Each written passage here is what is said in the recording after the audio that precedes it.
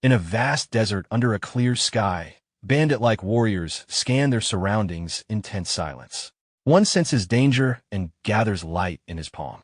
Before they can act, a powerful slash cuts through the air, instantly wiping out the front line.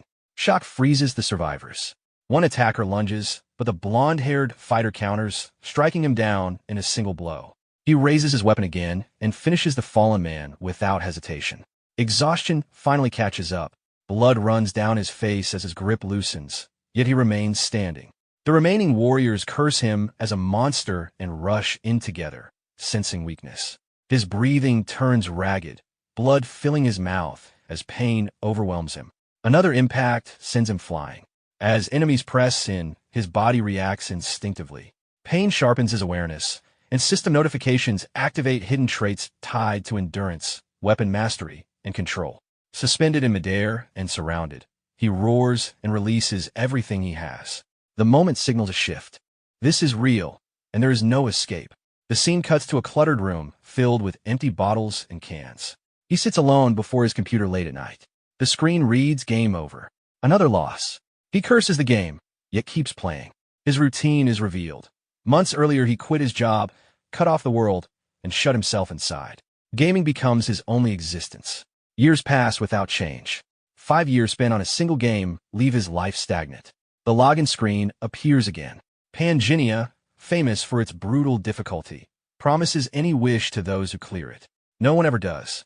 Players quit as bosses prove unbeatable. Companions betray each other, NPCs hunt bounty players, and death deletes everything, forcing full restarts.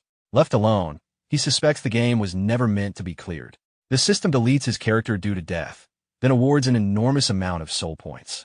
He freezes as the total reaches 1.66 million, gained from rare items his character carried. He learns that soul points transfer between characters and can be invested into talents, with a cap of 10,000 per talent. Remembering a past Swordmaster character, he realizes these points are enough to invest across nearly everything. Normally, he would choose magic for safety. This time, he selects random without hesitation. Calmly accepting failure, he commits to enjoying the game one last time. The scene shifts to a quiet cafe.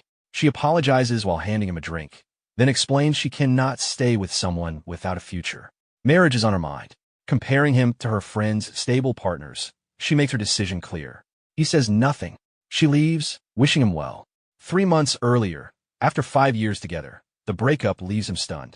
Anger follows. He quits his dead-end job, isolates himself, and sinks fully into gaming. Back in the present, he hovers over the random option again. He steadies himself, rejects self-pity, and confirms the choice.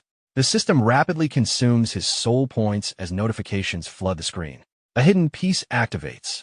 Another message appears, congratulating him and stating he has been invited to Pangea. The wording feels unfamiliar. He realizes the game is showing him something he has never seen before. Before he can react, the screen erupts in violent motion. A powerful force pulls him forward as the world distorts. A deafening roar follows, and a furious presence curses the world itself. Crushing pressure slams into his body from every direction. He screams, clutching his head as pain overwhelms him. In the chaos, he realizes a voice is speaking directly inside his mind. This is no longer a game. The force throws him back. He crashes onto the floor of his room, gasping as red system messages appear on the screen, declaring his arrival in Pangea. His consciousness fades. He awakens in a harsh desert environment. Voices curse and order him to stand as armed men surround him. A threat follows, collapse again, and he will be fed to the High Dragon. Heavy footsteps and massive claws confirm the creature's presence. Chains bind his wrists as captives are forced forward. When he finally sees the towering dragon, fear tightens his chest. A guard strikes him from behind, forcing him to move. He collapses again, coughing as boots march past. Dragging himself up, he realizes survival is his only option. Looking around, he sees exhausted captives under guard. The Hydreigon matches the monster from Pangea. The rocky desert ahead feels familiar. Quietly, he calls up the status window. A blue holographic screen appears. The system is real. His stats are abnormal. Every base stat set to 12, along with 13 active hidden traits. Warnings tied to the world itself hint that Pangea is unstable. The realization hits him. He hasn't logged in. He has inner Pangenia. Tension spreads. Guards panic and turn toward the horizon. A massive force approaches. The Desert Queen's army advances, breaking the non-aggression pact. Chaos erupts as orders are shouted. A powerful woman steps forward, silencing the battlefield. He recognizes her instantly, the Snake Princess. A system alert appears. Main quest generated. Objective, survive. Failure means death in both worlds. Arrows rain down. People scream and scatter. He moves through the chaos, dodging as bodies fall around him. Blood splashes his face. A hidden trait activates, reducing exhaustion and sharpening judgment. Seeing a fallen sword, he realizes staying still means death. He sprints forward, grabs the weapon, and turns to face an attack. Blue energy surges as he counters, sending an enemy flying.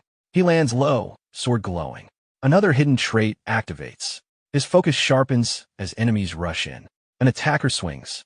He dodges cleanly and strikes back with precise timing, dropping the enemy in a single blow. Energy shifts again. Multiple weapons materialize in the air. He tracks the next attack perfectly, steps into the opening, and cuts the enemy down with one decisive strike. He stands alone, breathing steadily, weapon lowered. The surrounding enemies hesitate, staring at him in shock, calling him a monster. The battle is far from over. System messages confirm his weapon proficiencies have increased. He steadies his breathing and checks his status, realizing his proficiency has already reached level 6. He understands that surviving this long was only possible because of his hidden trait. Looking around, he sees hundreds of enemies still surrounding him and knows this strength will not last. Standing alone, he realizes survival is still uncertain. Elsewhere, a report confirms that the Demon Realm expedition has failed. The Snake Princess is warned that if their city's absence becomes known, the Central Continent will blame them. She is ordered to erase all evidence that Fiselmer never sent troops, including eliminating every remaining survivor. In return, her curse will be lifted. She accepts the order without hesitation. Later, she surveys the battlefield. A wounded man reports that one survivor remains. At a distance, the last survivor stands, barely upright and leaning on his sword. The system restores his health and mana, removes fatigue, and raises his level to 2. He regains his footing and orders the approaching enemies to move aside. The survivors realize the princess has arrived. He looks up and recognizes her. The system identifies her as Isabella von Dergen, level 8, with unreadable stats due to insufficient understanding. He immediately realizes the overwhelming gap. From level 7 onward, strength becomes absolute. Standing against her puts him at a complete disadvantage, made worse by her unreadable abilities and curse-bound restriction. She steps forward and declares his execution. He remains silent, recalling how he always chose the hardest challenges and adapted under pressure. Without hesitation, he steps forward. She attacks instantly, but he remains calm as power gathers. As she closes in, she freezes when he steps in her range without fear. He declares himself a star bearer, stating he can lift the queen's curse. Her reaction confirms the authority behind his words. The system explains that Star Bearer is an NPC-exclusive role, attainable only by players who surpass the maximum level. Removing the curse requires a Star Bearer's blessing. She lowers her head and listens. The system confirms Isabella von Dergen is a character he himself created. He explains she was meant to guide players but was bound by the queen's curse to the starting zone. After a moment, she asks his name. He answers, and the system confirms it has been set. She decides to spare him, warning that if he is lying, she will kill him. He is escorted away as an honored guest. The system finalizes the quest, confirming its completion. His performance is judged as record-breaking, triggering constellation reactions and upgraded rewards. He receives a broken golden scale, the soul of the Hydragon, and a named sword. Exhausted and injured, he collapses, realizing he survived. The system records his achievement in the Hall of Fame. Night falls, ending the trial. Later, he rests in a grand room and reviews his rewards, noting the rarity of the Hydragon soul. The system explains the broken golden scale allows temporary synchronization between Pangenia and reality. As attendants approach, he instructs them to wash only his feet, maintaining composure to avoid suspicion. A status window interrupts, warning that the boundary between Pangenia and reality is weakening. Another screen shows him ranked first in the Hall of Fame. A new logout feature unlocks, with a warning that his character will remain vulnerable during logout. He pauses, reacting when the term star bearer appears again, turning toward her in quiet confusion. A sudden realization hits him.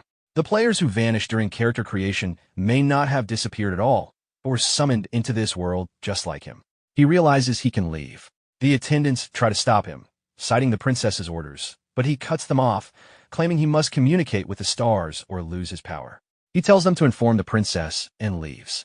Alone, he admits his excuse barely worked and feels relief at finally moving forward. He logs out without hesitation. The system warns him to keep his character safe and confirms that death there means death in reality. Logout completes.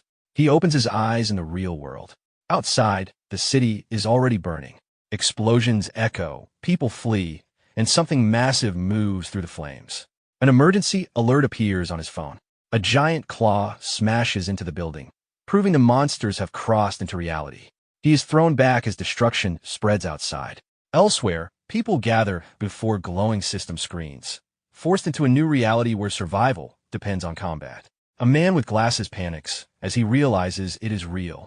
The scene snaps back to his room. He tries to convince himself it was a dream until he notices an unfamiliar item beside his keyboard. Picking it up, he understands everything was real. He rushes to check the game, only to find the homepage gone. Panic sets in. Outside, monsters rampage through the streets.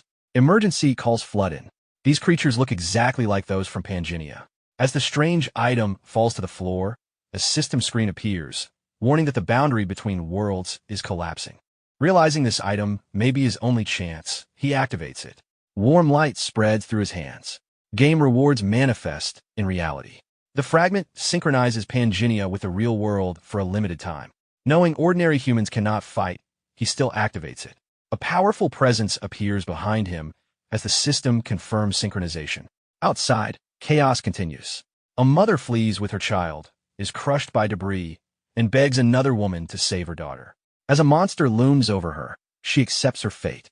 At the last moment, a man with glowing eyes appears and destroys the monster instantly. Another monster attacks. A massive presence rises in the distance. A 9-headed dragon reveals itself. The man steps forward calmly, positioning himself between the survivors and the dragon, ordering everyone to stay still. The woman clutches the child, staring in disbelief as she realizes someone capable of fighting these monsters has appeared. As she catches her breath, doubt surfaces, but the chaos around her makes it impossible to dismiss as a dream.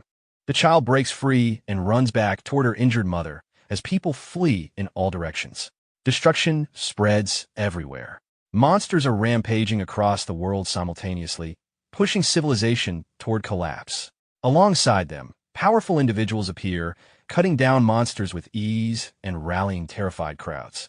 The world rapidly shifts into something new. Reality and Pangea begin merging, and fragments of the broken golden scale become the measure of power. Rankings update for the first time in 2 years, revealing massive gaps. At the top stands a name Randolph, suspected to be Phantom, the player who once led the deepest NPC expedition before his strongest character fell. It becomes clear that summoned players now cross into reality with their Pangea forms intact.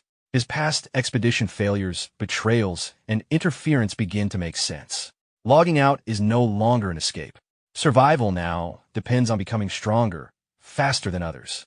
Later, a woman on a throne asks if he has finished communicating with the stars and confirms she has come to fulfill her promise. She sets one condition. He must take her to the sanctuary. She explains that a star exists there, and a system window confirms a class can be obtained inside. The ruined city stands silent under moonlight as blood-stained corridors show a completed massacre. Hours earlier, he eliminates the remaining guards and confronts Isabella, demanding entry to the sanctuary. He explains that after surviving the first main quest, obtaining a class is the next step, and that a star hidden there can lift her curse. Though she warns him of the risks and that entry is forbidden, she eventually allows it. They enter the sanctuary. The system confirms a subquest, warns of extreme danger, venom, magic, and a guardian dragon. He admits this place was originally inaccessible to beginners, and that subquest rewards are irrelevant. What matters is obtaining a class through main quest 2. Dark energy stirs. The sanctuary responds. The atmosphere grows heavy as something hidden awakens. Isabella senses danger and warns of a trap ahead. He steps forward calmly, admits he missed it, and asks if she is afraid. She mocks him, but he insists they move forward and lifts her onto his back. Ignoring her protests, he charges ahead, triggering the trap. The ground collapses and they plunge into the abyss. Mid-fall, a hidden trait activates, granting him special vision. He confirms that an invisible path exists and that it is the real way forward. She panics inwardly, unable to understand how he can sense a path she cannot perceive. When she questions his confidence, he brushes it aside, noting her fear of heights and calmly stating that carrying her is not an issue for him. Irritated by his relaxed attitude, she snaps back. As they move forward, an odd sense of familiarity settles in, like reconnecting with someone long known. She asks if they have met before, but he remains silent, observing her reaction. As they ascend glowing stairs, she insists they have never shared the same space before and that he has never truly seen her. Blue energy surges as the surroundings distort and a barrier spreads across the area. He explains that it is a domain barrier that conceals the domain from anyone who strays off the correct path, confirming they are moving properly. He recalls that the next stage should appear here. The ground splits open, revealing a dark cavity with a red core. The earth shakes as stone figures rise, followed by a massive guardian whose chest glows red. He identifies it as a high-grade golem and notes that contact at his level would mean instant death. While he casually asks if her condition has improved, she tells him to stay focused. The golem charges and swings its massive arm. She stands her ground. Golden restraints bind the arm mid-swing, and it shatters in an explosion. She moves through the debris, strikes the exposed core, and destroys the guardian. He observes calmly, noting her precise execution despite her level. As rubble falls, the system offers him the Golem Maker class, counting her kill as his own. He reviews it, recognizes its value, and rejects it without hesitation, confirming someone else here can grant the class he wants. The purple miasma thickens as Isabella stops. A massive mountain wrapped in ominous energy appears. A system message states that the old king, master of the mountain and guardian of the nameless star, has been angered. He realizes their true destination is ahead. A massive presence descends. The dragon-like keeper does not attack immediately. He notes its calm nature and reassures her. Suddenly, a shockwave knocks her down. The serpent reveals itself as the sanctuary's challenger, declaring that proof of worth is required. He realizes it has mistaken him as the challenger and that the battle has begun without his intent.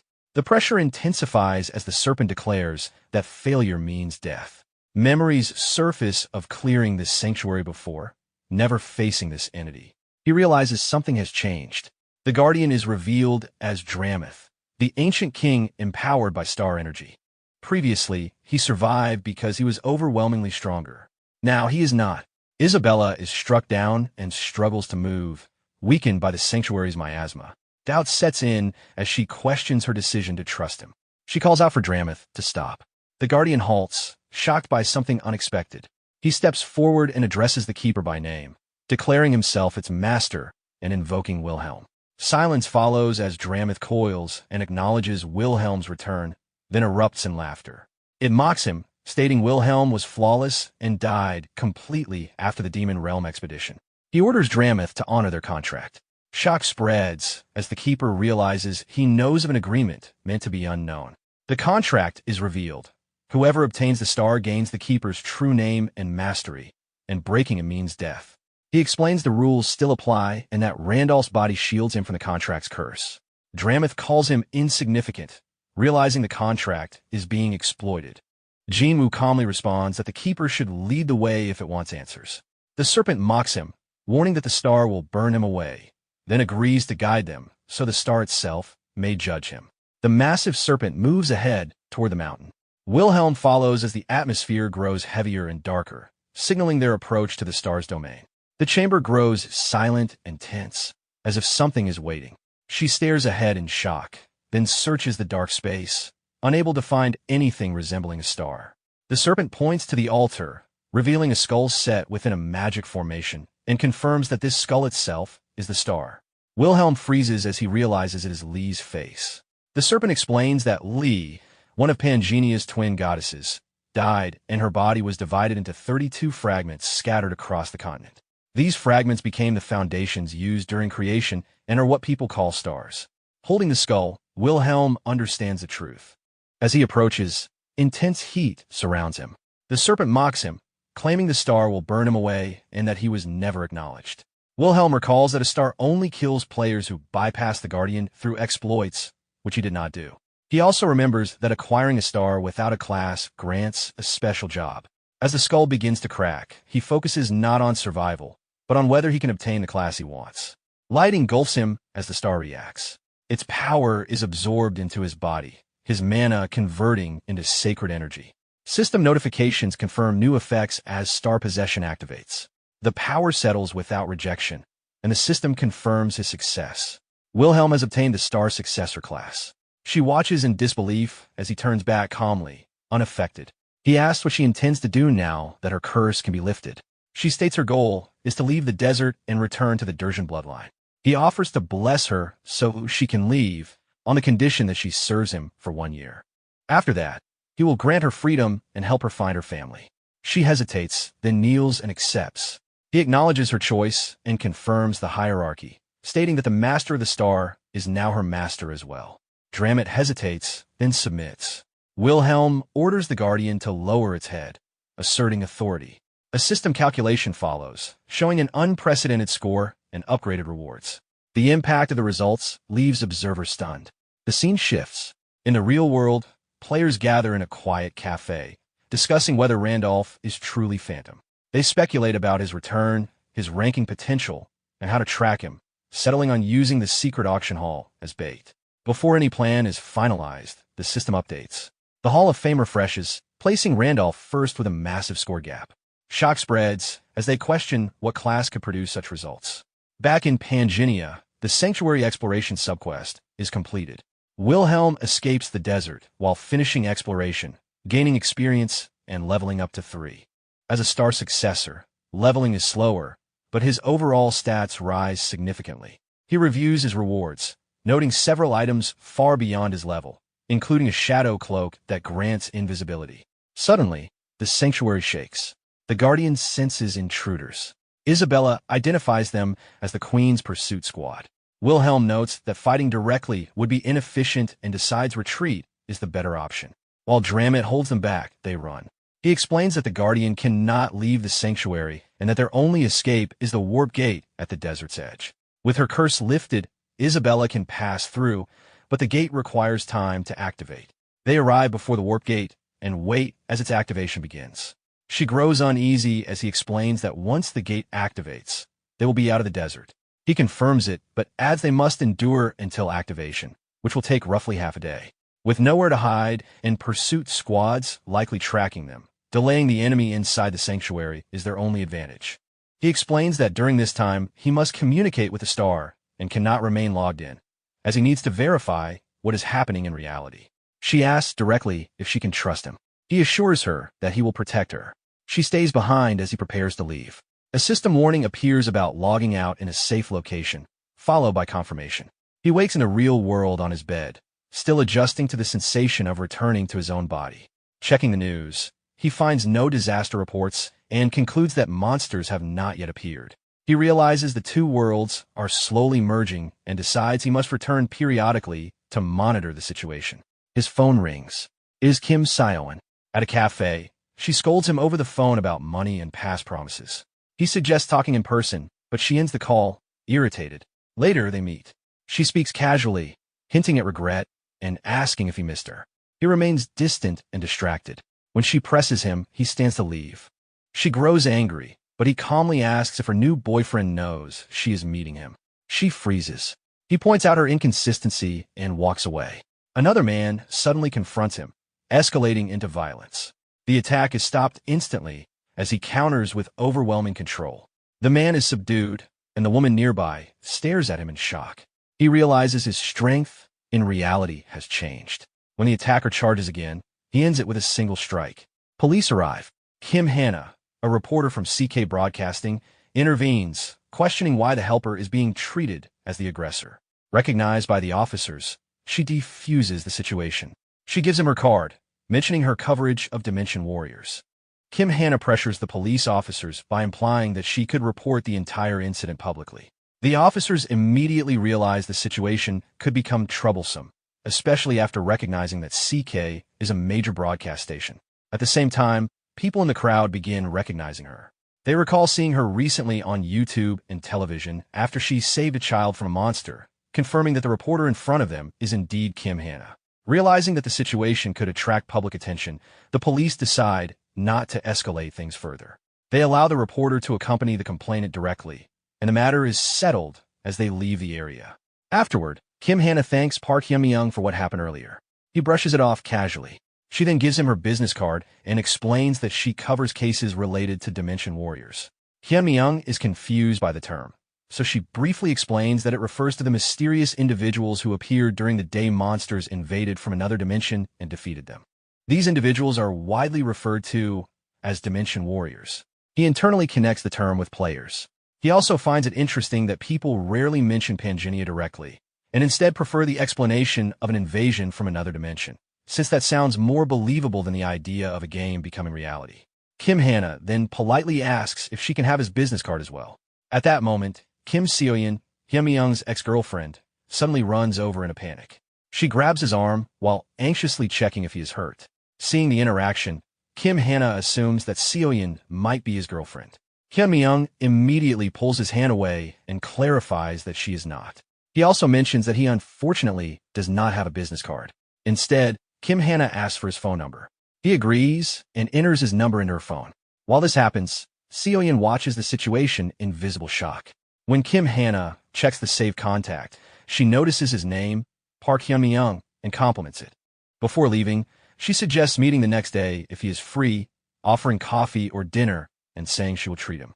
Hyun-myung accepts the invitation, and the two agree to meet. Kim Hannah then leaves the area. Seoyeon remains standing there, stunned by what she just witnessed. She cannot believe how easily Hyun-myung interacted with another woman right in front of her, and her thoughts quickly turn into anger directed at him. As Kim Hannah walks through the streets afterward, her phone begins to ring. She answers the call and hears a colleague from the station jokingly introducing himself with an exaggerated title. She corrects him, reminding him of her name and asking him not to call himself that. The caller then informs her that the chief has gone on a business trip and left a task for her. Confused, she asks what the task is. He explains that the station wants her to secure an interview with Gracia. The name immediately surprises her. Gracia is widely known as the hero who saved America, and she cannot understand why someone that famous would specifically request her. The caller admits he does not know the reason either, but confirms that the so-called superhero personally asked to meet her and even plans to come to Korea. The scene then shifts back to the sanctuary. Isabella has already eliminated several soldiers while protecting Hyun-myung. After a short while, more soldiers arrive at the location. Despite the growing number of enemies, Isabella remains standing calmly in place. One of the soldiers calls out to Isabella, addressing her as the Snake Princess and delivering the Queen's command. They demand that she return and surrender the slave standing behind her, promising that everything will be forgiven if she complies quietly. Instead of responding with hesitation, Isabella simply raises her sword and dismisses the demand as foolish. The soldiers immediately brand her a traitor and begin advancing toward her with the intent to execute her.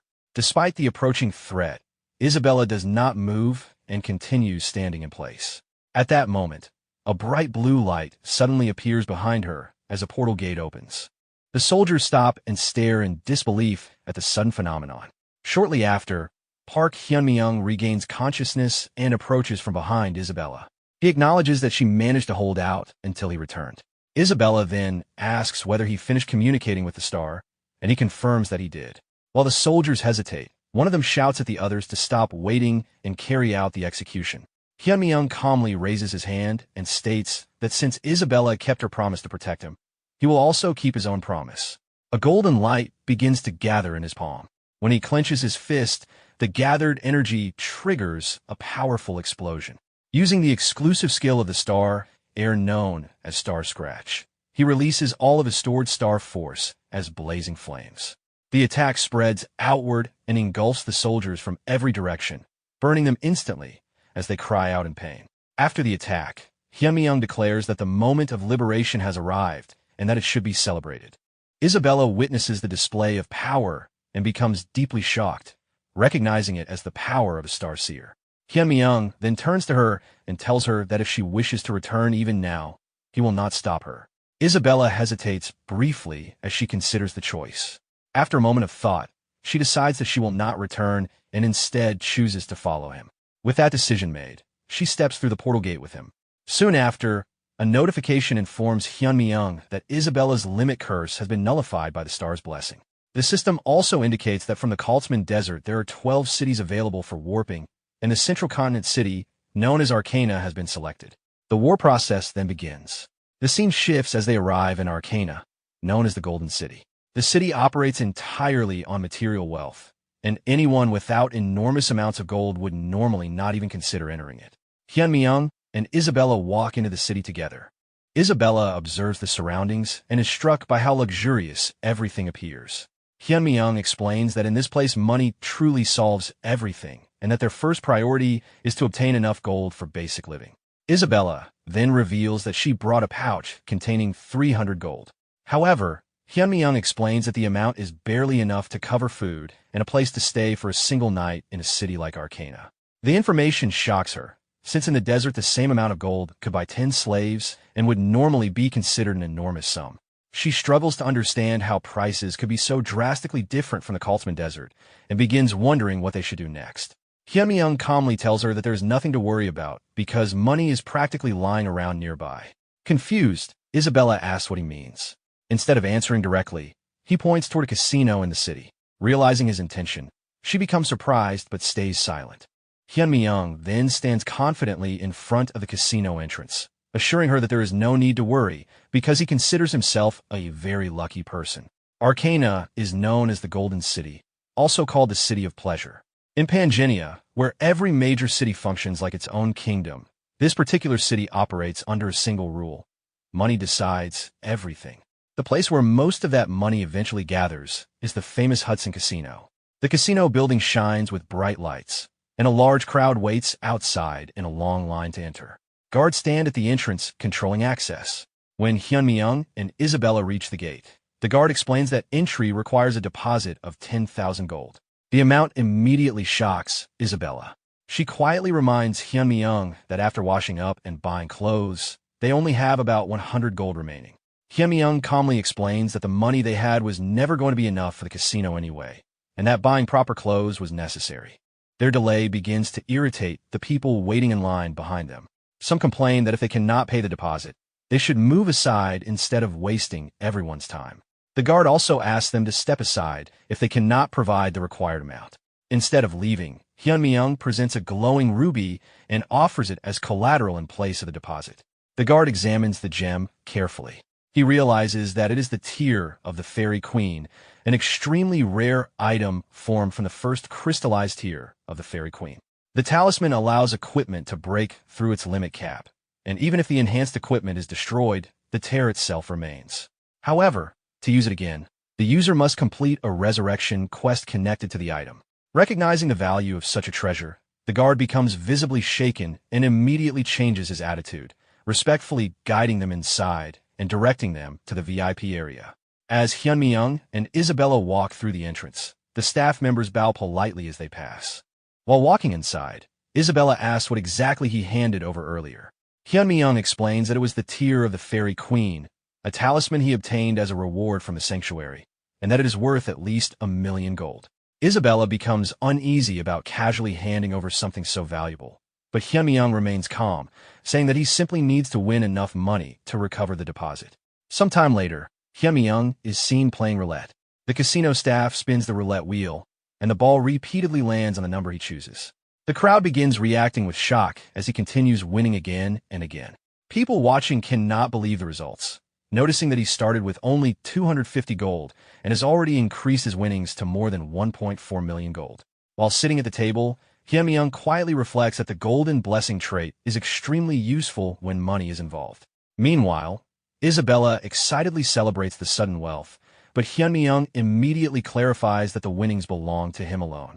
Not long after, a staff member approaches him respectfully and explains that although he may keep all of his winnings, he is no longer allowed to enter Hudson Casino. Hyunmi-young is confused by how quickly this decision was made. The staff member explains that other guests have started copying his bets and are also walking away with large piles of chips, creating serious problems for the casino. Because of this, they ask him to leave. Isabella becomes visibly irritated by the decision but Hyunmyeong accepts it calmly. However, before leaving, he asks to speak with the casino's owner. The guard refuses the request and tells him to leave quietly. Hyunmyeong responds calmly, explaining that he is not desperate to meet the owner but believes the owner will want to meet him, so they should simply deliver the message. The scene then shifts to the office of the casino's owner.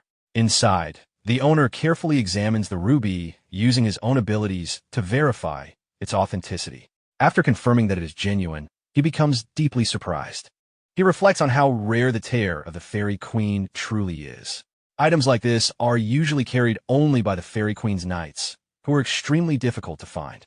Defeating one of them normally requires several powerful fighters of high level, making the acquisition of such an item incredibly difficult. He has searched everywhere for one without success, yet now one has appeared in his casino unexpectedly. While he is still thinking about this, a guard arrives outside the office and informs him that the man who left the talisman as collateral wishes to meet him and insists that the owner would want to see him. The owner pauses to consider this information for a moment.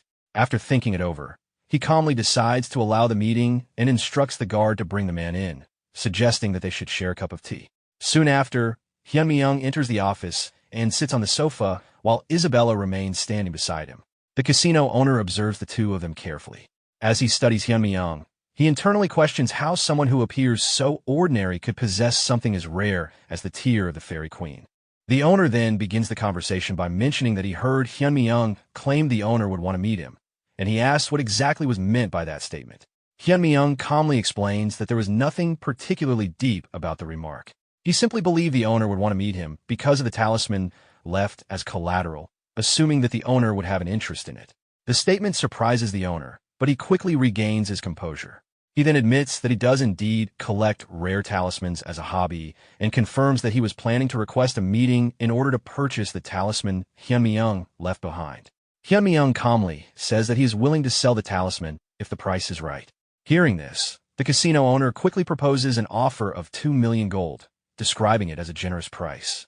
The amount shocks Isabella, who cannot believe that a single talisman could be worth such an enormous sum. However, Hyunmyeong immediately counters the offer by naming a much higher price, 20 million gold. The owner is taken aback by the demand and points out that such an amount could easily buy a mansion in Central Arcana. From his perspective, even a rare item like the Tear of the Fairy Queen is still mainly used for refining equipment, so he questions whether it could truly be worth that much. Hyunmyeong calmly explains that he himself does not necessarily believe it is worth that price, but the owner certainly does. The owner tries to dismiss the idea by saying he cannot spend such a large amount on something that is merely part of his personal collection. Hyunmyeong then reveals the real reason the owner wants the item. He explains that the talisman is not simply a collectible for him, but a necessary tool if he wishes to enter the city council. The minimum requirement for joining the council is reaching level 10, but reaching that level normally requires personal combat ability. For someone like the casino owner, who is not a combatant, overcoming that barrier would be nearly impossible. The Tear of the Fairy Queen provides a way around this problem because it removes the minimum stat requirements on equipment. By using equipment far above his own level, the owner could compensate for his lack of combat strength. Hyunmyeong then exposes the deeper motivation behind the plan. The reason a casino owner is trying to enter the city council is to gain recognition from the family of his fiancée, Serengeti. This revelation shocks the owner completely. While watching his reaction, Hyunmyeong reflects internally on what he knows about Serengeti. She is the only daughter of Marquis Weiser of the Balan Kingdom and is known as the Snow White Knight. In the past, she led 500 knights and joined the Grand Expedition into the Demon Realm. During that expedition, she sacrificed both of her legs to the Demon King in order to save Hyunmyeong. At the time, Hyunmyeong believed her actions were simply another unexpected event in the game, since Pangenia had still been nothing more than a game to him then. However, after Wilhelm died and he arrived in this world for real, he began reconsidering those memories. Once he realized that the characters he thought were NPCs might actually be players, something Serengeti once said started to feel far more meaningful. He recalls a moment from the past when he obtained an item called Serengeti's necklace. The necklace contained a photograph of Serengeti together with her fiancé, Hudson. This confused him because in the original character settings he knew, Serengeti never had a fiancé. It meant that someone had influenced her story beyond the original data. The only explanation that made sense to him was that Hudson was also a player who had become part of this world, just like him. The scene returns to the present as Hudson stares at Hyun-mi-young in shock, unable to understand how someone could know such a secret when he had never told anyone about it. While observing him, Hyun-mi-young realizes that Hudson likely arrived in this world long before he did, which means he could possess valuable information about Pangenia and the players within it. Because of that, Hyun-mi-young decides to push the conversation further. Instead of directly explaining how he knows these things, he claims that the information came from the star. Hearing this, Hudson reacts with surprise and wonders if Hyun-mi-young is some kind of saint. Hyun-mi-young does not insist that he be believed. Instead, he offers Hudson another option. He says that he can help him achieve what he wants without taking his money, but only if Hudson accepts one simple condition. The condition is that Hudson must tell the star the story of his life. After hearing it, Hyun-mi-young will decide whether or not to help him.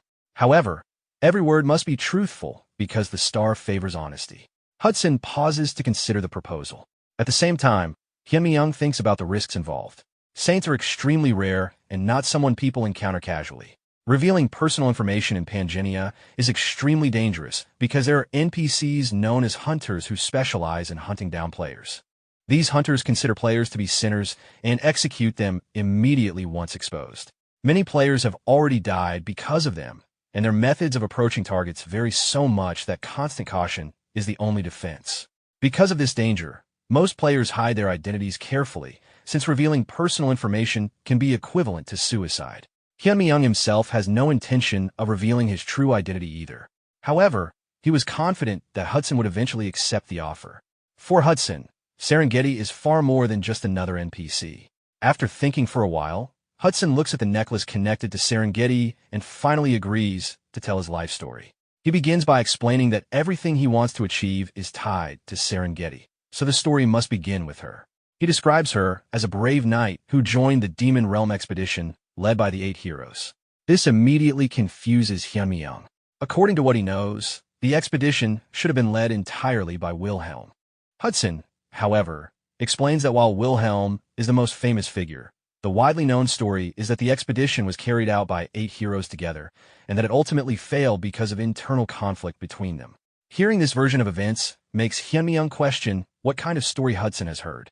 He asks whether Hudson even knows who these 8 heroes are. Hudson confirms that they are extremely famous and begins naming them, mentioning that one of them is Gracia, known as the strongest hero after Wilhelm. The scene then shifts away from the conversation to a room where a blonde-haired boy is watching the news. The broadcast reports on a recent disaster in downtown Seoul, where a giant monster called the Giant Mantis appeared and killed dozens of citizens. The report describes how the chaos suddenly stopped when a man riding on top of the monster descended from the sky, leaving everyone stunned. While the boy watches the report, a girl approaches him and informs him that she has arranged his meeting schedule with the Korean reporter Kim Hannah.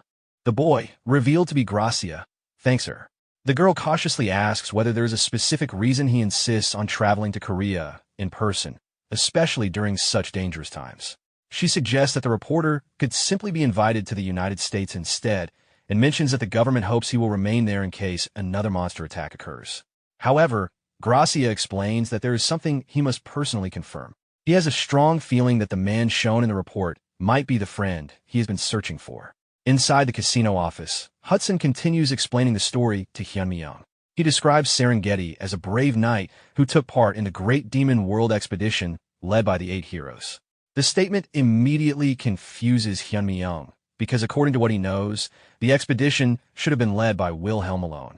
Hudson seems puzzled by the reaction and explains that while Wilhelm is indeed the most famous figure, the expedition is commonly known as a mission carried out by 8 heroes together. According to the stories widely told, the expedition ultimately failed because of internal conflict between those 8 heroes. Hearing this version of events leaves Hyun-mi-young deeply surprised. In his mind, the idea of the expedition collapsing due to infighting sounds completely absurd. The scene later shifts to a restaurant. Hyun-mi-young sits at the table, staring awkwardly at the food in front of him. Kim Hannah notices his distracted behavior and asks whether the meal does not suit his taste. He explains that the food is not the problem and that he is simply tired because something happened the previous day. While sitting there, he reflects on the previous night. After asking Hudson to tell his life story, Hudson ended up talking all night while crying and rambling about his past. Although the conversation was exhausting, Hyun-mi-young did manage to gather information about the 8 heroes. Because he stayed logged in all night, he ended up arriving 10 minutes late for his appointment with Kim Hannah. Looking around the restaurant, he also wonders if the place is too expensive and feels slightly uncomfortable eating without paying. Kim Hannah reminds him that he helped her by getting rid of the stalker before, and she believes that treating him to a meal like this is still not enough to repay that help. Hyun-mi-young insists that what he did was simply something he should have done, but Kim Hannah sees it differently and considers it an act of genuine bravery. While they continue talking, Kim Hannah suddenly notices something unusual and looks toward the back of the restaurant. When Hyun-mi-young asks what she saw, she points out a woman sitting in the distance who appears to be glancing at their table repeatedly. The woman is the same person who was with him before. Hyun-mi-young turns to look and immediately realizes that it is Kim Seo-yeon. Sitting with her is a man who appears familiar from Seo-yeon's social media. He remembers that the man's name is likely Young Jin-woo. Kim Hannah quietly suggests moving to another table if the situation makes him uncomfortable. Hyun-mi-young tells her not to worry and explains that he has no relationship with Seo-yeon anymore. Before the conversation can continue, someone suddenly calls out Hyun-mi-young's name. The blue-haired man standing behind him turns out to be Young Jin-woo. Jin-woo immediately begins accusing Hyun-mi-young of following Seo-yeon and claims that even after the breakup, he kept pestering her and is now stalking her. Hyun-mi-young is confused by the accusation. Jin-woo continues speaking aggressively, claiming that he heard Hyun-mi-young once cried and begged Seo-yeon while dragging her to a cafe after the breakup. As Hyun-mi-young listens, he realizes where the story likely came from. Jin-woo continues threatening him and warns that if he follows Seo-yeon again, he will kill him. Kim Hannah, who has been quietly listening until this point, can no longer tolerate the accusations and stands up, angrily questioning why he is making such ridiculous claims. Jin-woo notices her and begins insulting her as well, implying that she is only acting as a rented girlfriend. The comment immediately angers Kim Hannah even more. Jin-woo continues mocking her by asking how much she is being paid and offering to pay her double to stay quiet. Kim Hannah firmly responds that she personally made the reservation and invited Hyun-mi-young because he helped her. She criticizes Jin-woo for believing he can say whatever he wants just because he has money. In response, Jin-woo throws cash at her face and arrogantly asks if the amount is still not enough, demanding that they leave. Furious at the humiliation, Kim Hannah slaps him across the face and calls him insane. The slap enrages Jin-woo, who prepares to retaliate. As he swings his hand toward Kim Hannah, Hyun-mi-young intervenes immediately by pulling his leg out from under him, causing him to fall to the floor. Hyun-mi-young then warns him to stop and points out that he is not exactly innocent either. Jin-woo becomes even angrier, but before he can react properly, Hyun-mi-young grabs him and slams his face against the ground while telling him to stop the nonsense. Jin-woo struggles on the floor, unable to get up. He is shocked by the overwhelming strength in Hyun-mi-young's grip and begins wondering how someone like him could possibly possess such power. Nearby, Seo-yeon becomes embarrassed by the situation and angrily tells Jin-woo to get up. Meanwhile, Hyun-mi-young continues holding him down and calmly suggests that they should take the argument outside instead of causing a scene in the restaurant. Jin-woo feels humiliated that someone he considers worthless is overpowering him in front of Seo-yeon, and his anger intensifies. Suddenly, he pulls out a golden scale and activates it. A bright blue light spreads throughout the restaurant. The sudden glow shocks everyone nearby, and another customer quickly realizes what it means, recognizing him as a Dimension Warrior. In the next moment, Jin-woo grabs Hyun-mi-young by the neck and lifts him into the air with the strength granted by his transformation. Hyun-mi-young, now suspended in the air, reacts with surprise as he realizes that Jin-woo has actually transformed. Jin-woo slams Hyun-mi-young violently onto the ground and warns him not to speak again. Hyun-mi-young lies on the floor without moving while Kim Hannah rushes toward him in panic, calling out his name and urging him to respond. While lying there, Hyun-mi-young calmly analyzes the situation in his mind. He realizes that Jin-woo is clearly a player, yet despite witnessing the transformation, he finds himself reacting as if nothing unusual happened. He begins questioning whether Jin-woo actually held back during the attack, wondering if the blow was less serious than it appeared. Jin-woo, still irritated, accuses Hyun-mi-young of humiliating him after he briefly lowered his guard. While remaining on the ground, Hyun-mi-young activates his hidden trait, Great Sage, and scans Jin-woo. The scan reveals that Young Jin-woo is a level 4 spearman. Hyun-mi-young reflects on how the leveling system of Pangenia works. From level 1 to 10, the experience required to level up increases significantly at each stage. In addition, the number of talents a player possesses also affects the amount of experience needed. Players with more talents become stronger overall, but they level up much more slowly. Jinwoo clearly belongs to the group with fewer talents. However, the real reason his level remains low is much simpler. He has never truly fought before. Hyunmyeong recalls how Jinwoo, a beginner gamer, had spent his time running away ever since he was suddenly synchronized with Pangenia. Through a few fortunate events, Jinwoo managed to survive the main quest. Later, through another stroke of luck, he obtained a relatively high-tier class. After ranking high enough to gain the ability to log out, he stopped returning to Pangenia entirely. Hyunmyeong understands that not everyone began with an advantage like the heart of the iron-blooded monarch. Adapting to this world would not have been easy for most players. Seoyeon approaches Jinwoo and urges him to stop, pointing out that people are staring and suggesting that they leave. Jinwoo agrees, saying his mood has already been ruined. Before leaving, he warns Hyunmyeong to consider himself lucky that he survived because of Seoyeon and tells him never to approach her again.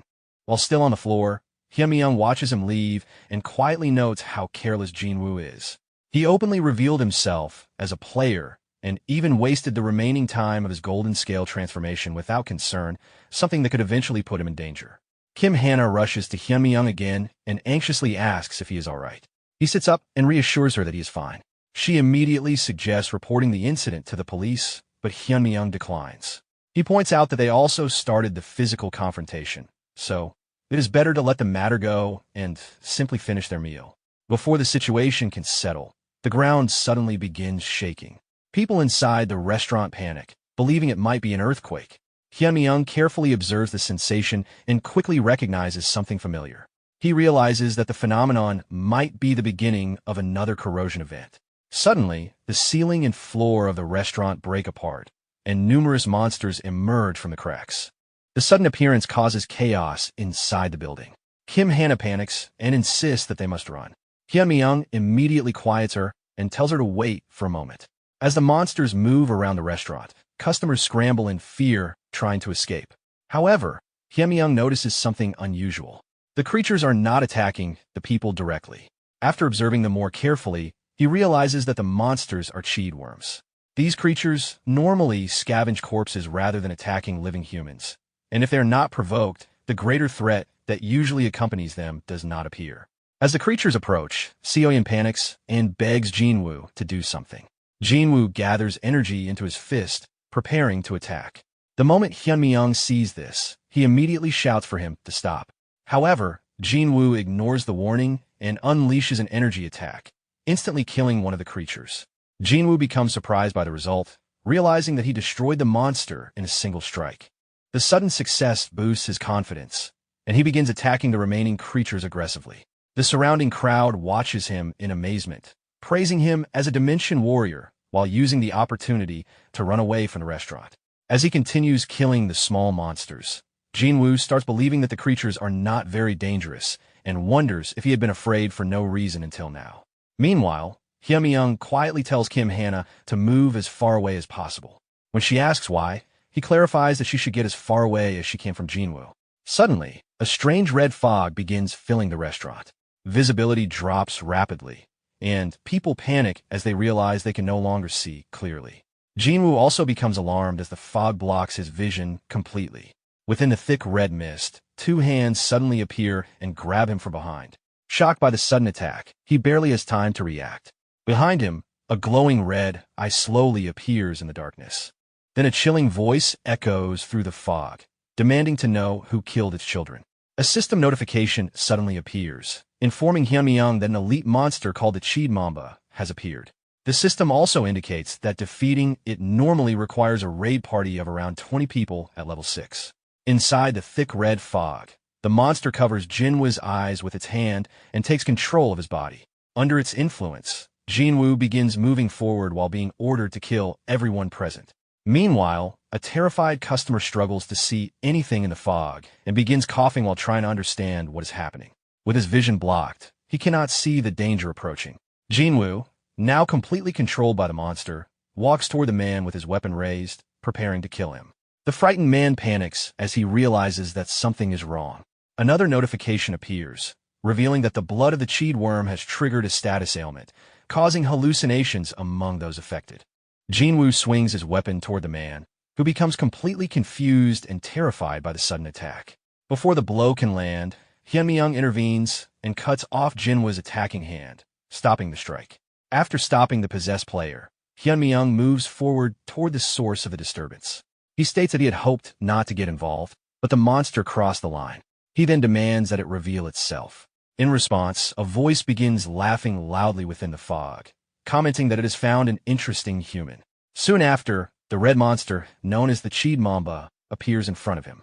Hyunmi-young calmly faces the creature. At the same time, Kim Hana runs through the fog, desperately calling out for Hyunmi-young while trying to find him. While engaging the monster, Hyunmi-young reflects on the situation.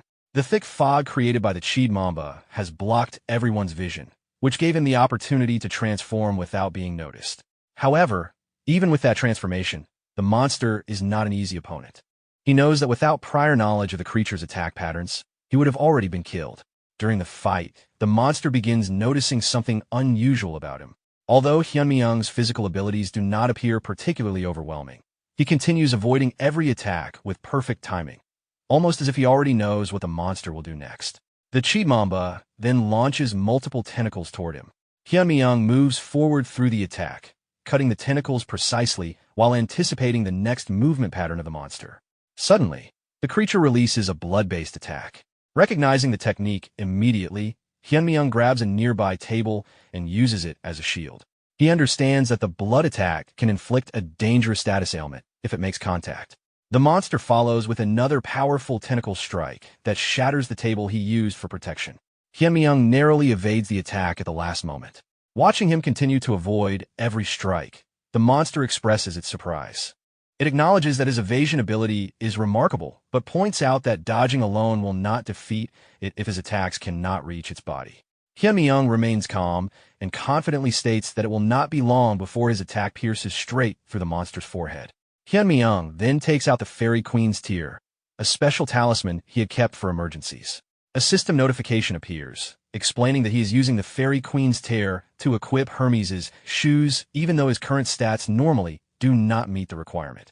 The talisman temporarily reduces the equipment restrictions. At the same time, Michaela's armor and Michaela's helmet are equipped, activating the set bonus called Celestial Dragonborn, along with the swiftness effect from Hermes' shoes. Standing in front of the Chid Mamba, Hyunmi-young equips all of his high-tier gear. He reflects that it was fortunate he had purchased these items earlier from his secret auction house. He also apologizes in his thoughts to Hudson, since he originally intended to avoid using the Fairy Queen's Tear unless it became absolutely necessary. Once fully equipped, Hyunmi-young rushes toward the monster at incredible speed while reminding himself that he will still keep the promise he made. The Chid Mamba immediately lashes out with one of its tentacles, but before the attack can reach him, Hyunmi-young dodges it effortlessly. Using the momentum, he propels himself forward again and moves so quickly that he appears behind the monster. The creature turns around in anger and retaliates by releasing multiple spikes from its body.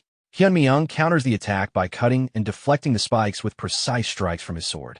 However, the monster manages to swing another tentacle toward him. Hyunmi-young blocks it with his arm, but the force of the impact sends him crashing to the ground. At that moment, he activates the Celestial Dragonborn set option from Michaela's equipment. Two large dragon wings appear from his back, stopping him from being pushed further and stabilizing his position. Seeing this, the Chid Mamba becomes irritated and realizes that Hyunmi-young still has more abilities left. The monster then unleashes a powerful stream of blood from its mouth toward him. Hyunmi-young spreads his wings and tries to escape into the air while realizing that this attack matches the Chid Mamba's final attack pattern.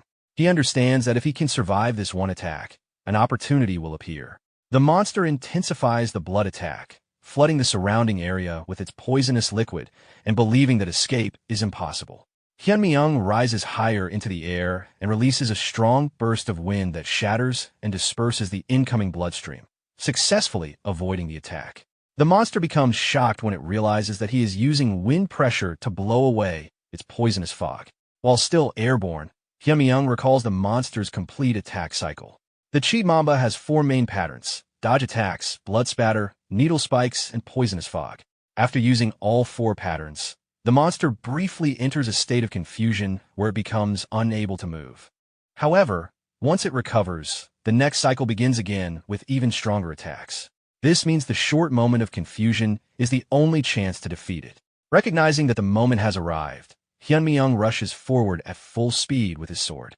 The Cheed Mamba realizes the danger too late and tries to stop him, but Hyunmyeong reaches it instantly and drives his sword directly into the center of the monster's head, fulfilling the statement he made earlier that he would soon pierce its forehead. After the battle ends, a system notification appears informing Hyunmyeong that he has successfully eliminated the elite monster Cheed Mamba. The system shows that his contribution to the battle was 100%. He also begins absorbing the broken golden scale fragment, which starts a timed effect. The system displays the remaining duration for the fragment and also indicates the current progression toward the collapse of Pangea, which has reached 9.1%. As a reward, he additionally obtains an item called Lucky Dice. The monster's body collapses onto the ground, while Hyunmyeong remains standing nearby. As the creature dies, the thick fog that had covered the area slowly fades away. People in the restaurant begin to notice that the fog is disappearing, signaling that the danger has ended. Kim Hana looks around in confusion while trying to understand what just happened and realizes that the situation finally seems to be over. Hyunmyeong quickly equips an invisible cloak, hiding his identity before anyone can clearly see him. While looking toward him, Hana recognizes the figure and remembers the mysterious person who had saved her earlier. She calls out and asks if he remembers her. Seeing that Hana is safe, Hyunmyeong silently acknowledges it to himself. However, instead of responding, he activates the cloak and disappears from sight before she can get closer. Hana asks him to stay and talk for a moment, but by then he is already gone. She remains standing there, staring at the dissolving body of the monster while still confused about everything that happened. Shortly afterward, Hyunmyeong returns after transforming back into his normal appearance. He approaches Hana from behind and calls her name. She turns around and reacts with relief when she sees him. Hyunmyeong tells her that he finally found her after they were separated during the chaos and asks if she is hurt anywhere. Hana assures him that she is fine. Hyunmyeong says he is relieved that she is safe and comments that he never expected them to get caught up in something like that. While speaking with him, Hana notices blood on one of his fingernails and asks if he has been injured. Hyunmyeong quickly brushes it off, explaining that it must be monster blood that splashed onto him and tells her not to worry. However, he realizes internally that he had not noticed the blood on his nails before. Hana becomes suspicious because his clothes are completely clean while only his nails have blood on them. She also remembers that he remained unusually calm when the monsters first appeared. This makes her wonder if he somehow knew what was happening beforehand. Hyunmyeong casually denies it and claims that everything was so chaotic that he simply spoke without thinking. Hana argues that he clearly looked composed at the time. Hyunmyeong continues insisting that he was actually scared. Although he acts normal, Hana begins suspecting that something about him does not add up, especially since he appeared right after the mysterious person who saved her disappeared. The scene then shifts to the next day. A news broadcast reports that not long after the First Dimension War incident, another similar event has occurred. Members of the Dimension Warrior groups warn that these invasions could continue in the future. As a result, many facilities have temporarily closed, and experts believe that long-term cooperation between the government and these organizations will be necessary. Because of fear and uncertainty, many citizens are staying indoors, leaving the streets unusually empty. At the same time, some people are criticizing the government for previously claiming that another tragedy like the first incident would not happen and for downplaying the scale of damage, which they believe led to additional victims during the second incident. Inside a room, several individuals watch this news report together. One of them comments that the authorities were careless during the first invasion, but are now reacting strongly after the second incident. Another person explains that those who were not directly affected before probably could not fully understand the seriousness of monster attacks, since such events are far outside normal expectations. A third person adds that because the situation was unprecedented, the government likely tried to maintain a sense of normalcy at first.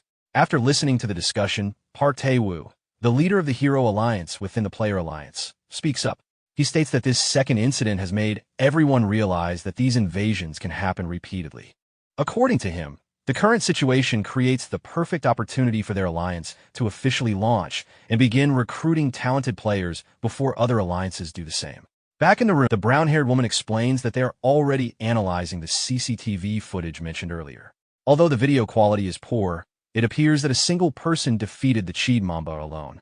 If that information is correct, she suggests that the person might be Randolph, the player who recently ranked first in a new main quest. The black-haired man raises a concern.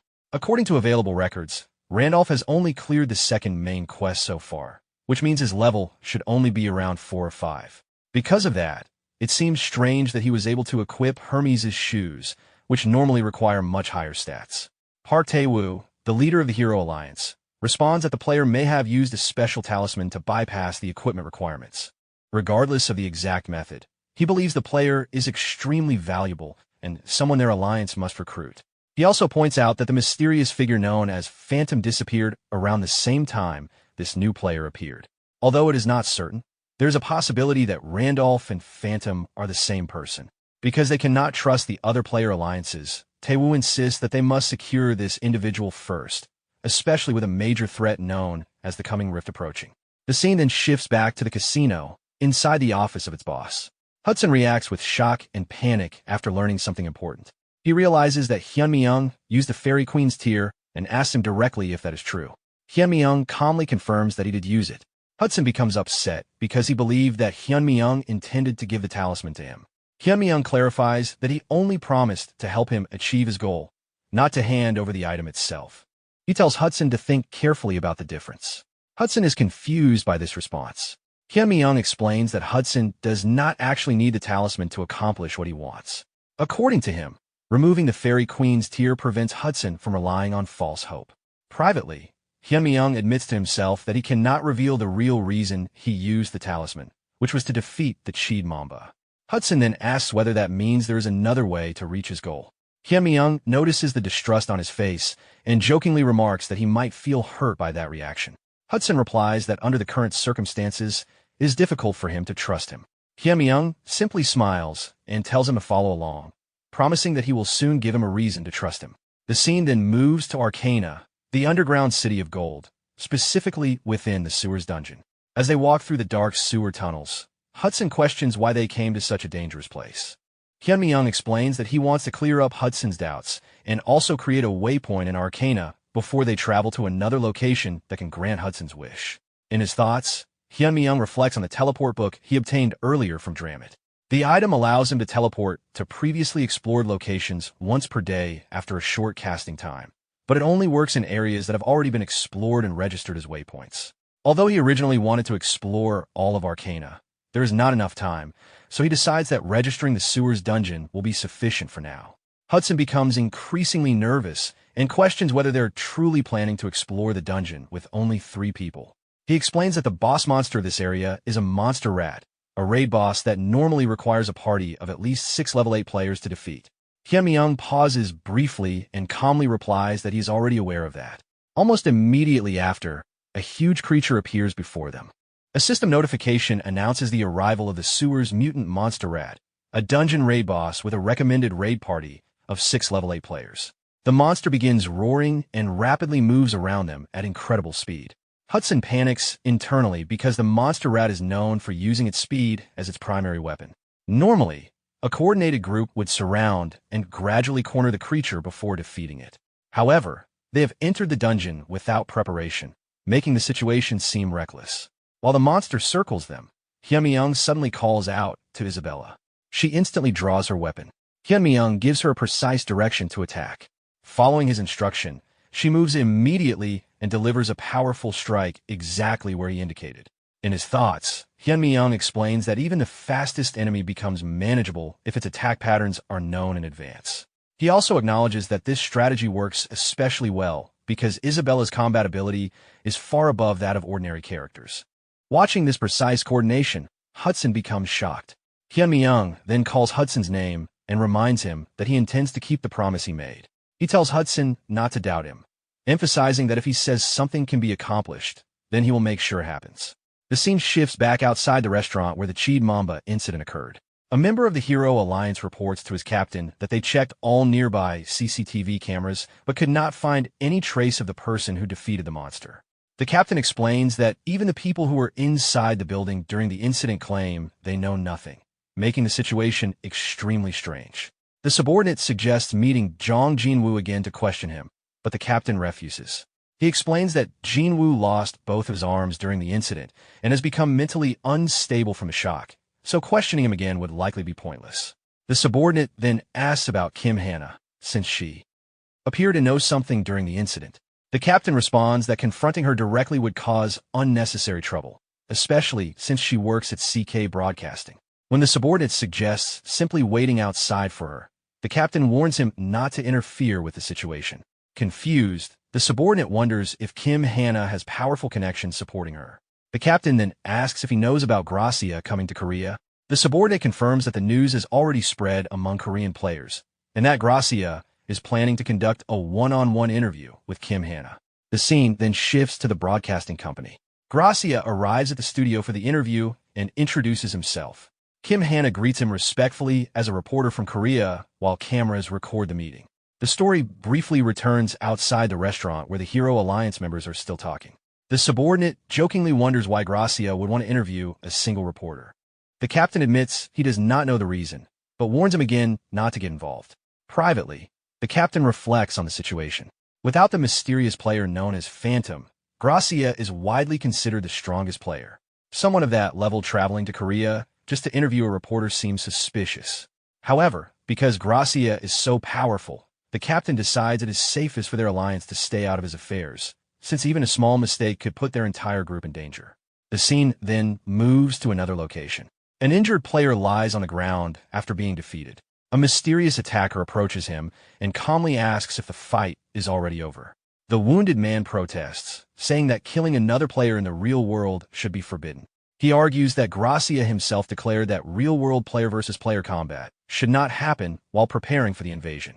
The attacker dismisses this claim and questions who actually has the authority to enforce such rules. Before the injured player can continue speaking, the attacker silences him and kills him with a knife. After leaving the scene, the attacker receives a system notification announcing that the rankings have changed. The system registers him in the class acquisition rankings and informs him that he has gained the rights to the secret auction house. The attacker's player name is revealed to be Massacre. In his thoughts, Massacre concludes that the player known as Randolph must actually be Phantom. He believes that the high score Randolph has accumulated cannot be explained otherwise. Expecting Phantom to challenge the main quest soon, Massacre decides to wait at a certain location where he believes they will eventually meet, planning to kill him personally. The story then shifts to a barren desert. Hyun-mi-young and his companions are traveling across the area using a cart. While riding, Hyun-mi-young reflects that the trip to the sewer dungeon turned out better than expected. Although he originally went there only to register a waypoint, he obtained a mutant monster rat core, a material capable of causing mutations in beasts and useful for evolving creatures, such as the Hydreigon.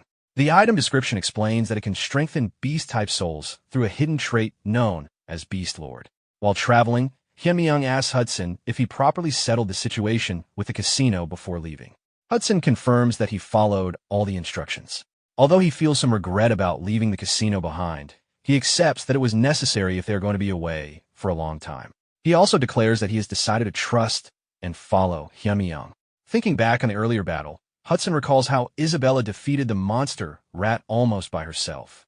However, what impresses him even more is Hyun-mi-young's ability to act as if he already understands everything happening around them. Because of this, Hudson concludes that Hyun-mi-young is far from an ordinary person and decides that following him might be the best opportunity he will ever get. After hearing his answer, Hyun-mi-young remarks that if everything has been handled, he no longer needs to worry about money. At the same time, Isabella internally reflects that Hudson made the correct decision. Now he can focus on reaching level 10 and pursuing the path required to become a saint-blooded one. Hudson then responds humorously, saying that he can hear her thoughts, hinting at the strange dynamic forming between the three travelers as they continue their journey. Hudson then asks Hyun-mi-young where they are heading next. Hyun-mi-young responds casually, saying that he thought he had already mentioned it. However, Hudson says he does not remember hearing anything about their destination. Hyun-mi-young explains that they are going to a masterpiece, a place that will grant Hudson's wish. Confused by the term, Hudson asks what he means by that. In his thoughts, Hyun-mi-young clarifies that the place he is referring to is the Spirit Tower, which is not only connected to fulfilling Hudson's request, but is also the location where main Quest 3 begins. The scene then shifts to a forest. The three of them stand inside the area while Hudson looks around carefully. To him, the place simply appears to be an ordinary forest. Hyun-mi-young corrects him, explaining that it is not a normal forest. Standing in front of a massive tree, Hyun-mi-young reveals that the location is actually the entrance to the Spirit Tower, hidden within a place called the Rustling Forest, where a special tree known as a spirit tree grows. Hyun explains internally that a spirit tree is a tree from which spirits are born. Such trees can temporarily open a path to the spirit realm, and only by entering that path can someone reach the spirit tower. When he places his hand on the tree, however, he realizes something troubling. The tree has already died, and not just the tree, the entire forest is slowly dying as well. This suggests that no new spirits have been born there for a long time. After realizing this, Hyun draws his sword and decides to use a method he admits is not ideal but necessary under the circumstances. Hudson becomes alarmed and asks what he is about to do. Before he can react further, Hyun strikes the tree with his sword and cuts it down. The massive tree collapses, shocking Hudson, who cannot understand why Hyun would destroy what he had just called the entrance to the spirit tower. Suddenly, a beam of light appears in the sky, and an attack is launched from within it toward them. Isabella reacts immediately, drawing her weapon and blocking the incoming strike, protecting Hudson. She then points her sword toward the direction of the attack. The attacker reveals herself as a high dryad, the owner and guardian of the rustling forest. She acknowledges that blocking her attack was impressive and recognizes Isabella's skill. Hudson becomes terrified when he realizes that the enemy is a high dryad.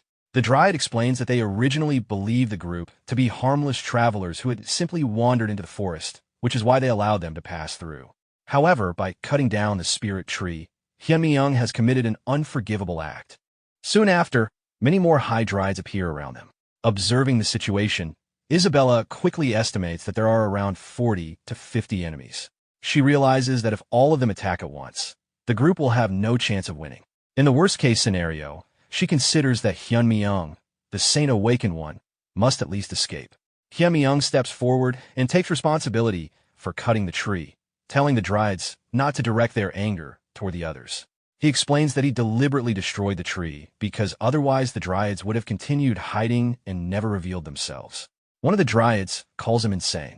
Hyun then asks them to come down so they can talk, but the dryad refuses and aims an arrow at him. Instead of backing down, Hyun asks them a question, whether they intend to simply watch the forest die. This statement shocks the dryad. Hyun explains that the forest is already dying because no new spirits are being born there.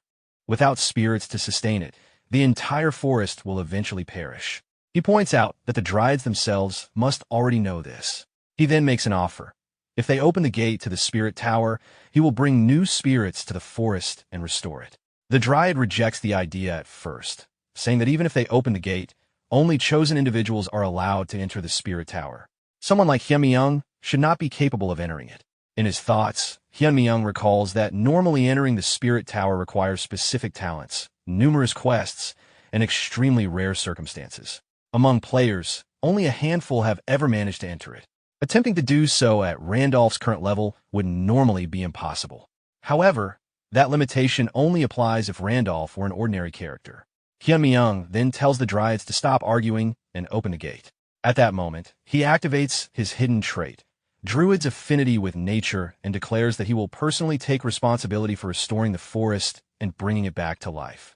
One of the high dryads questions Hyun's claim, asking if he is truly saying that he can save the dying forest.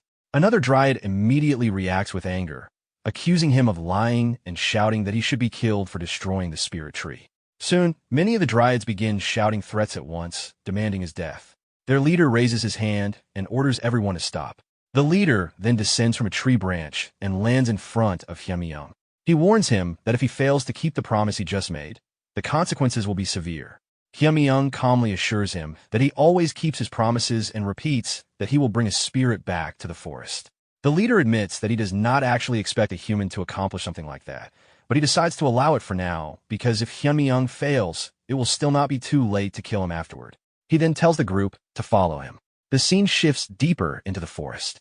There, the dryads bring them to a location where a large pile of broken stone fragments lies on the ground. The leader explains that because the forest is already dying, the usual method of opening the tower's gate no longer works. The only remaining option is to use the remains of a stone spirit to activate the gate. He warns Hyun that if he fails in his attempt, he and his companions will immediately become nourishment for the forest. Hyun asks what will happen if he succeeds. After a brief pause, the dryad leader answers that he will grant a reward worthy of such an achievement. At that moment, a system notification appears.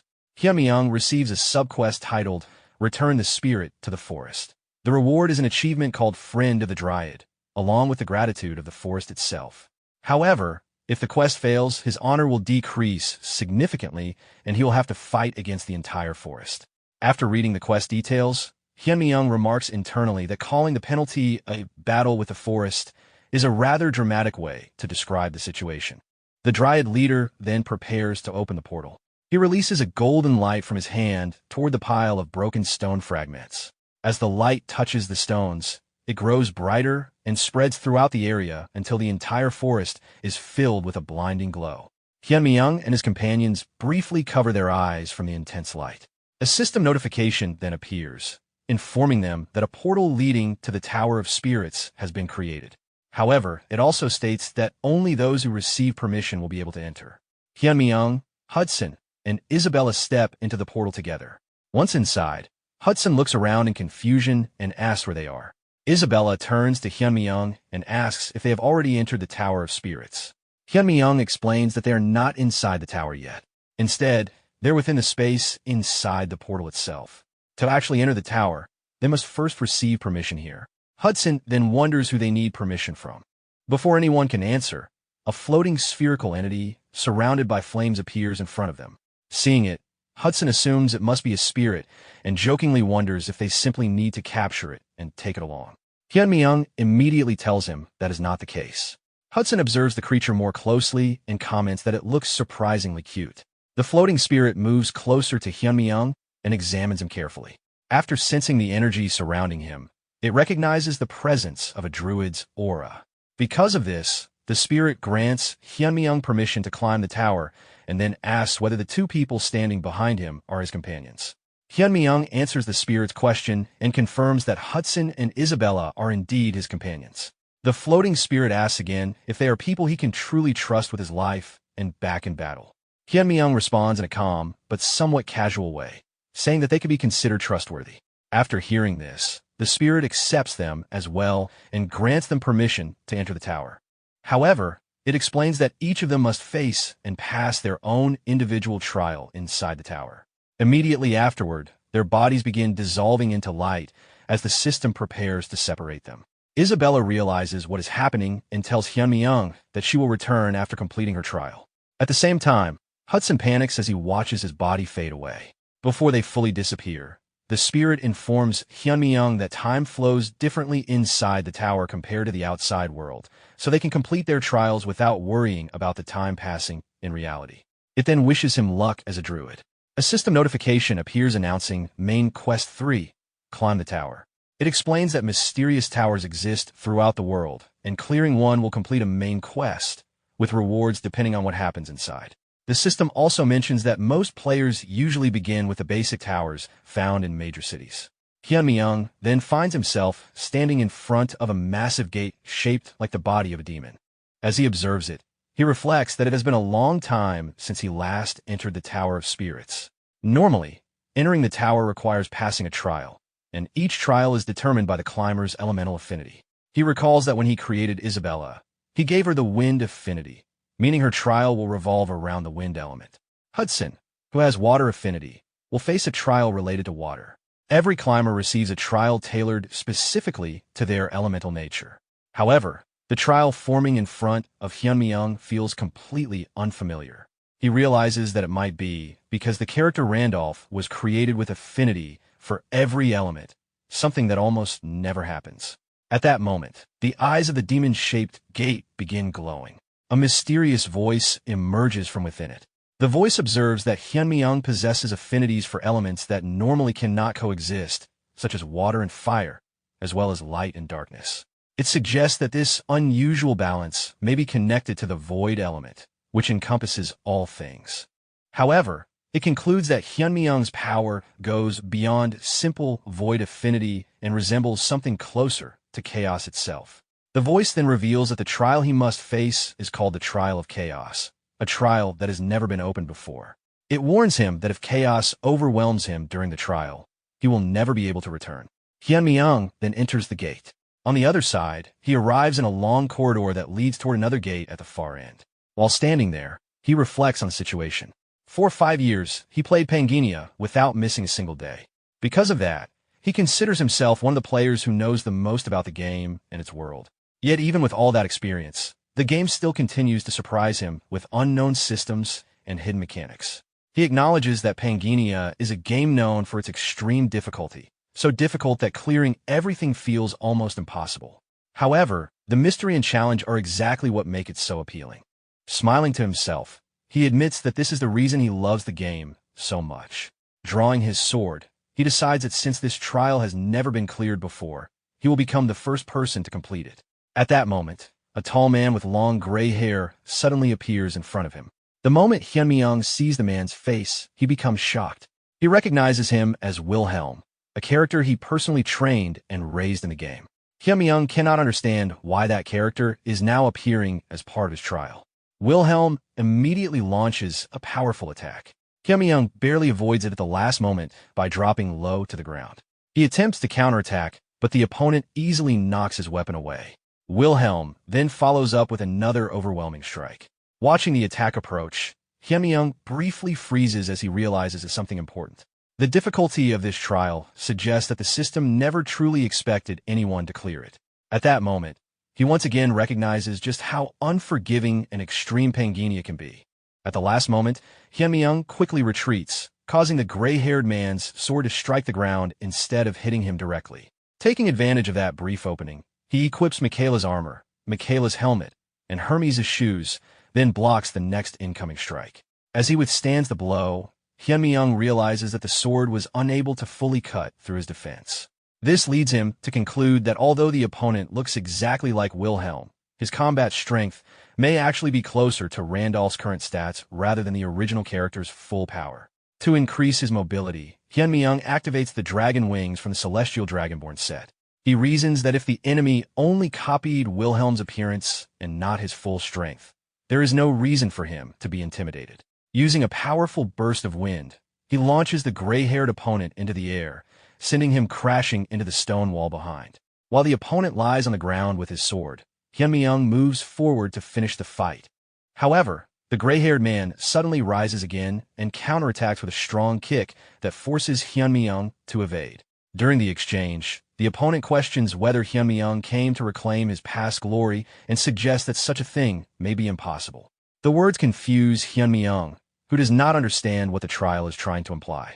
After dodging another attack, though still receiving a minor hit, Hyunmi-young angrily grabs the man by the hair and calls him fake. He then swings his sword and decapitates the opponent. After the fight, Hyunmi-young immediately takes a healing potion from his inventory and drinks it to recover his health. He reflects that it was fortunate he had stocked up on potions using money earned from Hudson's casino, otherwise the battle could have ended much worse for him. However, the situation becomes even more difficult when numerous identical copies of the gray-haired man suddenly appear around him. The story briefly shifts to the broadcasting office. The interview between Kim, Hannah, and Gracia has just concluded, and Hannah thanks him for traveling all the way for the interview. Gracia politely replies that it was not tiring at all, but before leaving he asks her an off-the-record personal question. Confused, Hannah asks what he wants to know. Gracia explains that he is interested in the mysterious man mentioned in the article she previously wrote. He asks Hannah to tell him everything she witnessed during that incident, without leaving out any detail. The scene then returns to the trial chamber inside the tower. Hyunmi-young has managed to defeat all of the copies of the gray-haired opponent after an exhausting series of battles. He estimates that he has fought at least 100 of them and is now extremely tired. Although the enemies have stopped appearing, he notices that there is still no path leading upward. Because of this, he assumes that he may already be on the top floor of the trial. However, he has also run out of potions and hopes that the system will soon display a message confirming that he has cleared the trial. At that moment, the bodies of the defeated enemies begin dissolving. From within them, dark wind-like spirits emerge and float in the air. These entities identify themselves as spirits of chaos and appear surprised that Hyunmi-young was able to reach this point. They ask if he is a druid and express a strange sense of interest in him. Seeing them appear, Hyunmi-young assumes that their presence means he has successfully cleared the Tower of Chaos and asks if the trial is finally over. However, the spirits react with laughter. They mock the idea that someone like him could have already cleared the tower. They then reveal a shocking truth. The trial he just endured was not the real challenge at all. According to them, The actual trial of chaos has not even begun yet, and the true test lies beyond a barrier deeper within the tower.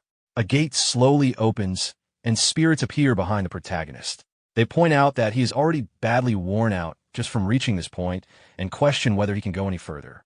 They explain that what lies ahead was never meant to be a trial that someone could simply clear. Beyond the door, they claim, there are not just a few but thousands of the same chaos illusions he has been fighting. Because of that, they insist that clearing the tower is impossible and try to convince him to give up. However, the protagonist ignores them and continues walking forward. Seeing that he is not stopping, the spirits urgently try to persuade him again. They warn him that going forward will only lead to death and start offering him various deals if he turns back. They suggest forming a contract with them, promising benefits such as power comparable to obtaining a star, the location of a unique piece of equipment in the world, or even the highest tier chaos-type skills. While continuing toward the entrance, the protagonist recalls how the Tower of Spirits works. Each trial normally grants a reward related to the element of that trial. For example, clearing the trial of fire gives a fire spirit egg, and clearing the trial of wind gives a wind spirit egg. By hatching such an egg, a person can form a contract with a spirit of that attribute. The trial he entered, however, is the trial of chaos, which had never been opened before in Pangenia. Because of that, he originally believed the reward would be a chaos spirit egg.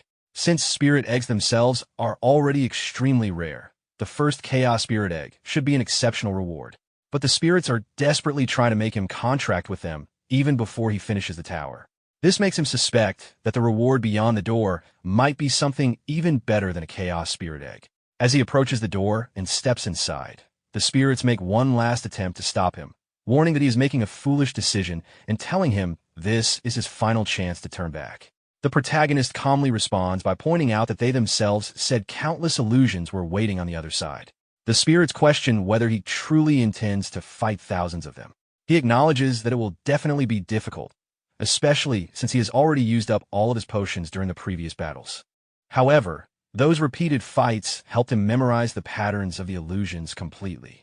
Because of that, he believes he no longer needs potions or extra support.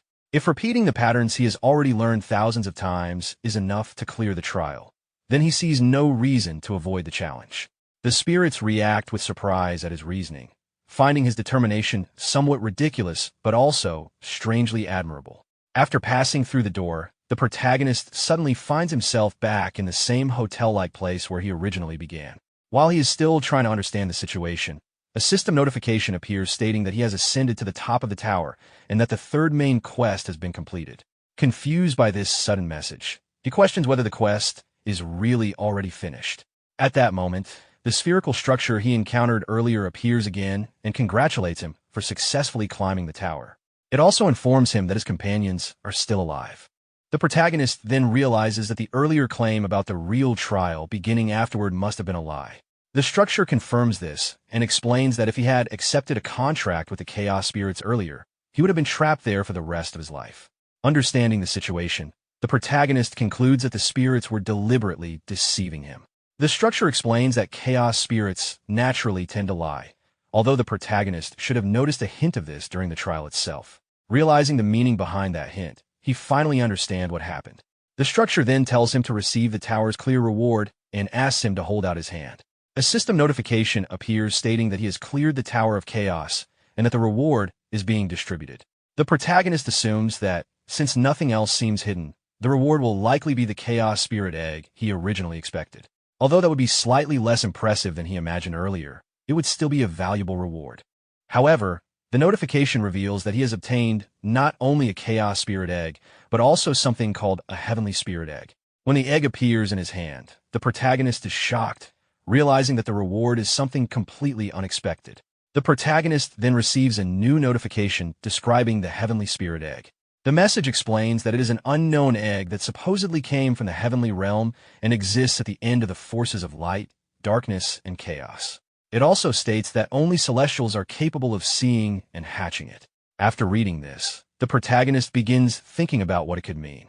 Celestials are known as the heavenly race that resides in the heavenly realm. Since he was able to obtain and see the egg, it suggests that he might actually belong to that race. This possibility makes him wonder if the egg is related to his hidden trait called heavenly.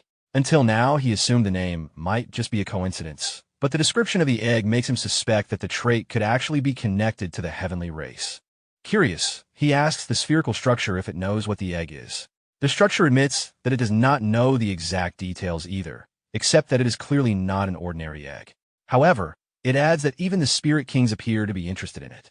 Hearing this surprises the protagonist. The Spirit Kings are among the strongest beings in existence and act as major mediators within the world of Pangenia. If even those beings are paying attention to the egg, then it must be something extremely valuable. Although he wants to learn more about it, there is currently no way for him to find out. Because of that, he stores the egg in his inventory and decides that the only way to understand it is by hatching it later.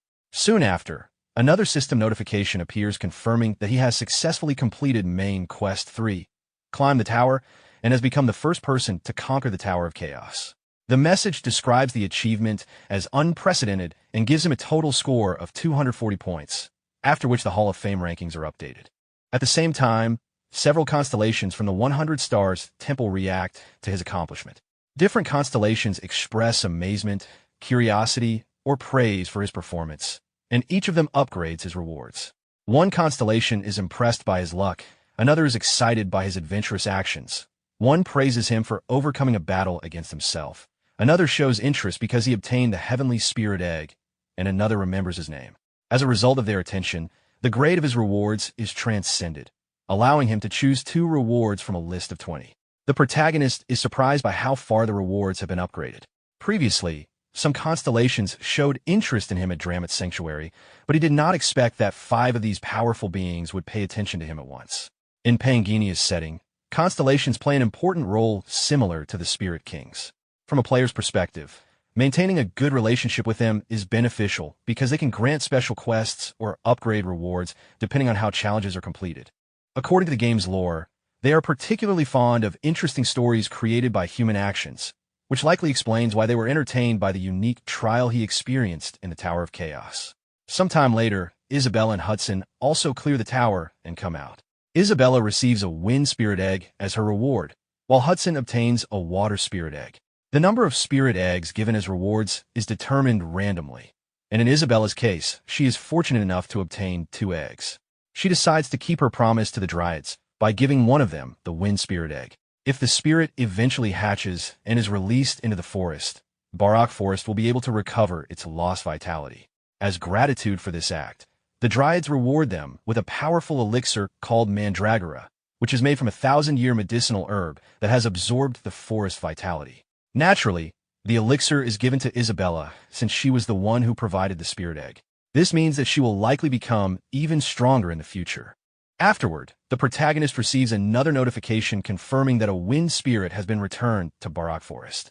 This completes a subquest and grants the title Dryad Friend, along with the forest gratitude. A new waypoint is also added to the teleport book, which now contains 3 locations: Desert Sanctuary, Arcana Sewers, and Barak Forest.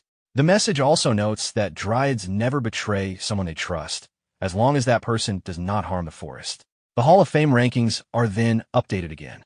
With his score of 240 points, Randolph takes first place, surpassing the previous maximum point limit. Because of this, he obtains the main Quest 3 privilege called Guardian Wall, and the ability itself is upgraded due to his unusually high score. Later, the scene shifts to the group traveling in a cart driven by a Hydreigon.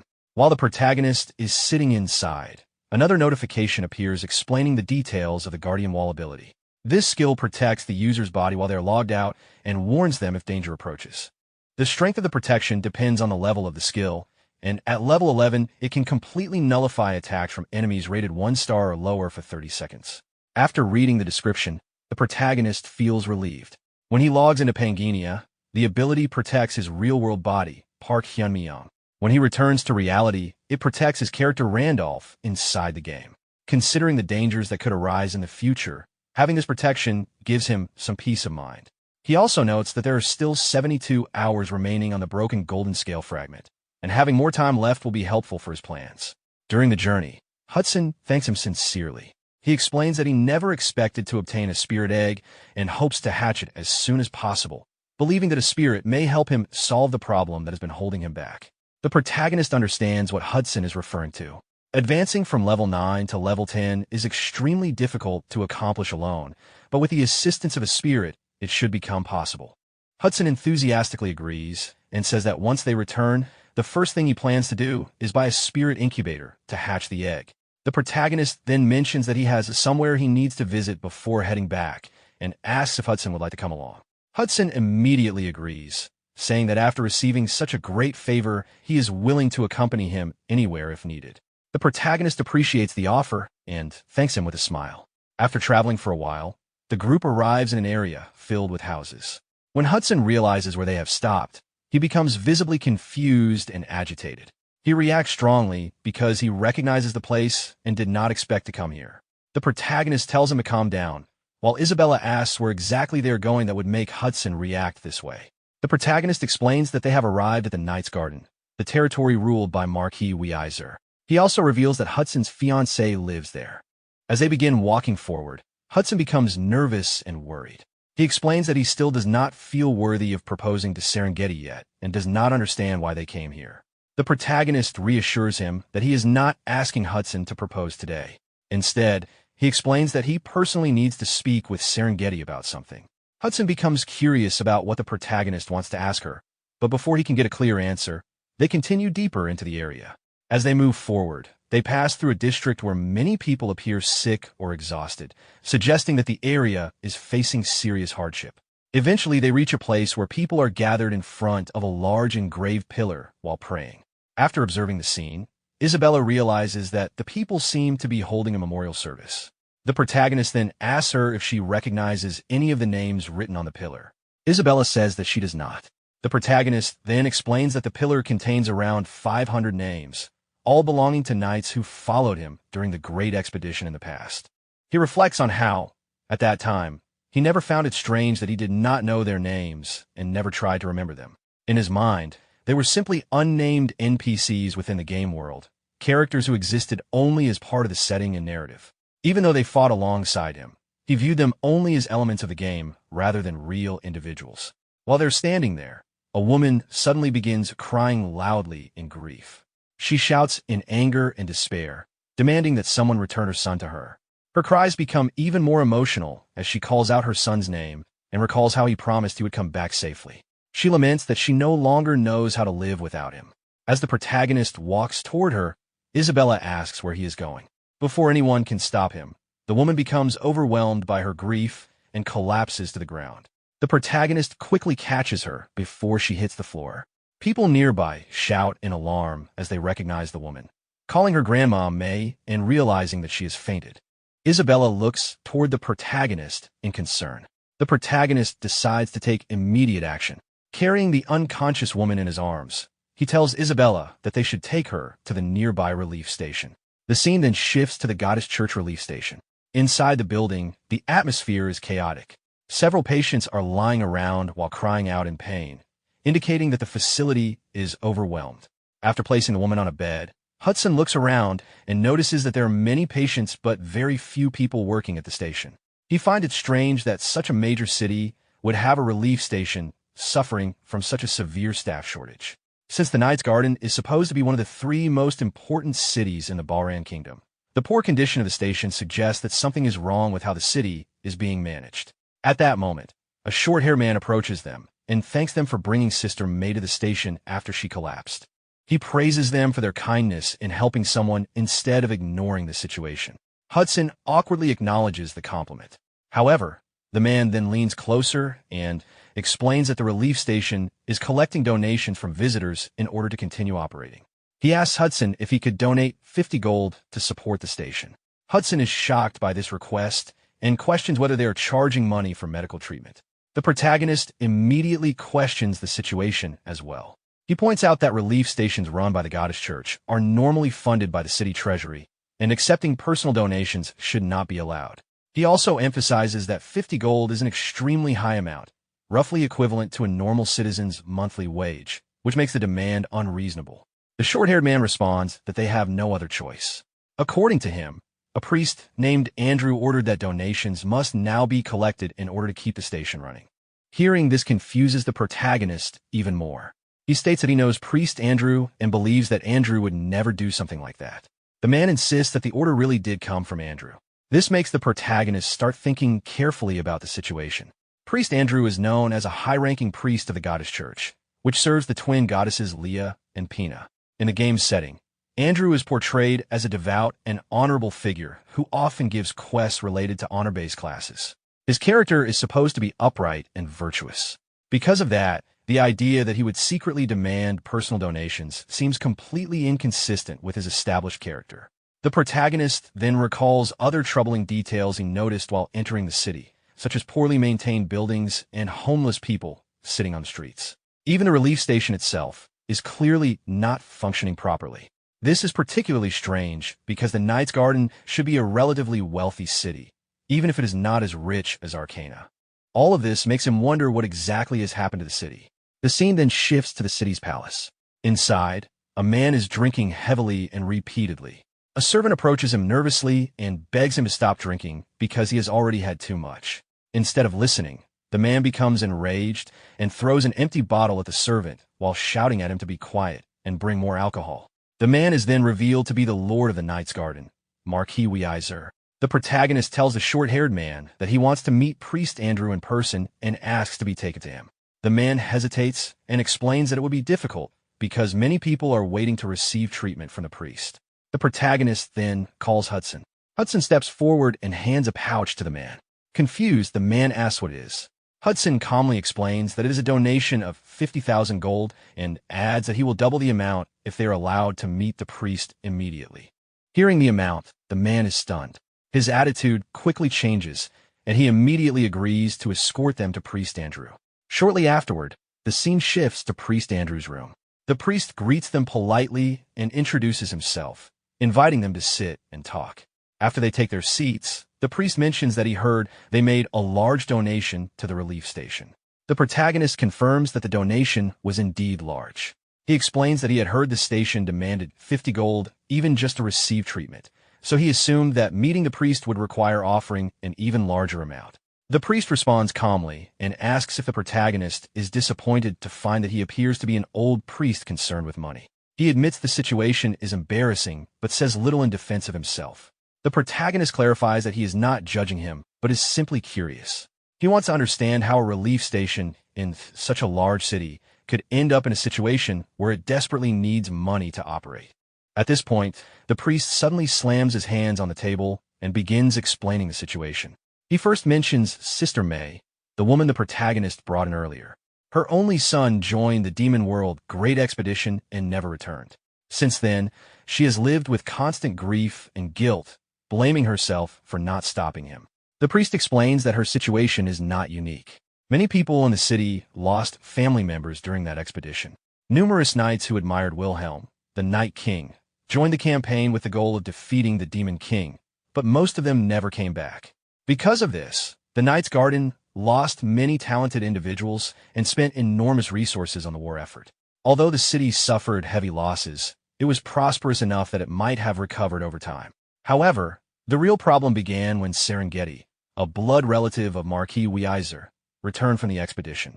She came back severely injured, having lost both of her legs. Since her return, she has remained unconscious for unknown reasons. Many priests, including Andrew himself, attempted to wake her, but were unable to do so. Marquis Weiser then gathered rare elixirs and searched desperately for a solution, but none of the attempts worked. As time passed, the city's finances, which were already weakened by the war, began collapsing.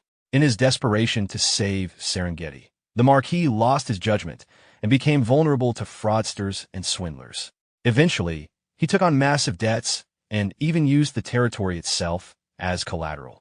After that, he fell into complete despair and stopped functioning as a proper ruler. Because of this collapse, the city government cut off all subsidies that once supported institutions like the relief stations. Now only a single relief station remains in the entire city.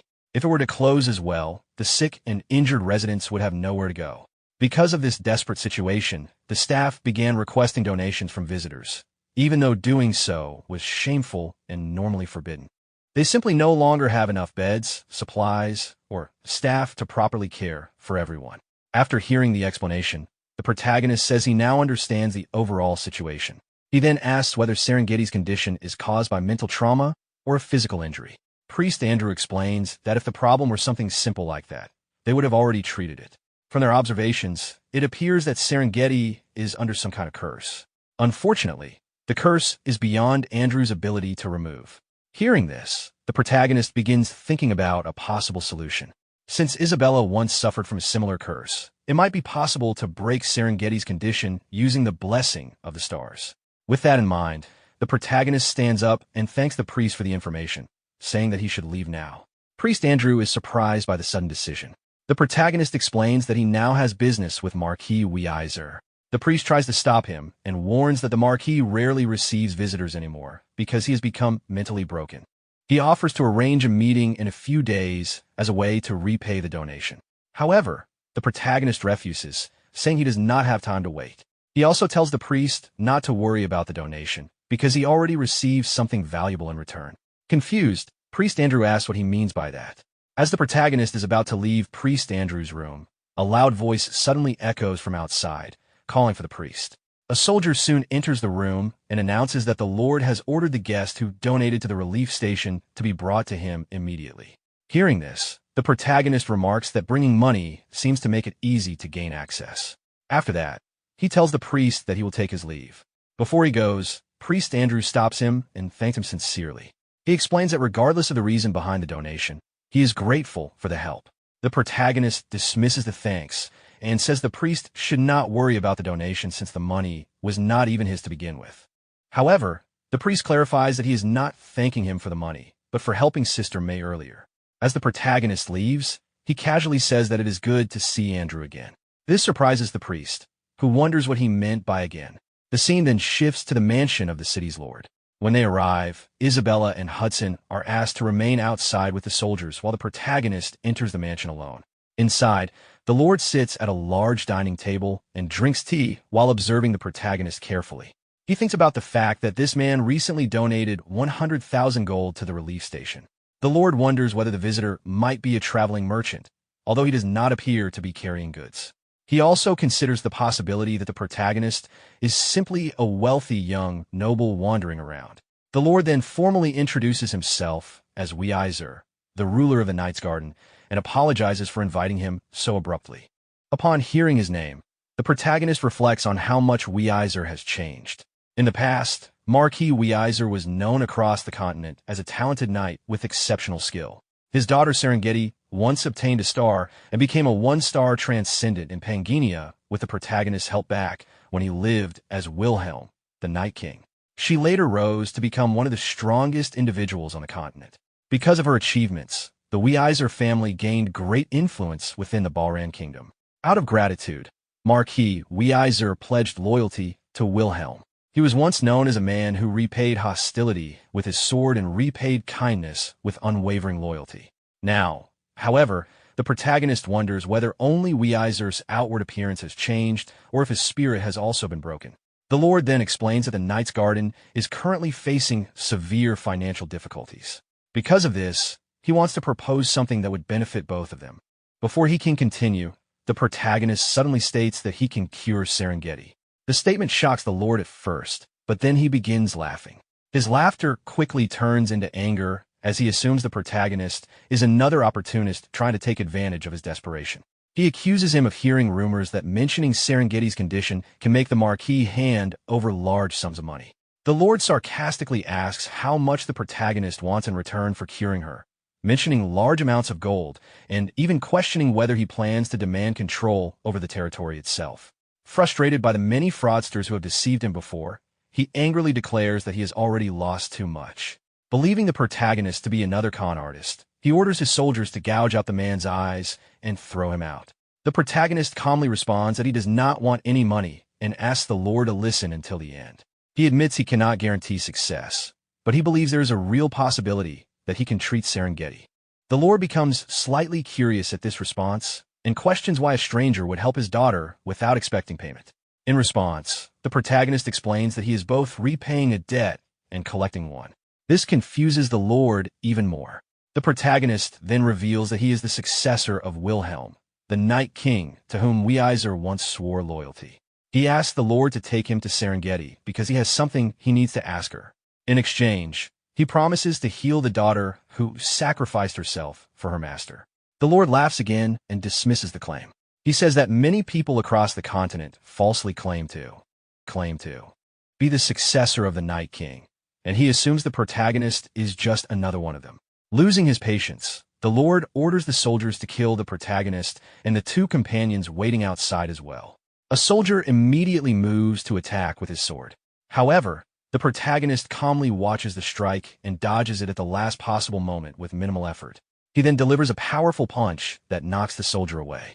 After demonstrating his strength, the protagonist tells the Lord to prepare the play. He declares that he will prove that he truly is Wilhelm's successor. The scene then shifts to an arena inside the mansion grounds. The protagonist stands in the arena facing another warrior, while Marquis Weiser and several soldiers observe the duel from the gallery above. Isabella and Hudson are also watching from a stance. Hudson is confused about what is happening and wonders why a duel has suddenly been arranged.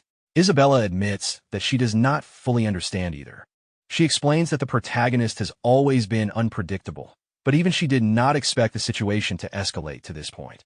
In the arena, the protagonist remains calm and carefully studies his opponent. He notices that the warrior is wearing a complete set of equipment that has been blessed by high-ranking priests, indicating that the opponent is entering the fight with powerful support.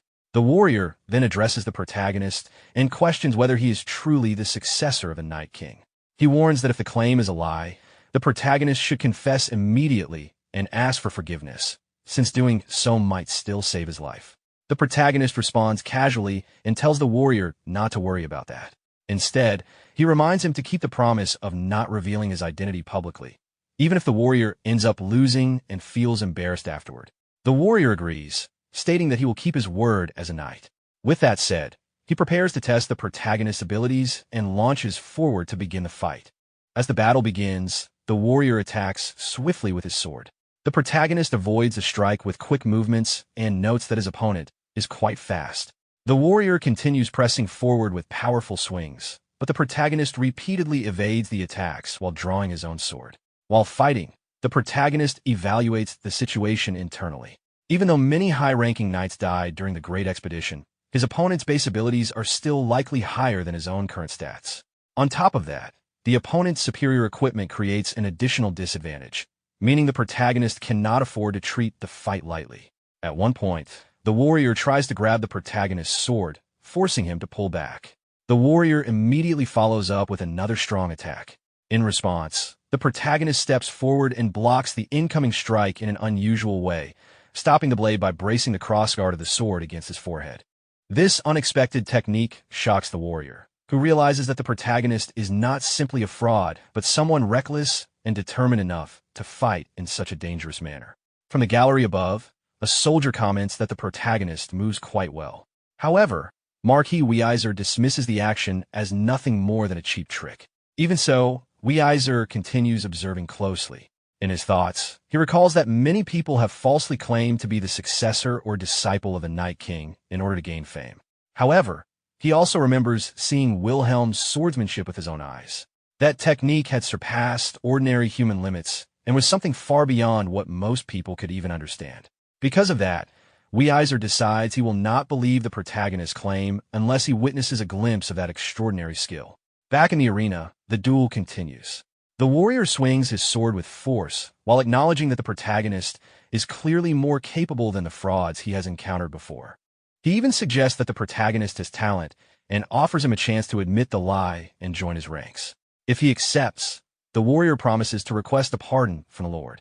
The protagonist blocks the attack and points out that the warrior is speaking confidently despite fighting with a full set of equipment against someone who is only level 3.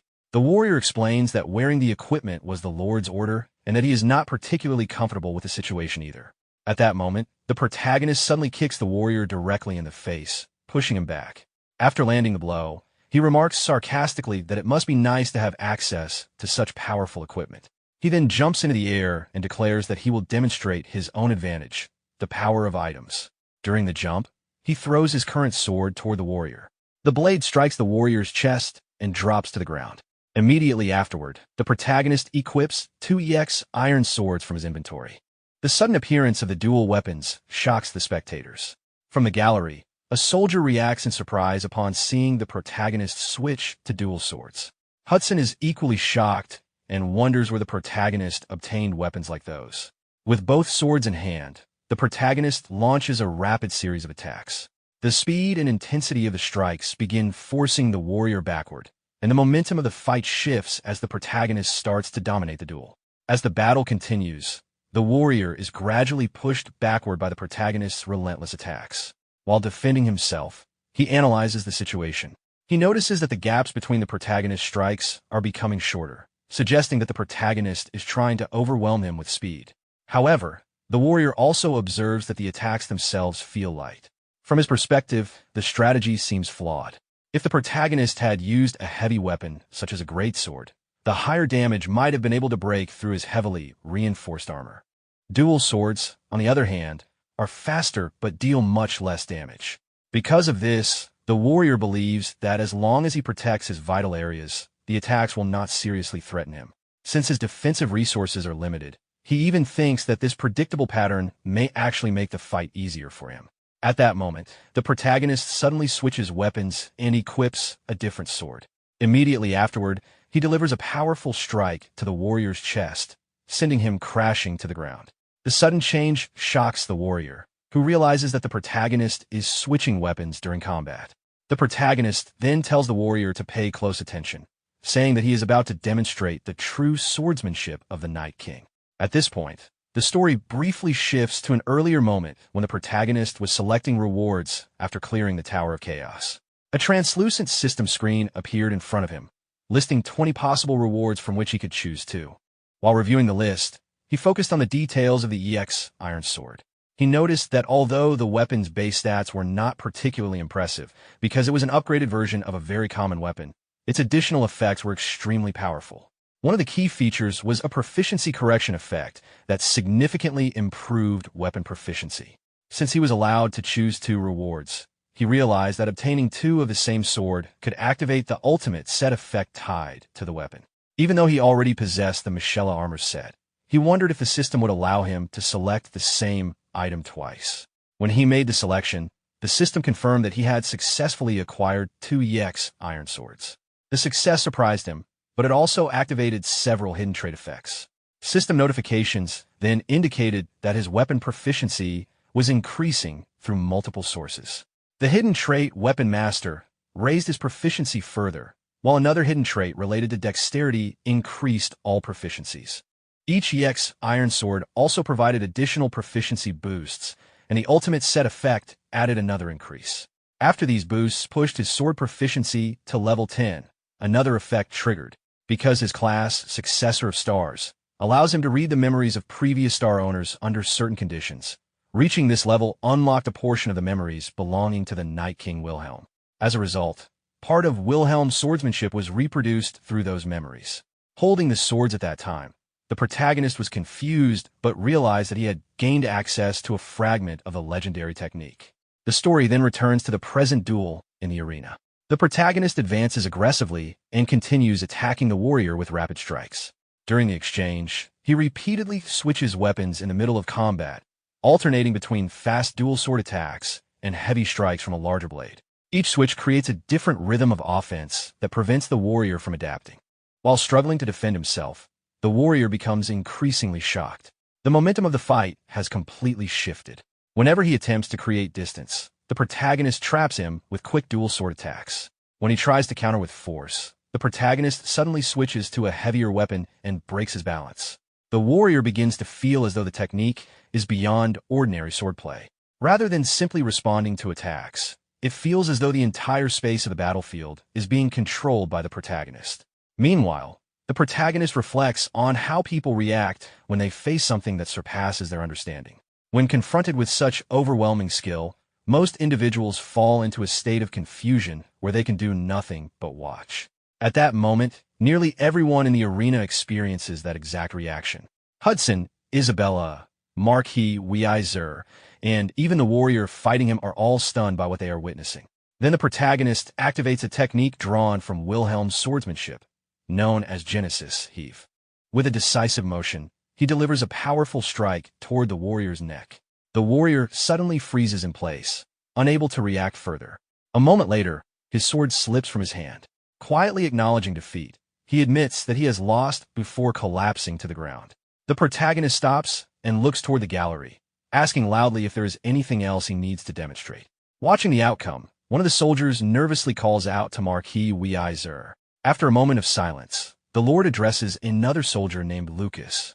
Then, in a dramatic shift in attitude, Marquis Weiser bows his head in respect toward the protagonist. He orders the soldiers to escort the man with the highest level of courtesy, declaring that he is the true successor of the supreme Night King, Wilhelm. The scene then shifts to Serengeti's room. She lies unconscious on the bed, while Marquis Weiser speaks to the protagonist. He explains that Serengeti has remained in this condition ever since returning from the Great Expedition. Despite trying countless methods to wake her, using rare elixirs and bringing in famous healers, nothing has worked. The protagonist then activates his hidden Great Sage trait and examines her condition. After scanning her body, he realizes that Serengeti is suffering from the Demon King's curse. Because it originates from the Demon King, ordinary healing methods would never work. Even powerful religious figures, such as priestesses or the Holy Emperor, would not be able to remove it. However, he believes that performing an exorcism using star energy, the power connected to a star guardian, instead of normal mana, might make it possible to weaken the curse. He walks towards Serengeti as Marquis Weiser asks if he truly has a way to wake her. The protagonist explains that he cannot guarantee success and will only attempt it once. He places his hand over Serengeti's head and activates the blessing of the stars. A golden light appears around his hand as the system notifies him that all of his star energy will be consumed. The message also states that there is not enough energy to completely break the Demon King's curse, but that the curse's limit has been temporarily lifted. Moments later, Serengeti slowly opens her eyes and weakly asks where she is. Marquis Weiser is shocked and overjoyed at the same time. He rushes toward her and asks if she recognizes him. However, Serengeti responds by calling out a different name. She says Hudson. Confused, the Marquis initially assumes she is referring to him, but quickly realizes the name does not belong to him. At that moment, Hudson, who had been nearby, steps forward, trembling with emotion. He apologizes for arriving so late. For a long time, Hudson had believed that as long as Serengeti was still alive, there would always be a chance for him. He thought that if he worked hard enough, became a member of the city council, and returned with enough status, the Marquis would eventually accept him. Even after Serengeti lost the lower half of her body, he had resolved to stay by her side and support her for the rest of her life. He believed that persistence would eventually create an opportunity. But as time passed, Serengeti's condition only worsened. Her health gradually declined, her once bright appearance faded, and her body became weaker with each passing day. If the protagonist had arrived even slightly later, Hudson might never have been able to see her again. Overwhelmed with emotion, Hudson approaches her and falls to his knees, apologizing repeatedly for coming too late. Serengeti softly calls his name in response. Marquis Weiser, however, is confused by the situation and demands to know who Hudson is and what relationship he has with his daughter. Before the situation can escalate further, the protagonist intervenes and tells everyone to calm down. He explains that although Serengeti has awakened, the Demon King's curse has not been completely removed. Hudson anxiously asks what that means, while the Marquis fears that Serengeti might fall unconscious again. The protagonist confirms that the curse is only temporarily suppressed. At best, Serengeti will be able to remain awake for the rest of the day. To remove the curse completely, they will need the power of another star. As he considers the situation, the protagonist realizes what he must do next. To fully break the curse, he needs to increase his star energy. There are only two ways to do this: by leveling up or by obtaining additional stars. More importantly, he remembers that when Wilhelm, the Night King, died, 5 stars were lost. Because of the star successor class ability that allows him to read the memories of previous star owners, recovering those stars is extremely important. If someone else acquires them first, he might lose the chance to regain Wilhelm's memories forever. So far, he has recovered only one of the stars, meaning 4 still remain. If he wants to retrieve them quickly, the best source of information would be Serengeti herself. She was present during the events surrounding Wilhelm's death, so she might know what truly happened during that time. The scene of death. For that reason, he decides he must speak with Serengeti privately. The protagonist asks everyone else to leave the room so he can talk with Serengeti alone. Outside the room, Serengeti's father and Hudson sit at a table. The father angrily confronts Hudson after learning that Hudson and Serengeti had secretly promised to marry each other. Hudson admits that it is true and apologizes for revealing it so late. Serengeti's father acknowledges that he is grateful Hudson came all this way for her, but he firmly states that Hudson will no longer be allowed to see Serengeti again. Hudson desperately argues that he knows he is not worthy yet, but he plans to join the city council soon and become someone deserving of Serengeti. He begs for a chance. However, Serengeti's father explains that the issue has nothing to do with his personal feelings toward Hudson. After the Great Expedition, the territory suffered enormous losses. Restoring the knights and continuing Serengeti's treatment required a huge amount of money. Eventually, the territory ran out of funds and had to seek help from other noble houses. At that time, Duke Sin, the head of a powerful house in the Valen Kingdom, offered financial support. His house was influential enough to rival the royal family. However, the loan came with a condition: Serengeti would eventually be sent to Duke Sin's household. Back then, Serengeti's father had no other choice. Continuing her treatment was his highest priority. He also believed that even if Serengeti never woke up and his own family collapsed, the Duke's household would not abandon her, because doing so would damage their reputation. Because of that agreement, Serengeti is scheduled to be sent to Duke Sin's house in 1 month. The father considers it an unavoidable decision to protect both the territory and Serengeti's future, and he tells Hudson that he must give up on her. Meanwhile, inside the room, Serengeti speaks with the protagonist alone. She asks who he really is. The protagonist explains that he is the successor of the Night King Wilhelm, and that he came to deliver news about Wilhelm's final moments. Serengeti immediately rejects the claim because she believes Wilhelm never had a successor. Realizing that she will not accept vague explanations, the protagonist mentions a deeply personal memory only the two of them would know. He recalls the moment when Serengeti first encountered a star and was afraid that consuming it and transcending might cause her to lose her sense of self. At that time, she had been worried that her feelings for Hudson might change. Back then, Wilhelm had not fully understood her anxiety, but looking back now, it was clear that Serengeti simply wanted her love for Hudson to remain the same.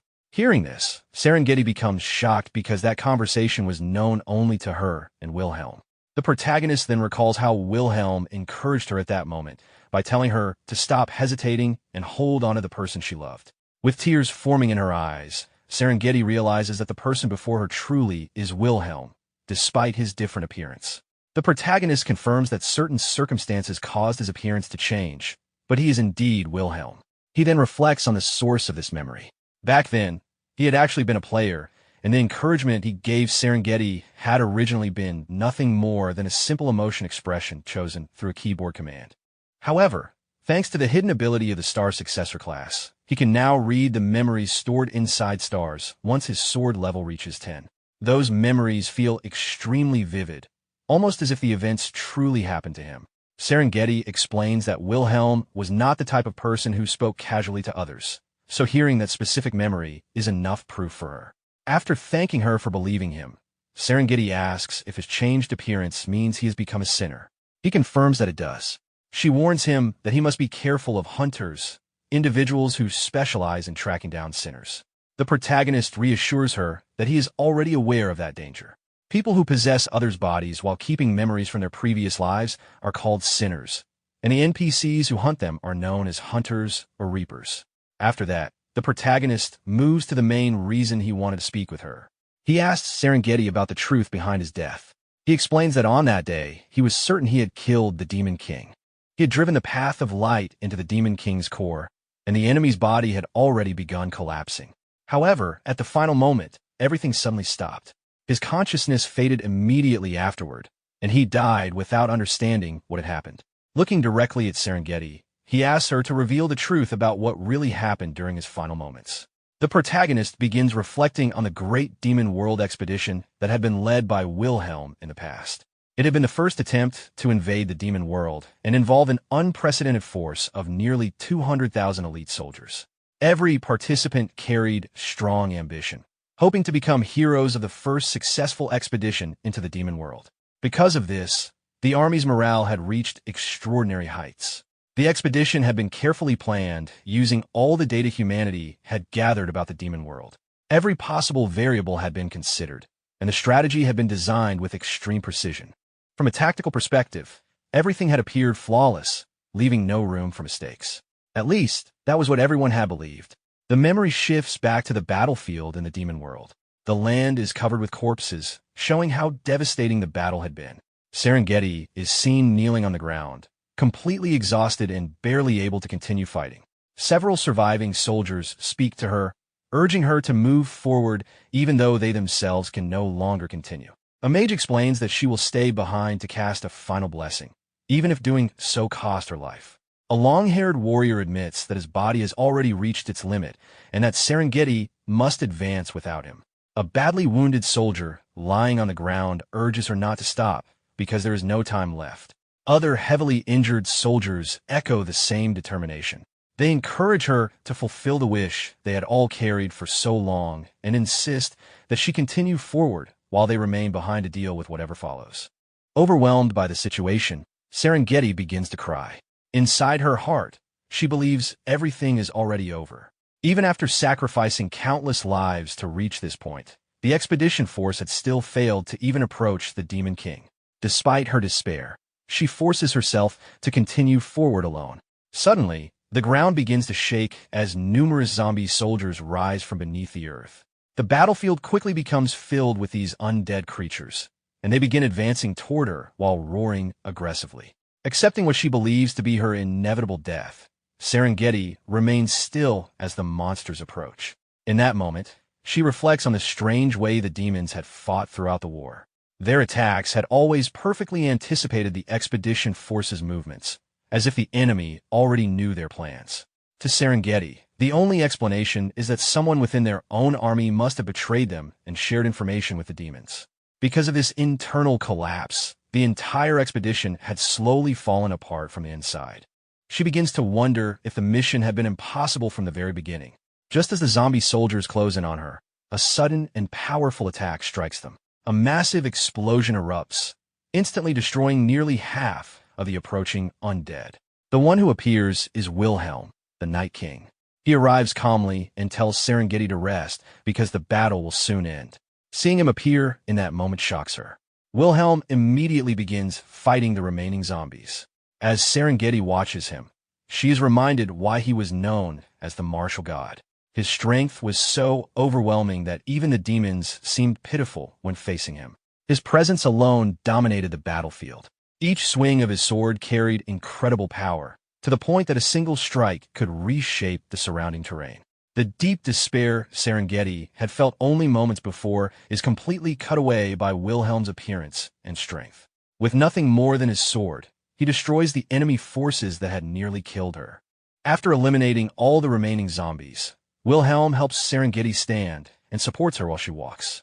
Serengeti tells him that she has already recovered enough strength and insists that he does not need to assist her anymore. Wilhelm dismisses her concern and explains that he is simply helping so she can regain some stamina, adding that she is still a valuable fighter. He then asks whether they are the only survivors left. Serengeti explains that aside from the wounded soldiers who had been sent back to the entrance of the demon world earlier, the rest of the expedition force had been completely annihilated. Wilhelm calmly accepts the situation and tells her that she must survive and return, at least. He reminds her that she used to cry every night during the expedition because she missed someone named Hudson and wanted to see him again. Embarrassed by this statement, Serengeti immediately denies that she had ever cried. Serengeti firmly tells Wilhelm that no matter what happens, she will return and meet Hudson again. At that moment, a mysterious portal suddenly opens beneath them. Serengeti is shocked by the sudden appearance of the trap. Wilhelm immediately reacts and pushes her away from the portal's range. While doing so, he briefly complains about how difficult the situation has become, comparing it to a challenging game. As Serengeti watches him, Wilhelm tells her that once she returns to the human world, she should simply live her life well. Whether she chooses to marry, fall in love, or do anything else, she should focus on living happily. Hearing this, Serengeti begins thinking about her situation. She realizes that she has been given a chance to survive, even though the expedition has completely failed. Wilhelm has saved her life and allowed her to escape the battlefield. Even if she returns alone, no one would blame her because the battle had been so brutal that survival itself would be considered a miracle. If she manages to escape, she will finally be able to reunite with Hudson and return to the peaceful life she longs for. However, just as she reaches that realization, she apologizes to Hudson in her heart. Instead of escaping, Serengeti activates a position swap ability, switching places with Wilhelm. She appears directly within the trap that had been meant for him and becomes caught by the Demon King's mechanism. Wilhelm is shocked by what she has done. The memory then shifts back to the present inside Serengeti's room. Serengeti explains to the protagonist that she was fortunate to survive the trap. Although she was caught by the Demon King's attack and lost both of her legs, her body did not completely disappear. The elixir Wilhelm had given her earlier allowed her to stay alive. Hearing this, the protagonist reflects on the past. At that time, he had been deeply immersed in the game and had acted without thinking too carefully. Because of that, the situation had unfolded in a very dramatic way within the game itself. Serengeti continues explaining what happened afterward. Wilhelm placed a powerful vanishing enchantment talisman on her body to hide her presence. Because of the talisman's effect, the Demon King was unable to sense her. As a result, she was able to remain hidden and observe everything that happened afterward until the very end. The protagonist says that he remembers events up to that point as well, but what he truly wants to know is what happened afterward. Serengeti understands his question and begins explaining the final moment. According to her, the Demon King soon revealed himself after that. Just as Wilhelm remembered, the Demon King did indeed fall after Wilhelm's attack. However, immediately afterward, something strange occurred. Wilhelm suddenly froze completely, as if time itself had stopped. The memory shifts once again to the battlefield in the demon world. The Demon King acknowledges Wilhelm's overwhelming strength. Even though Wilhelm possessed the power of a 5-star transcendent, he had managed to push the Demon King to the brink without relying on the authority of a goddess. However, the Demon King explains that this is also Wilhelm's weakness. Without divine authority granted by a goddess, Wilhelm could destroy the Demon King's physical body but could not completely eliminate his essence. Because of this, the Demon King declares that he intends to use Wilhelm's body as a new vessel to replace his own damaged one. Dark energy begins gathering around Wilhelm as the Demon King attempts to take control of his body. At that moment, a bright light suddenly appears within the swirling darkness. Seeing that light, Wilhelm recognizes it and realizes that it belongs to the goddess Pina. In anger, he accuses her of interfering and suggests that she might even be willing to sacrifice the life of the knight who followed her if it meant protecting her own star from being taken. As the dark energy continues to consume him, Wilhelm collapses under the pressure of the possession. The scene returns again to Serengeti's room. Serengeti explains that after witnessing that moment, her memory becomes unclear. She does not remember anything that happened after Wilhelm collapsed. The protagonist begins thinking about what this means. From what he has heard, the Demon King attempted to possess Wilhelm's body, but the goddess Pina also intervened at the same time. The exact outcome of that confrontation remains unclear, leaving him confused about what truly happened during his death.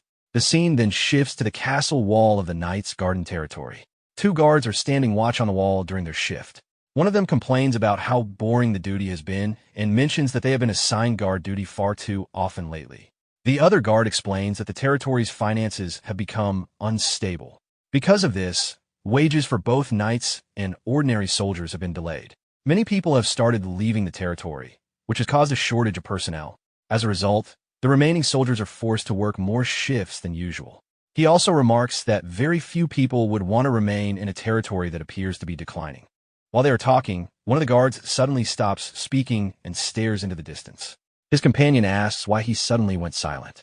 The guard notices something unusual within the dusty winds approaching the city. As the dust clears slightly, he sees multiple glowing eyes moving within the storm. Realizing what he is looking at, the guard panics and raises the alarm. A monster wave is approaching, and the city is about to come under attack. A long time ago, the continent of Pangania experienced a massive war between the forces of light and darkness. During that conflict, the goddess Leah lost her life. After her death, the continent gradually fell into deep darkness and chaos. Eventually, the land itself became divided. The continent split apart into separated regions, and the routes between them were blocked by a dangerous phenomenon known as the Dark Void. Because of this, travel between the divided lands became almost impossible. To solve this problem, people invested enormous amounts of money and effort into developing a special transportation method known as warp travel. Warps allowed people to move between distant continents by passing through the dark void. Over time, warp gates became an essential part of daily life for the people of Pangea. However, warps were also extremely dangerous. Since they passed through the dark void, any warp that was abandoned or not properly maintained could become unstable. When this happened, the warp could accidentally connect to the dark void itself and release dangerous creatures into the world, turning the warp into a disaster source. The scene shifts again to the castle walls of the Knight's Garden. A massive swarm of monsters is approaching the city. The creatures advance rapidly toward the castle as the guards prepare for the incoming attack. Meanwhile, inside Serengeti's room, the protagonist continues thinking about the information he has just learned. Based on Serengeti's account, he begins to form a theory about what truly happened during his death. It appears that the Demon King attempted to take control of Wilhelm's body after being defeated. At the same time, Pina, the twin goddess of the deceased goddess Leah, intervened in order to stop the Demon King's possession. This situation leaves the protagonist with more questions than answers. However, he begins organizing his thoughts to understand the larger situation. First, he considers the reason why he was unable to completely kill the Demon King. Right before the finishing blow, time suddenly stopped. From his perspective as the player controlling Wilhelm, that moment resembled a sudden blue screen, as if the game itself had frozen. However, Serengeti was able to witness everything that happened afterward. This means that characters inside the world were not affected by that time stop. From this, he suspects that the game might have been designed in a way that prevented ordinary users from defeating the Demon King.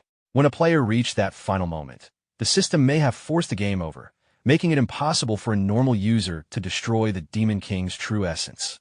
The Demon King had mentioned that only a specific type of existence could truly destroy his essence.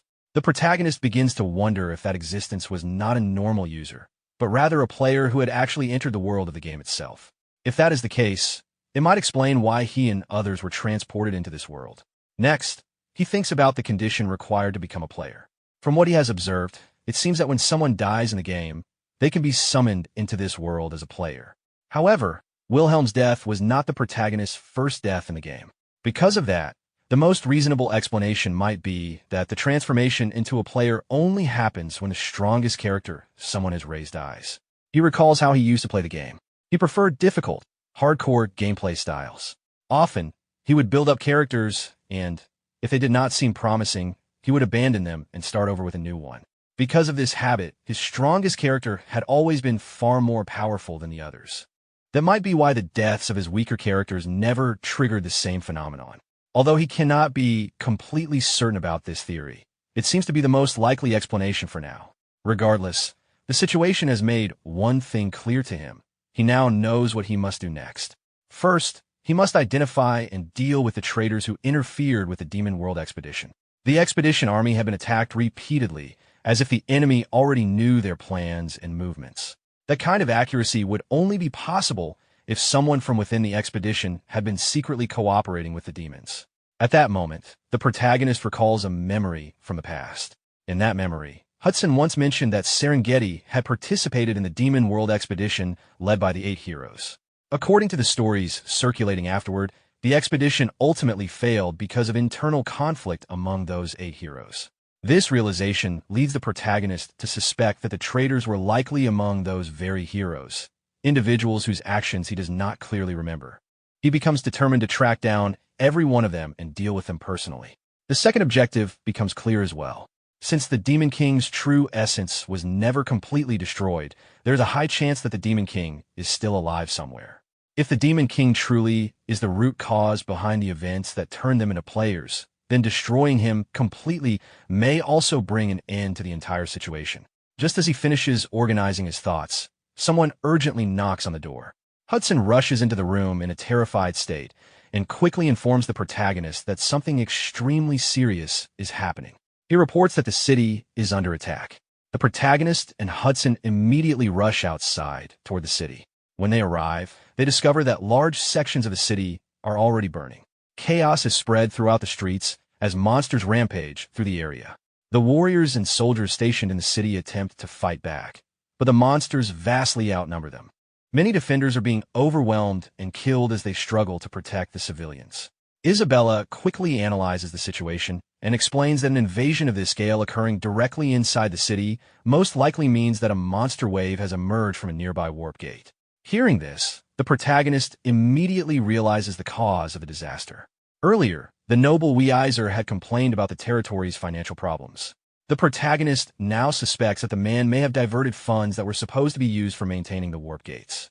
If the warp maintenance budget had truly been neglected, it would easily explain how a warp could have become unstable and released a monster wave directly into the city. At that moment, the Marquis Weiser himself arrives with a group of soldiers riding on horseback. They charge into battle and begin cutting down the monsters as they push forward through the burning streets. As the protagonist watches the noble fighting his way through the battlefield, he calls out to him. As the battle in the city intensifies, the Marquis notices the protagonist and immediately stops his horse. He seems surprised that Wilhelm's successor is still inside the city during such a dangerous situation. The protagonist quickly asks what exactly is happening. The Marquis explains that the city has already been heavily damaged by a monster wave. According to the information he has received, something has gone wrong with the 3 warp gates located in the east, west, and south of the territory. All of them appear to have malfunctioned at the same time. Hudson reacts with shock upon hearing that 3 warp gates failed simultaneously, realizing how abnormal and dangerous that situation is. Even the protagonist finds it difficult to believe. The Marquis then reluctantly asks the protagonist for help. Although he feels ashamed to ask, he admits that the city desperately needs assistance. If the Star Bearer fights alongside them, their chances of survival would increase significantly.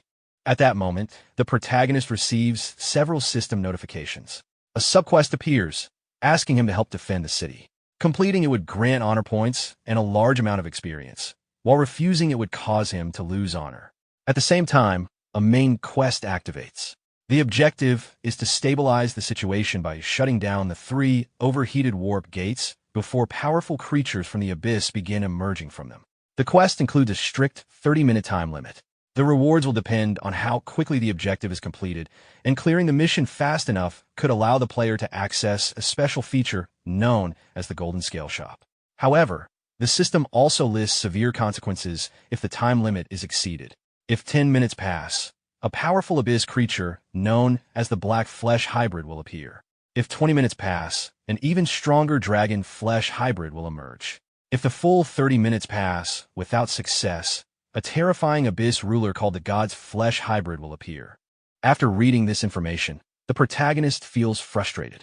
In the middle of a citywide disaster, the system is suddenly throwing quests at him as if this were still a game scenario. Meanwhile, the Marquis continues pleading for help. With the current forces available in the city, he believes it is impossible to hold the monsters back for long. Hudson also begs the protagonist to help defend Serengeti's territory. However, Isabella warns Hudson not to make decisions based purely on emotion. The protagonist then analyzes the situation carefully. At the moment, the defenders are barely holding the line because only ordinary monsters are appearing. However, if 10 minutes pass and a hybrid monster emerges, the entire defense force will likely collapse instantly. Those creatures are far beyond the ability of anyone present to defeat.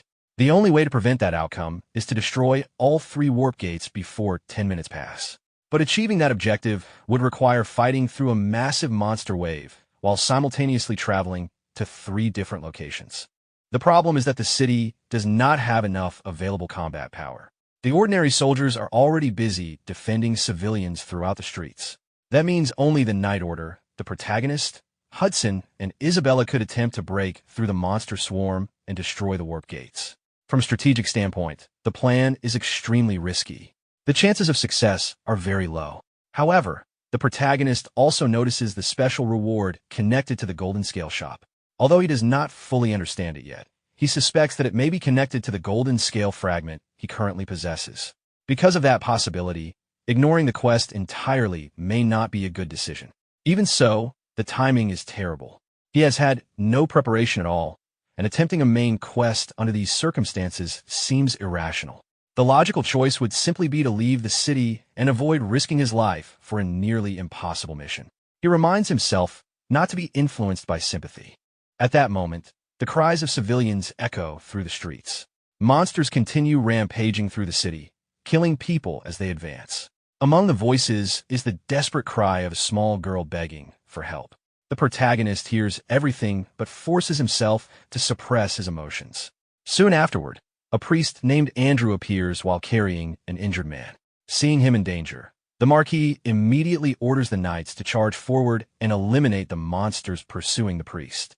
The knights obey the command and quickly intercept the monsters, cutting them down before they can reach the priest. The Marquis then urges Priest Andrew to mount a horse and retreat to safety. He explains that the city cannot possibly save everyone, and if they lose their only high-ranking priest, the situation will become completely hopeless. However, the priest refuses to abandon the wounded civilians. Before the argument can continue, a monster suddenly leaps toward the priest with its weapon raised. The Marquis panics, realizing the priest is about to be killed. At the last moment, Isabella intervenes. She strikes the monster with a powerful attack and slices it cleanly in two before it can reach the priest. Both the Marquis and the priest are shocked by the sudden rescue. The protagonist then approaches the group and calmly announces that the upcoming battle will be extremely dangerous. Anyone who wishes to withdraw is free to do so. Hudson immediately refuses to back down. He insists on helping defend Serengeti's territory. Isabella also responds with her usual blunt attitude, pointing out that their situation has never been comfortable since they began working together.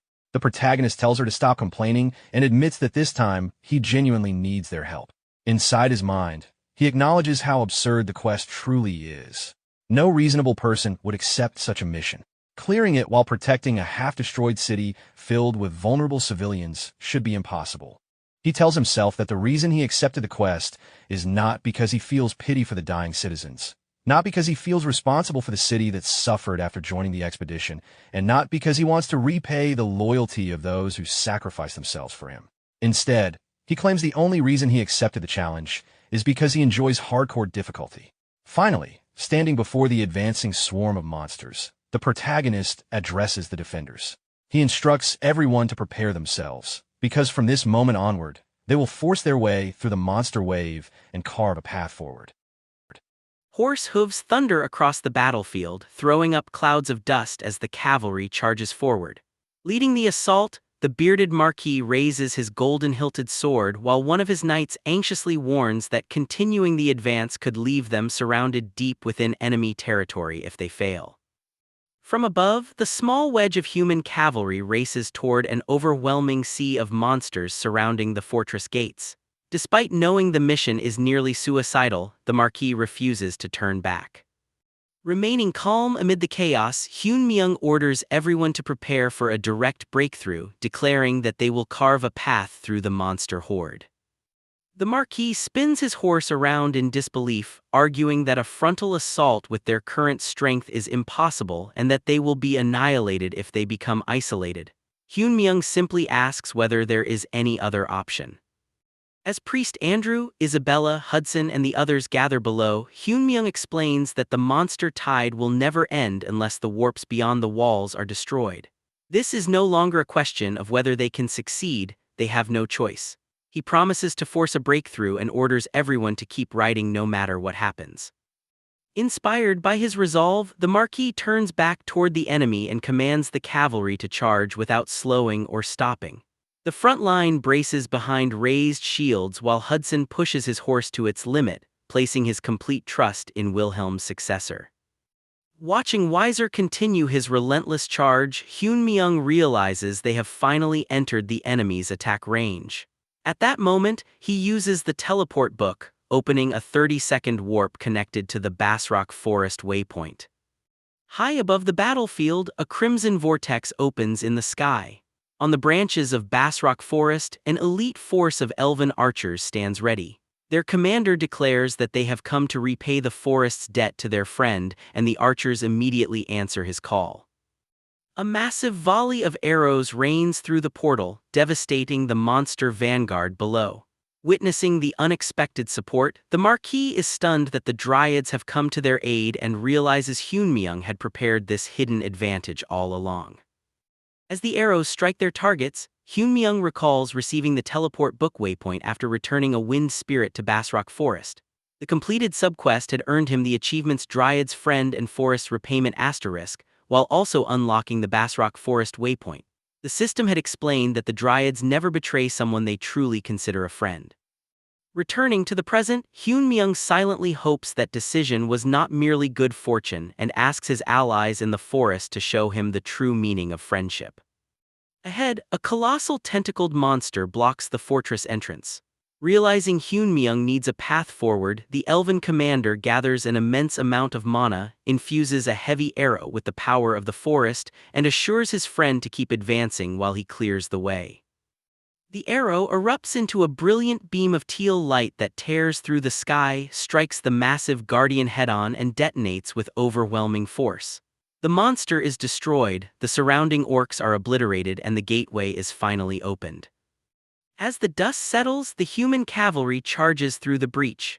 Realizing the seemingly impossible obstacle has fallen, the soldiers erupt in celebration before pressing onward with renewed determination, knowing that all that remains is to destroy the warp.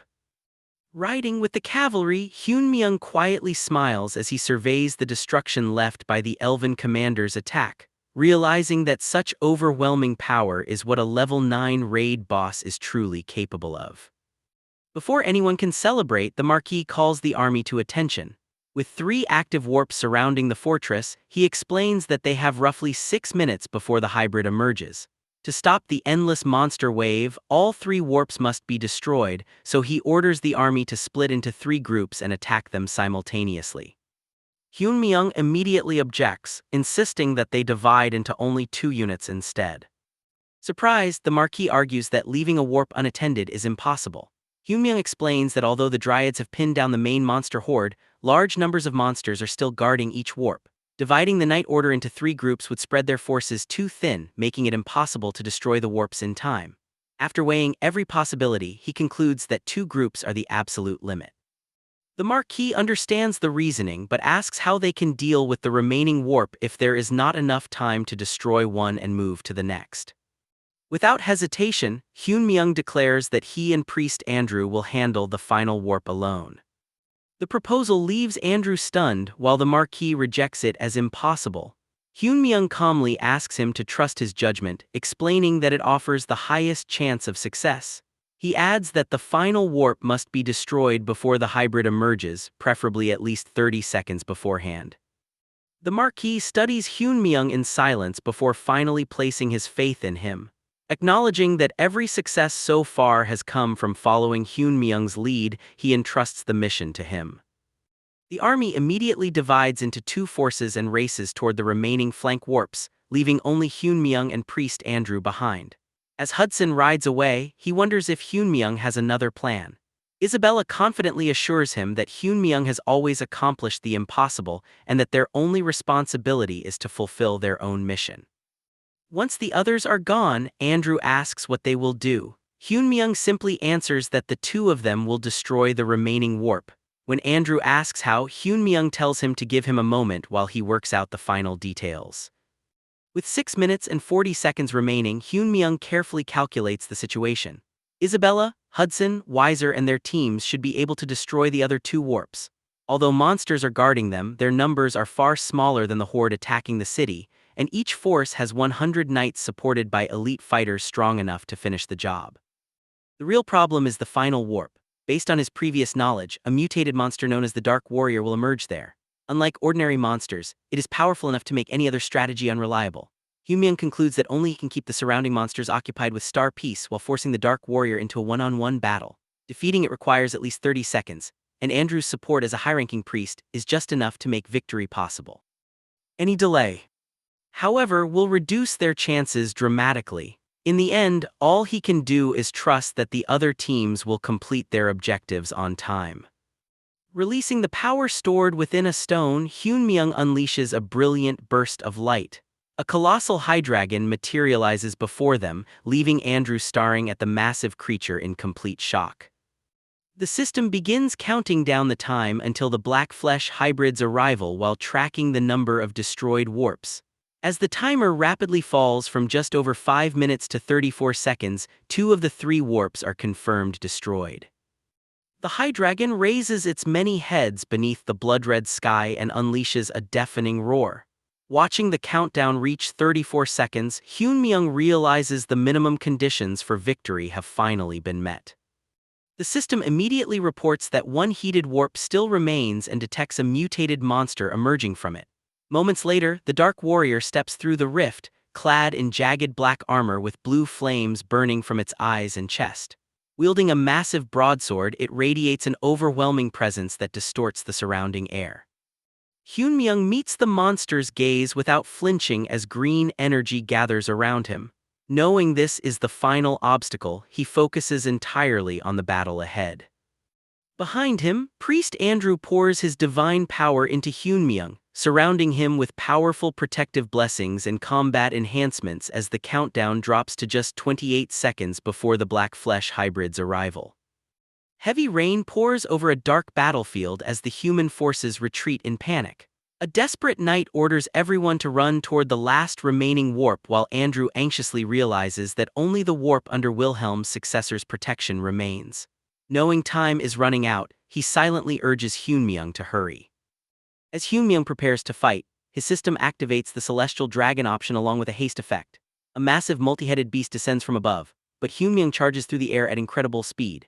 Crimson slashes carve through the monster before it is completely torn apart, its remains scattering across the battlefield. His system confirms the enhanced High Dragon's destruction, starts its cooldown, and shows that only 21 seconds remain before the Black Skin hybrid is summoned. Hyunmyeong draws the ultimate iron sword as blue energy ripples around him. He swings forward, extending his armored gauntlet and releasing a powerful shockwave across the battlefield. The countdown drops to 17 seconds. Watching from below, Andrew stares in awe as Hyunmyeong's blue silhouette stands before the massive crimson rift. A flaming spectral skull appears above the enemy commander, whose expression turns to fear. Their blades collide in a burst of blue light and water, sending the commander flying backward. Hyunmyeong follows with a golden slash that cuts through the surrounding spiked monsters, while dark shadows gather overhead around the enormous vortex. Activating Star Claw, he turns as blue flames surge around him and the remaining time falls to 11 seconds. With blood running down his face, Hyunmyeong corners his opponent, satisfied that the enemy has finally stopped retreating. His thoughts return to an earlier moment when he urgently instructed Priest Andrew to recite the prayer of veneration solely for him. The scene shifts back. Under a clear sky, a gigantic creature advances while the system shows 4 minutes and 31 seconds remaining before the Black Skin hybrid's arrival. Standing atop the structure, Andrew questions whether the two of them can truly accomplish the mission. Hyunmyeong explains that if they had more time, they could have succeeded together, but with his current abilities, destroying the warp before time runs out is impossible. Shocked, Andrew asks why only the two of them came if failure means the city and its defenseless people will perish. Hyunmyeong instead asks whether Andrew truly wants to save everyone, and after Andrew answers without hesitation that he does, Hyunmyeong asks him to perform the prayer of veneration for him. The request leaves Andrew speechless. The system explains that the prayer of veneration is a sacred ritual available only to the highest-ranking priests who have reached the goddess's presence. When offered to someone other than the goddess, it grants that person power comparable to her authority for a brief moment. However, doing so also marks the priest's final prayer, severing their bond with the goddess. For a priest like Andrew who exists solely to serve her, losing that connection is more painful than losing his own life. Hyunmyeong understands that by making this request, he is asking Andrew to abandon the faith that has defined his entire existence. Facing Hyunmyeong beneath the clear sky, Andrew asks how he even knows about the prayer, revealing that only a handful of priests and one other person are aware he can use it. Hyunmyeong dismisses the source of the information, saying only Andrew's ability matters. Andrew points out that anyone who knows of the prayer should also understand what it demands of a priest. Hyunmyeong admits he knows the cost, and reveals that his entire strategy was built on the assumption that Andrew would accept. He explains that sacrificing a single priest offers a greater chance of success than dividing the Knight Order's strength. He also admits he relied on Andrew's inability to abandon innocent people, effectively forcing the decision by placing the citizens' lives at stake, and acknowledges that Andrew has every reason to resent him. Instead of anger, Andrew lowers his head and thanks him. He explains that without Hyunmyeong forcing the choice, he would have spent the rest of his life struggling between his faith and the lives of his people. Through tears, he sincerely thanks Hyunmyeong once again. Hyun-myung is left speechless by the priest's response. His system identifies Andrew as an NPC known for granting numerous honorary quests, a devoted priest, and one of Pangenia's great sagas. Looking at him, Hyun-myung realizes that, more than anyone he has ever met, Andrew has earned his deepest respect. The prayer of veneration is activated, and a brilliant green light engulfs Hyun-myung. The prayer dramatically amplifies every aspect of his abilities, greatly increasing his strength, stamina, agility, intelligence, holy power, swordsmanship, elemental resistance, perception, and mastery of two-handed swords. However, because of his low level, the overwhelming blessing can only be sustained for 2 seconds. Wrapped in the radiant aura, Hyun-myung faces a massive armored monster engulfed in blue flames. Feeling the overwhelming power flowing through him, he believes he can finally replicate Wilhelm's strength. He challenges the monster to witness a technique he would never have wasted before invoking the Night King Wilhelm's swordsmanship. His blade unleashes the genesis of heaven and earth, creating a colossal vortex that tears across the battlefield. The resulting explosion illuminates the entire sky, drawing the attention of the elven archers standing atop the city walls. Below, frightened citizens, including a parent shielding a child, stare upward in disbelief as soldiers and townspeople watch the brilliant light consume the battlefield. Throughout it all, Priest Andrew remains on his knees, praying as the light slowly fades. As the blessing expires, the system confirms that the prayer of veneration has ended. Hyun-myung turns toward Andrew, then walks back from the shattered battlefield while the remaining dark creatures crumble into dust. He deactivates Star Claw, sheathes his sword, approaches the elderly priest, and tells him that he is the one who saved the city. The system then confirms that only 1 second remained before the black-skin hybrid's arrival, and that all 3 overheated warps were successfully destroyed within 9 minutes and 59 seconds. The main quest, Seal the Rift in Dark Space Asterisk, is completed, but the rewards cannot be calculated normally because of a singularity. His record is entered into the Hall of Fame. He obtains a large fragment of the broken golden rule, and the constellations of the White Temple react with displeasure. The Dark Army retreats into the abyss, while the Godskin hybrid engraves Hyun-myung's image into its eyes in anticipation of their next encounter. The hidden Golden Rule shop opens, allowing broken Golden Rule fragments to be exchanged for special talents, items, elixirs, and even mythical species. Hyun-myung also levels up as the system officially confirms the complete success of Main Quest 4, Seal the Rift in Dark Space Asterisk. Priest Andrew recalls the day he met the Night King Wilhelm. Overcome with desperation, he begged Wilhelm to save his daughter Andasar, who had been cursed by black magic and transformed into an elder lich. Despite her transformation into a monster, Andrew never stopped loving her. To protect both Andasar and everyone else, he sealed her away underground. As her demonic power continued to grow beyond his control, he secretly searched for someone strong enough to purify her while also being honorable enough to keep her existence a secret. After countless failed attempts, he finally found Wilhelm, who accepted the request without hesitation. Andrew led him to Andasar's hidden prison, where Wilhelm immediately recognized the situation and agreed to purify her. To Andrew, Wilhelm became the man who saved both his daughter and himself. Back in the present, the battle comes to an end as the remaining warped creatures are destroyed and the Dark Legion is forced back into the abyss. Andrew stares at Hyun-myung in disbelief after witnessing him use Wilhelm's swordsmanship and asks how he knows those techniques. Hyun-myung simply tells him that he is Wilhelm's successor. After removing his equipment, Hyun-myung watches as Andrew becomes emotional, believing it is fate that, after being saved by the master, he has now been saved again by the master's successor. Moments later, Andrew suddenly coughs up blood. Hyun-myung quickly rushes to support him, and Andrew explains that after using the prayer of reverence, his holy power has been completely exhausted, allowing the illness he had been suppressing for years to resurface. Realizing Andrew is in critical condition, Hyun-myung decides to take a chance despite not knowing whether it will succeed. Remembering Andrew's past connection with Wilhelm, he reminds the priest that, after Wilhelm carried his burden, Andrew had given him an indulgence with the promise that it could one day be used for him. Andrew is stunned, insisting that no one else should be able to use an indulgence. Ignoring his doubts, Hyun-myung activates it and absolves Andrew of his sins, hoping its divine power will save the dying priest. A rare indulgence is an authority that a high priest of the Order of the Goddess can grant only 3 times in their lifetime. According to the order's teachings, it can pardon any sin except the 10 evils, the unforgivable cardinal sins defined by the goddess. In practice, the written document is only a symbol. The true indulgence exists as an expression of the priest's faith and authority. In the game, it functions by removing suppression points, a penalty given to players for committing serious offenses. Hyunmyeong recalls that his contract with Dramat also relied on the power of faith rather than something physical. Since that principle worked once before, he decides to test whether it can work again. A warm, golden light envelops Andrew as his holy power begins returning.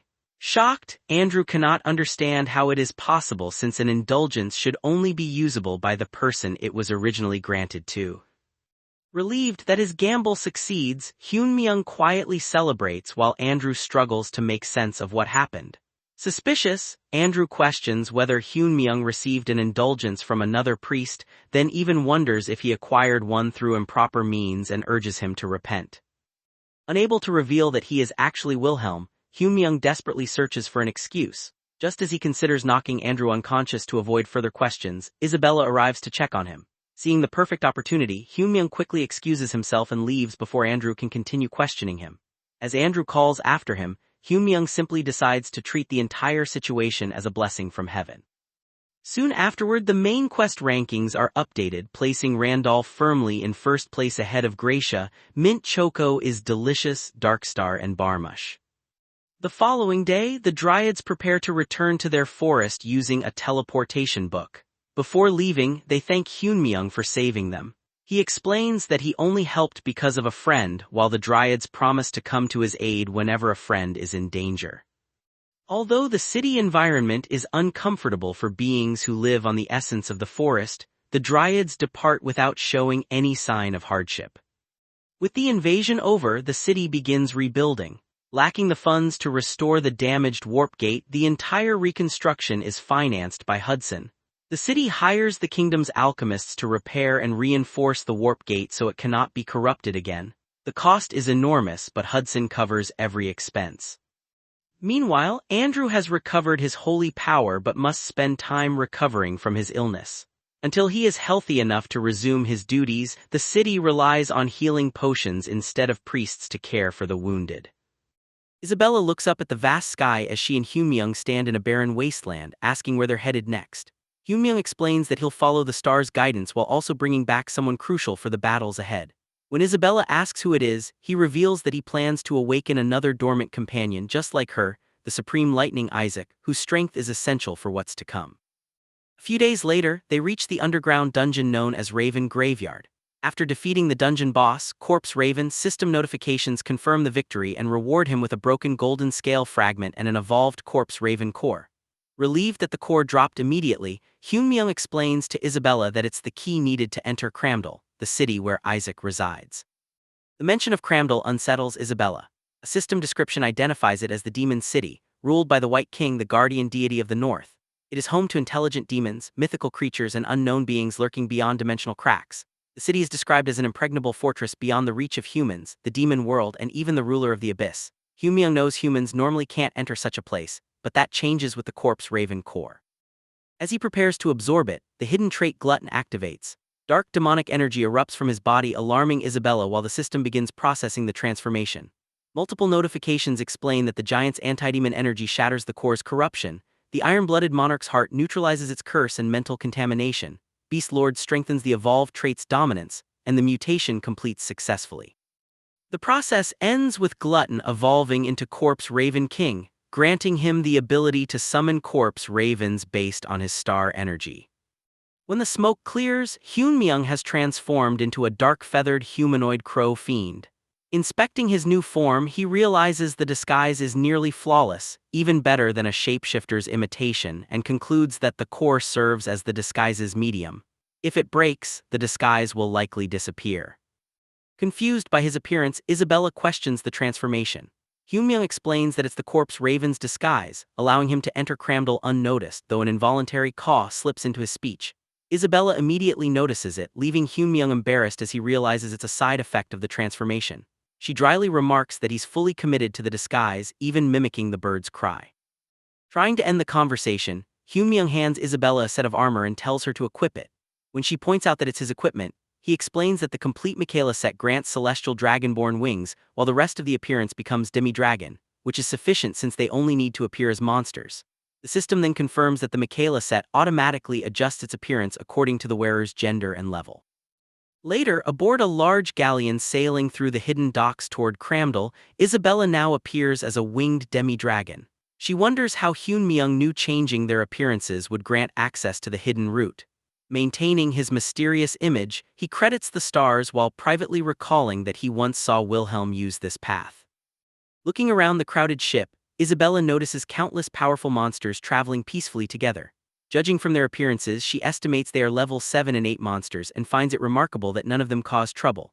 Hyunmyeong explains that only evolved monsters are allowed into Cramdal, and those with the evolved title possess intelligence comparable to humans. Because of that, they strictly obey the city's laws. When Isabella asks why, he simply replies that those are the absolute rules of Cramdal.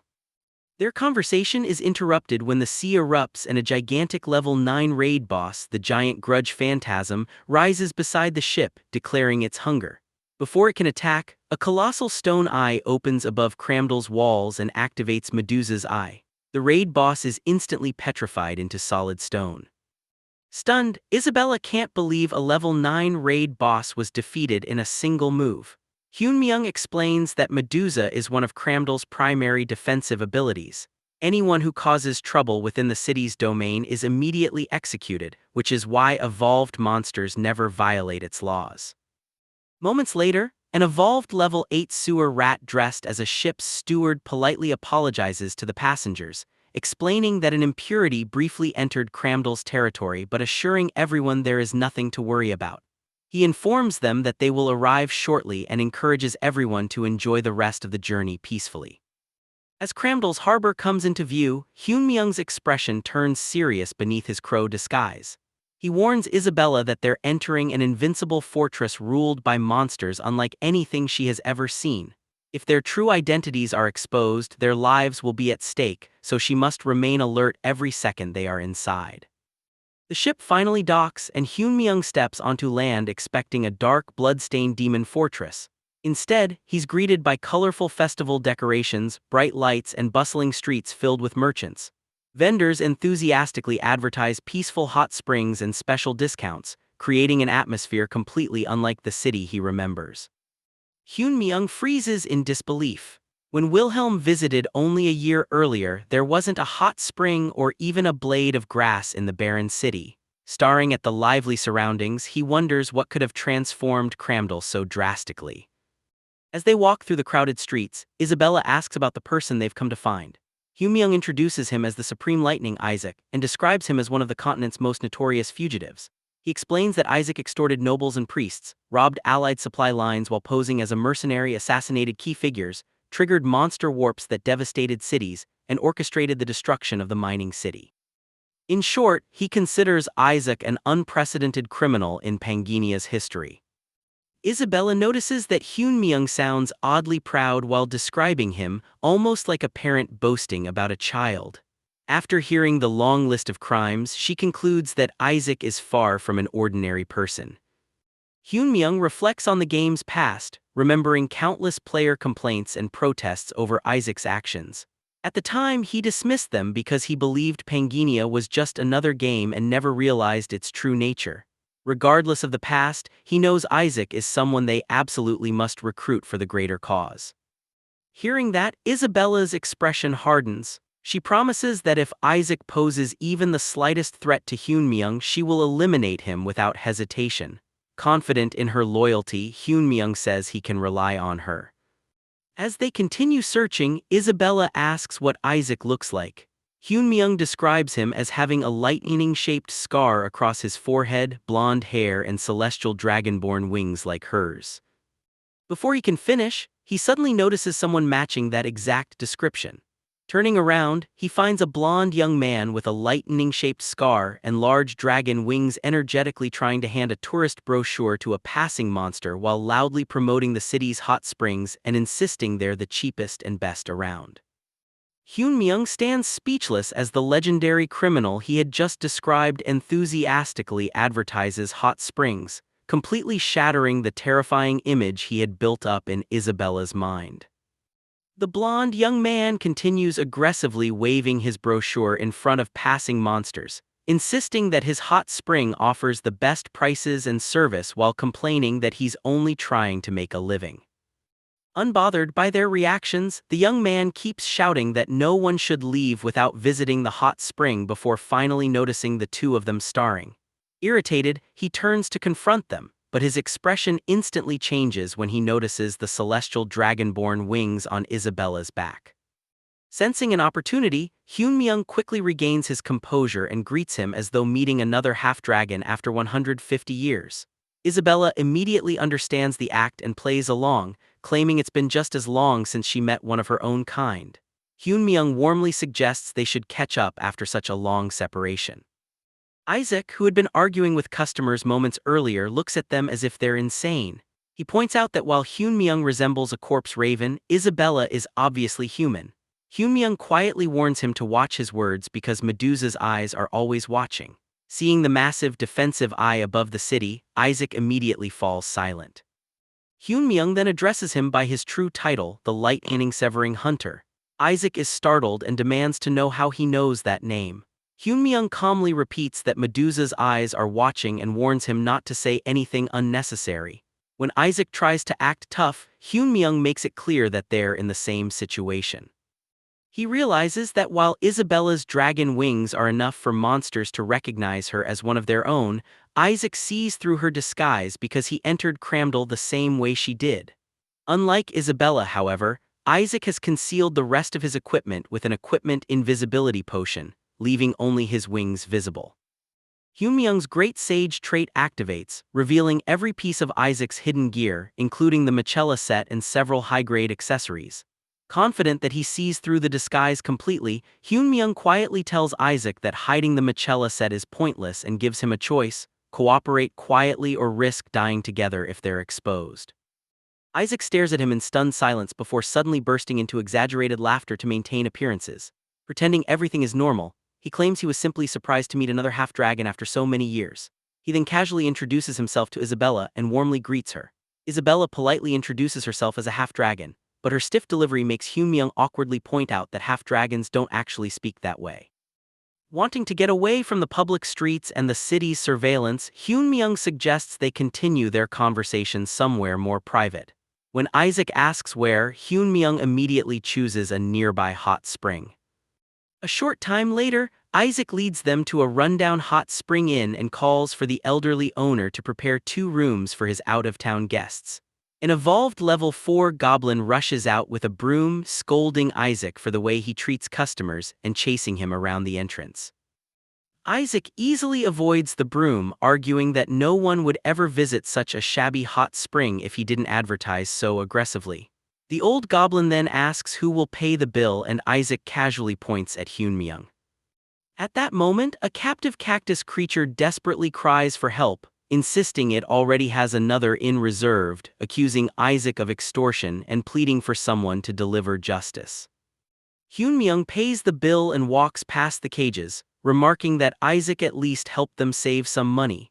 Isabella glances back at the crying creatures, feeling as though they're desperately asking for help, but Hyunmyeong tells her not to make eye contact and keeps walking as the cactus continues crying behind them.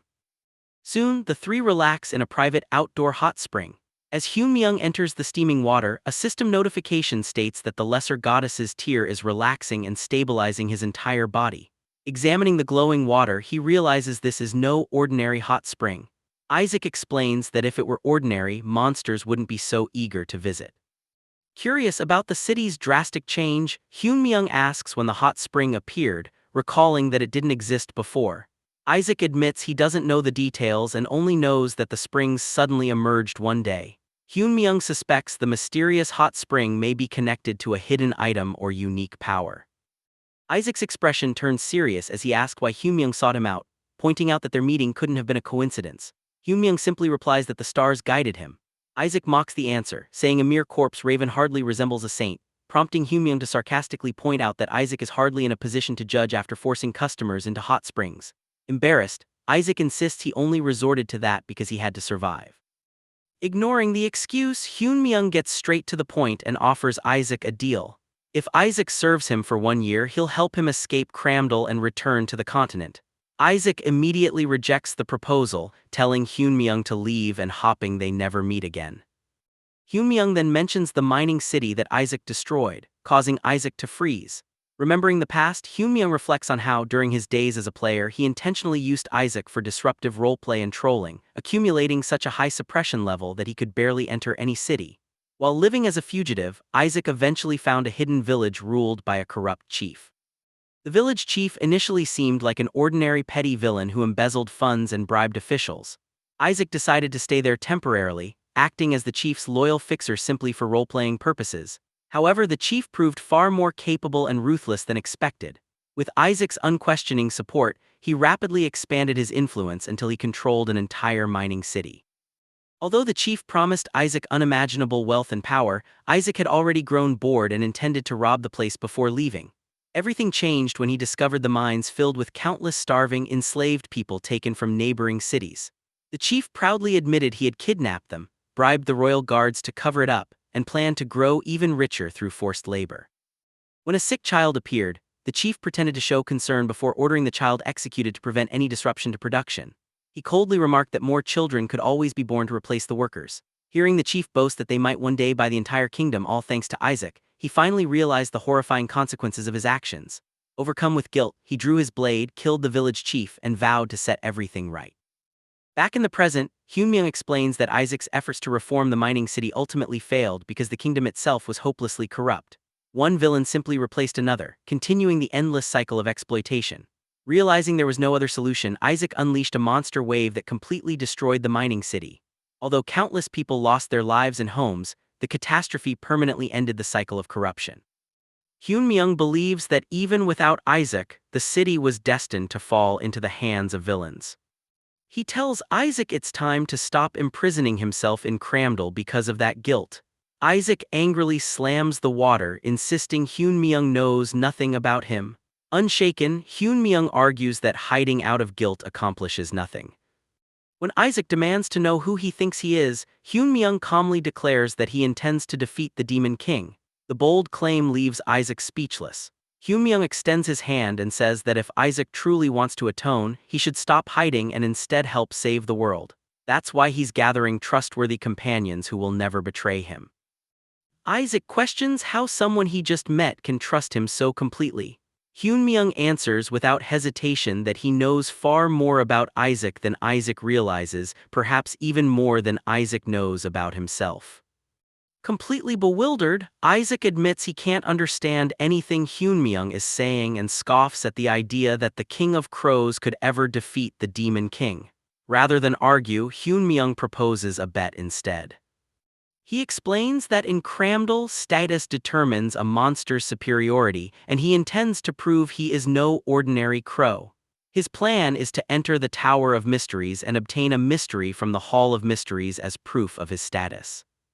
As soon as he declares his objective, a system window appears, updating the main quest. It instructs him to obtain his first mystery from the Hall of Mysteries, with rewards determined by the mystery he acquires. An ominous system explanation appears, describing arcana as a visual trait in the game world. For humans, it is nothing more than decoration, but for monsters it represents species qualification and status. In the demon world, stronger arcana means higher standing. The system also shows the major monster ranks from normal monster to raid boss. It then explains that high-rank arcana does not directly grant power, but strong monsters usually possess better arcana, making it a symbol of strength. One of the best places to obtain such arcana is the Hall of Arcana in Cramdal, where countless monsters risk their lives to climb higher and prove themselves.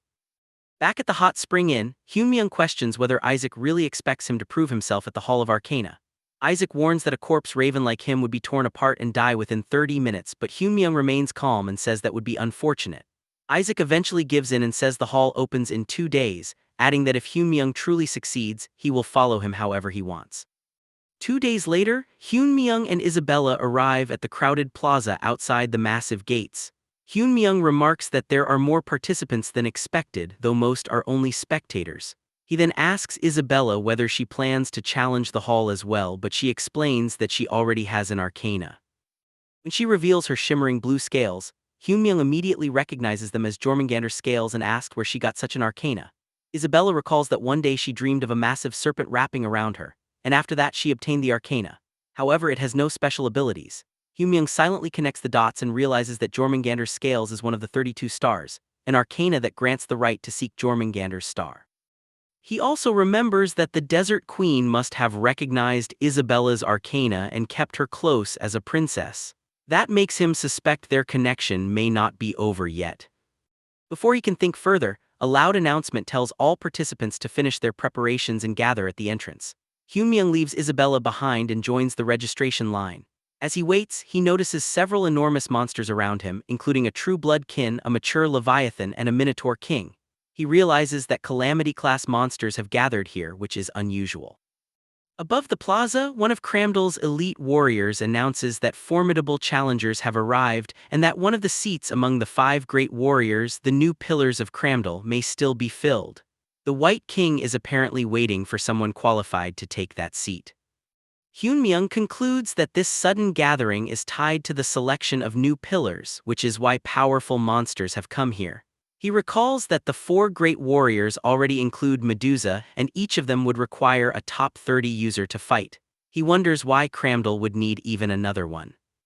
At that moment, a huge elite monster pushes into him and tells him to move aside, mocking the idea that a raven like him could challenge the Hall of Arcana. Another monster joins in, saying this is a place for high-ranking beings and that a raven, no matter how strong it seems for its species, still belongs to a low rank. It tells him to know his place. The Hall of Arcana then opens, and a loud voice counts down the seconds before entry. Hyunmyoung's expression turns cold. He calls the bully a worm and steps past him, quietly promising to remember his face. A bright portal opens, pulling him into the tower's separate dimension. He immediately recognizes the interior as expected and reflects that this was the one place Wilhelm could not reach the highest reward. During his first attempt, information was limited, so he had not realized a second challenge would be impossible and had stopped halfway. This time, however, he already knows the strategy. A system warning appears, showing that the first trial consists of 1,000 level 4 skeleton soldiers. Their level matches the challenger's level, all tools except equipped gear are forbidden, and all blessings and protection effects are stripped away. Thousands of skeletons begin forming around him. Hyunmyoung recalls that Wilhelm's experience revealed 2 harsh conditions for clearing the hall: entering at the lowest possible level and exceeding the standard stats for that level through overwhelming performance. He also knows that without the bonus stats from more than 200 talents and the absurd support of his 13 hidden traits, reaching Cramdal itself would have been impossible. With that in mind, Hyunmyoung spreads his wings and activates Corpse Raven Summoning. A bright blue aura erupts as the skill triggers, and the system confirms that the number summoned depends on the user's star energy while the damage scales with the user's stats. Flocks of massive spectral corpse ravens descend from the sky, tearing through the skeleton army and reducing it to dust. As the battlefield is wiped clean, Hyunmyoung reflects on why obtaining the corpse raven core was so important. Beyond allowing him to enter Cramdal, he specifically needed the corpse raven because its abilities excel in large-scale combat. Although corpse ravens are only low performance level 4 raid boss monsters, they are among the strongest classes for overwhelming weaker enemies. As a lower-ranked monster, their skills also improve much faster than those of higher-ranked species. System notifications rapidly fill his vision as countless skeleton soldiers are defeated. Each kill increases the proficiency of Corpse Raven summoning, allowing him to summon additional ravens. Hyunmyoung calmly walks across the shattered remains, knowing that while his character level won't increase because of his overwhelming talent count, skill proficiency is gained separately. That lets him rapidly strengthen his abilities here. With his unique combination of talents, hidden traits, and class mechanics, he concludes that only he can truly reach the end of the hall. Meanwhile, outside the tower, Isaac is back promoting the hot spring, forcing a passing cactus to carry stacks of promotional flyers. The cactus angrily protests, insisting it's a customer, but Isaac can't understand its speech and simply assumes it's responding. He continues explaining that handing out flyers is the most effective strategy. Their conversation is interrupted when a brilliant pillar of light erupts from the Hall of Arcanas. Monsters throughout the city stare at the glowing tower in disbelief as they realize someone has already cleared the first floor in less than 3 hours. Watching the commotion, Isabella asks what the light means. Isaac explains that whenever someone clears a floor of the Hall of Arcanas for the first time, that floor illuminates, allowing everyone to track the challenger's progress. When Isabella asks why everyone is so shocked, Isaac explains that clearing the first floor itself isn't unusual since it has roughly a 30% completion rate. The real surprise is the speed. No one in Cramdell's history has ever cleared it this quickly, not even the White King. Realizing exactly who is inside, Isabella calmly remarks that the star-bearer has accomplished something extraordinary once again. The monster that had mocked Hyunmyeong earlier immediately objects, insisting there's no way the Raven could be responsible since no one knows the challenger's identity until they leave the tower. Isabella simply reminds Isaac that he himself called the feat unprecedented. When he reluctantly agrees, she confidently replies that it could only be the star-bearer. As Isaac stares at her in shock, Isabella looks toward Hyunmyeong's future companions and tells them to remember one thing: whenever the impossible becomes possible, it is only through the star-bearer's will. Deep within an ornate chamber, one of Cramdell's supreme rulers, Gungi of the Four Great Warriors, meditates in silence. A subordinate rushes in to report that the Hall of Arcanas has begun lighting up. Gungi remains calm, remarking that it happened quickly, but hopes this time someone worthy of becoming one of the 5 great warriors will appear, as he has no desire to relive his greatest humiliation. His thoughts return to 2 years earlier when the 4 great warriors, the pillars of Cramdell, were completely defeated by a single human named Wilhelm. Wilhelm spared their lives only to use them as bait to draw out the White King, a disgrace Gungi has never forgotten. He orders the messenger to notify him as soon as someone reaches the 2nd floor, even if they are not yet worthy of the 5 great warriors, so he can personally recruit them. The messenger nervously reveals that the lights have already reached the 4th floor. Shocked, Gungi realizes the challenger has already reached the same floor as the White King in an impossibly short time, and immediately orders all 4 great warriors to gather at the Hall of Arcanas. Meanwhile, inside the tower, system notifications announce that Corpse Raven summoning has reached level 10 and evolved into Advanced Corpse Raven summoning. After clearing the 4th floor, Hyunmyeong is offered the Transcendent Mythic Arcana, Progenitor Giant. Standing atop a mountain of shattered bones, he refuses the reward without hesitation. The system immediately advances him to a higher trial, opening a warp to the 5th floor and explaining that the challenge will be based on the challenger's racial stats. Curious, Hyunmyeong watches as the system scans him, identifying his races as Void, Giant, Druid, Celestial, and Corpse Raven for a total of 55 racial points. Having met the tower's hidden final condition, he unlocks a hidden quest from the Master of the Hall, offering him entry into the Hall of Mythic Arcanas. The system warns that refusing will cancel the quest and return him to the normal Hall of Arcanas. Hyunmyeong realizes this is unexplored territory even for Wilhelm. Although the mythic challenge is undoubtedly far more dangerous, it promises an even greater arcana. While such a reward offers little value to him as a human, he knows he is the only person to discover this hidden path. Unable to resist an adventure no one else has attempted, he immediately accepts the challenge. The surroundings transform into a vast celestial void as the system confirms his entry into the Hall of Mythic Arcanas and grants him the achievement for challenging myth. An awakened skeleton soldier appears, and the system explains that monsters within this hall randomly inherit the challenger's racial stats. The skeleton immediately acquires the Druid and Giant races. Watching the skeleton rapidly mutate, Hyunmyeong realizes that inheriting racial stats also grants access to that race's abilities. The skeleton instantly launches Druid's light spirit arrow before following it with Giant's grip. Dodging the massive attack, Hyunmyeong concludes that even for a hidden quest, the difficulty has increased dramatically. At that moment, countless eyes appear across the sky as every constellation of the 100 Stars Temple turns its attention toward the hidden quest. Hyunmyeong sighs, wondering whether they're fascinated by the quest or simply hopping to watch him struggle. He activates Star Pierce, sending stellar energy through his body for 26 seconds. Deciding not to prolong the battle under the constellation's watchful eyes, he prepares to finish the fight quickly as every constellation remains focused on him. Outside, panic spreads through the city square when the top floor of the Hall of Arcanas suddenly lights up. The gathered monsters are stunned, unable to believe someone has reached the summit so quickly. Convinced such a feat is impossible for an ordinary monster, they begin speculating that the challenger must be an overwhelmingly terrifying existence capable of transcending all species. Isaac stares at the glowing tower in disbelief, realizing the raven has reached the 5th floor, a feat even the White King never accomplished. The crowd suddenly parts as an overwhelming presence descends upon the plaza. The 4 great warriors arrive together, freezing the entire area with their intimidating aura. Gungi and the Great Earth Dragon exchange a few words before the Snake King precisely notes that only 2 years and 87 days have passed since they last gathered. Medusa asks Gungi what he believes awaits inside the tower. Gungi admits he doesn't know, but he is certain the challenger has reached the final floor which even the White King failed to conquer. He believes no one should surpass either the White King or Wilhelm, yet another being capable of rivaling them may have appeared. If such an existence truly exists, Cramdal's absolute order could lose its meaning.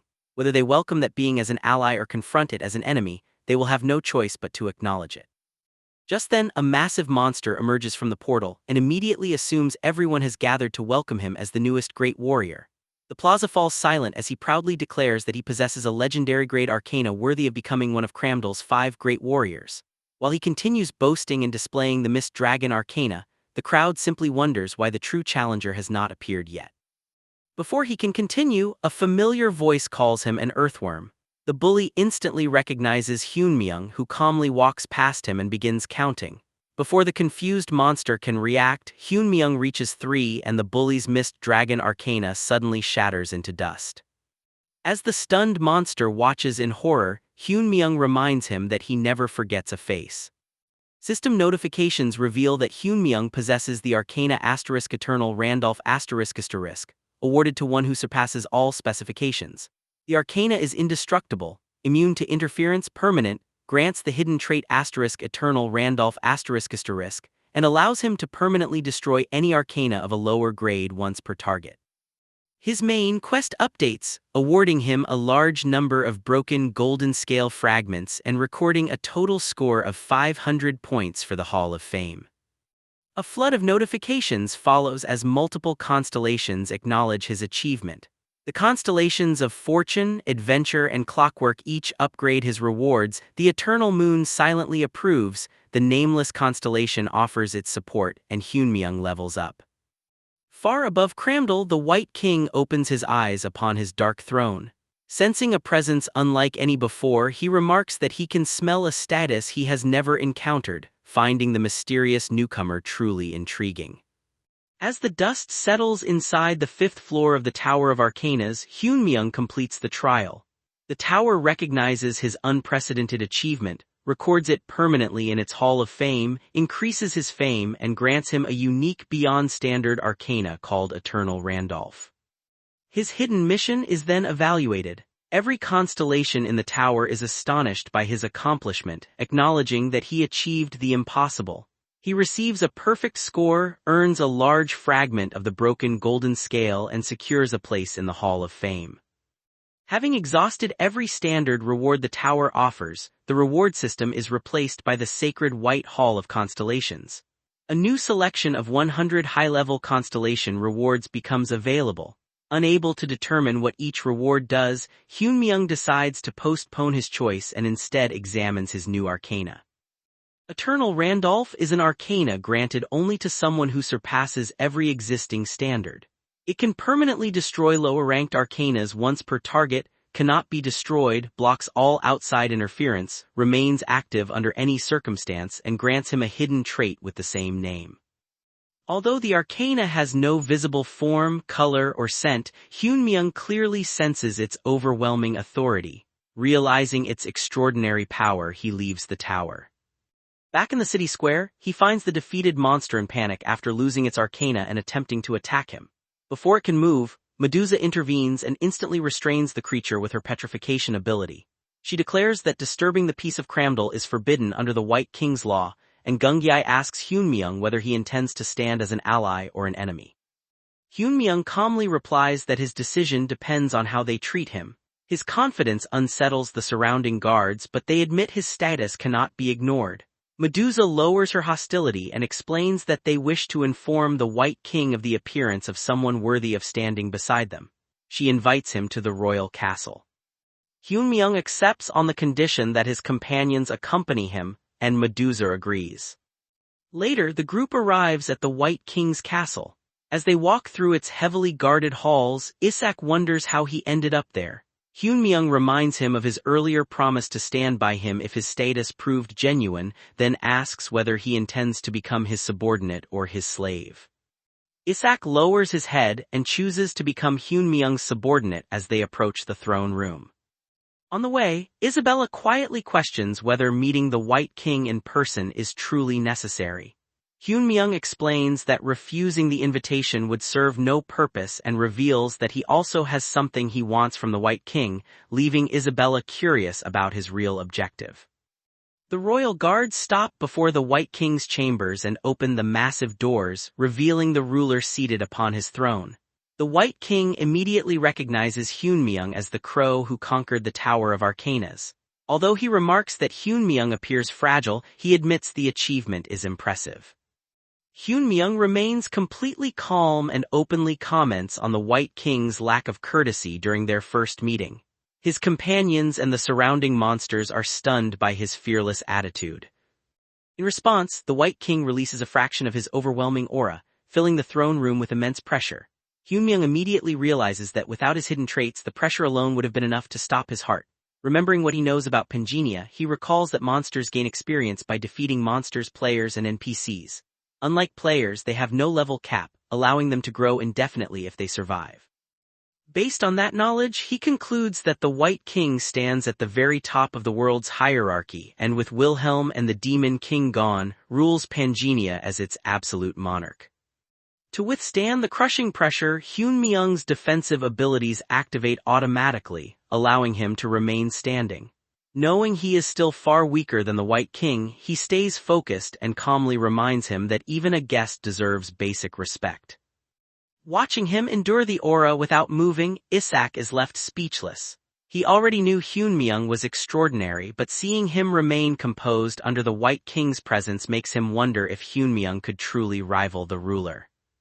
The White King suddenly withdraws his aura and bursts into laughter. Amused by Hyunmyeong's composure, he admits he now understands why the four great warriors brought him there. Hyunmyeong realizes his approach has worked. From what he knows, the White King only pays attention to those who interest him. He values strength above all else, is possessive of what belongs to him, and acts almost entirely on instinct. The White King ends the confrontation before it causes further damage to Cramdal. Although Hyunmyeong points out his poor manners, the ruler simply laughs and rewards him for sparing his warriors. Hyunmyeong understands that despite his unpredictable personality, the White King is generous toward those he likes. To negotiate with him, the first step is earning his interest. The White King then asks for his name. Hyunmyeong's companions recognize that being called strange is the highest compliment the ruler gives, confirming that Hyunmyeong has gained his attention. Hyunmyeong introduces himself as Randolph. The White King carefully senses the mysterious arcana within Randolph. Although it has no visible form, he recognizes it as the arcana that destroyed the Mughas arcana. Even his own arcana reacts with fear, leading him to conclude that Randolph possesses a higher species rank. While a higher rank does not always guarantee greater strength, clearing the tower's final mythic trial proves Randolph is no ordinary being, making the White King eager to test him in battle. As the ruler's fighting spirit rises again, everyone in the room grows uneasy. Hyunmyeong immediately warns that a battle between them would destroy Cramdal. The White King agrees that he cannot risk his own territory and abandons the idea before asking about the hidden floor of the Tower of Arcanas. Hyunmyeong refuses to reveal the trial without receiving something in return. Accepting the condition, the White King asks what he wants. Hyunmyeong explains that he is searching for something within Cramdal and requests the White King's cooperation. The ruler immediately agrees, assuring him that no monster would interfere with one of the 5 great warriors. Hyunmyeong shows little interest in the title and questions why he should serve the White King. The ruler clarifies that a great warrior is not a subordinate but an equal who simply chooses to respect him. After considering the situation, Hyunmyeong realizes the 4 great warriors are all level 12 beings who govern the territory alongside the White King. Accepting the position would allow him to move freely throughout Cramdal and help him accomplish his objective, so he accepts the offer. The White King officially welcomes Randolph as the newest pillar of Cramdal. Later, Hyunmyeong visits the Serpent King, the ruler of Necruvale and one of the great warriors. He asks for help searching Cramdal, but the Serpent King dismisses the request and tells him to ask someone else. When Hyunmyeong reminds him that the White King personally promised his cooperation, the Serpent King stops and asks what could be important enough to invoke the ruler's name and why Hyunmyeong chose him specifically. Hyunmyeong finally reveals that the one he has been searching for all along is the Serpent King himself. He expresses his interest in him and requests permission to enter his sanctuary, leaving the Serpent King completely confused. She immediately misunderstands his intentions, assuming he joined the 5 great warriors to pursue her, and angrily rejects the idea. Hyunmyeong quickly clears up the misunderstanding, explaining that he came because he heard she deeply appreciated art. When she is caught off guard by the compliment, he reveals that he has been searching for an artist like her and asks to see the famous corpse art displayed in her sanctuary. His request reminds him of a conversation he had before leaving the knight's garden. At the time, he had asked Priest Andrew for a letter of absolution. Since it was a quest reward, Andrew explained that he could not simply give it away. Knowing this, Hyunmyeong proposed a trade. Drawing on memories from his previous life as Wilhelm, Hyunmyeong recalled purifying Andrew's daughter Andasar after she had become an elder lich. Although she was purified, she could never fully regain a human body and eventually died. Her body was later stolen, and after arriving in Cramdal as Wilhelm, he learned that the Serpent King had taken it. Using that knowledge, Hyunmyeong promised to recover Andasar's body in exchange for 2 letters of absolution, one needed to retrieve her remains and another as his reward. The proposal left Andrew surprised by the request. Returning to the present, Hyunmyeong once again expresses his desire to see the Serpent King's artwork and asks to visit her sanctuary. Delighted to meet another monster who appreciates art, the Serpent King happily accepts and invites him inside. Later, the group arrives at the Serpent King's castle on the outskirts of Cramdal. The Serpent King warmly welcomes everyone and proudly escorts them through her sanctuary. Following behind, Isak cannot believe that, after meeting the White King, he is now entering the Serpent King's sanctuary as well. Isabella calmly tells him to get used to it because even more unbelievable events will continue to happen. When Isak comments on how calm she is, Isabella explains that she has served the Star Bearer longer than anyone else and is his second in command, with Hudson ranked 3rd and Isak after him. Confused, Isak wonders who Hudson is. As they continue deeper into the sanctuary, Isak recalls the terrifying rumors that the Serpent King once turned an entire city into a field of corpses. Seeing her current behavior, he begins to question whether those stories were exaggerated. The group eventually reaches the Serpent King's private gallery, where she proudly presents her collection and asks for Hyunmyeong's opinion. Shocked by the gruesome displays, Isak nearly insults the artwork before the Serpent King immediately becomes enraged and prepares to kill him. Isak quickly apologizes and reminds her that violence is forbidden within Cramdal. The Serpent King dismisses the concern, explaining that a great warrior holds the same authority as the White King, meaning killing someone in this situation would not violate the rules. Before the conflict escalates, Hyunmyeong steps in and praises the artwork, explaining that true masterpieces cannot be understood by ordinary people. He compliments the emotional depth of her creations and suggests ignoring those incapable of appreciating them, instead asking her to personally introduce each piece. His praise immediately calms the Serpent King. Thrilled to have someone admire her work, she eagerly begins explaining every exhibit, including leather crafted from the skin of humans who invaded Cramdal, describing the care taken to preserve every detail.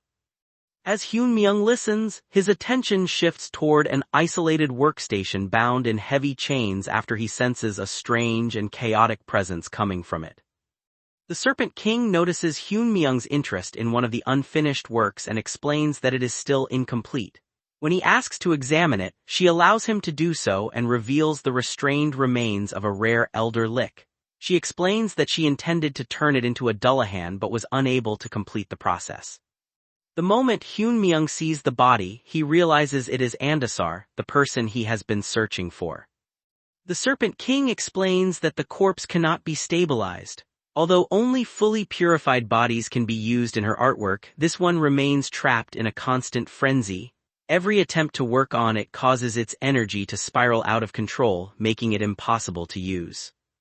Seeing the opportunity, Hyun-myung asks if he can have the corpse since she has no use for it. The Serpent King agrees, saying that if he can handle something even she cannot control, she is willing to give it to him. As he approaches the unstable body, Hyun-myung recalls why the Serpent King failed. Andasar is neither fully human nor fully monster.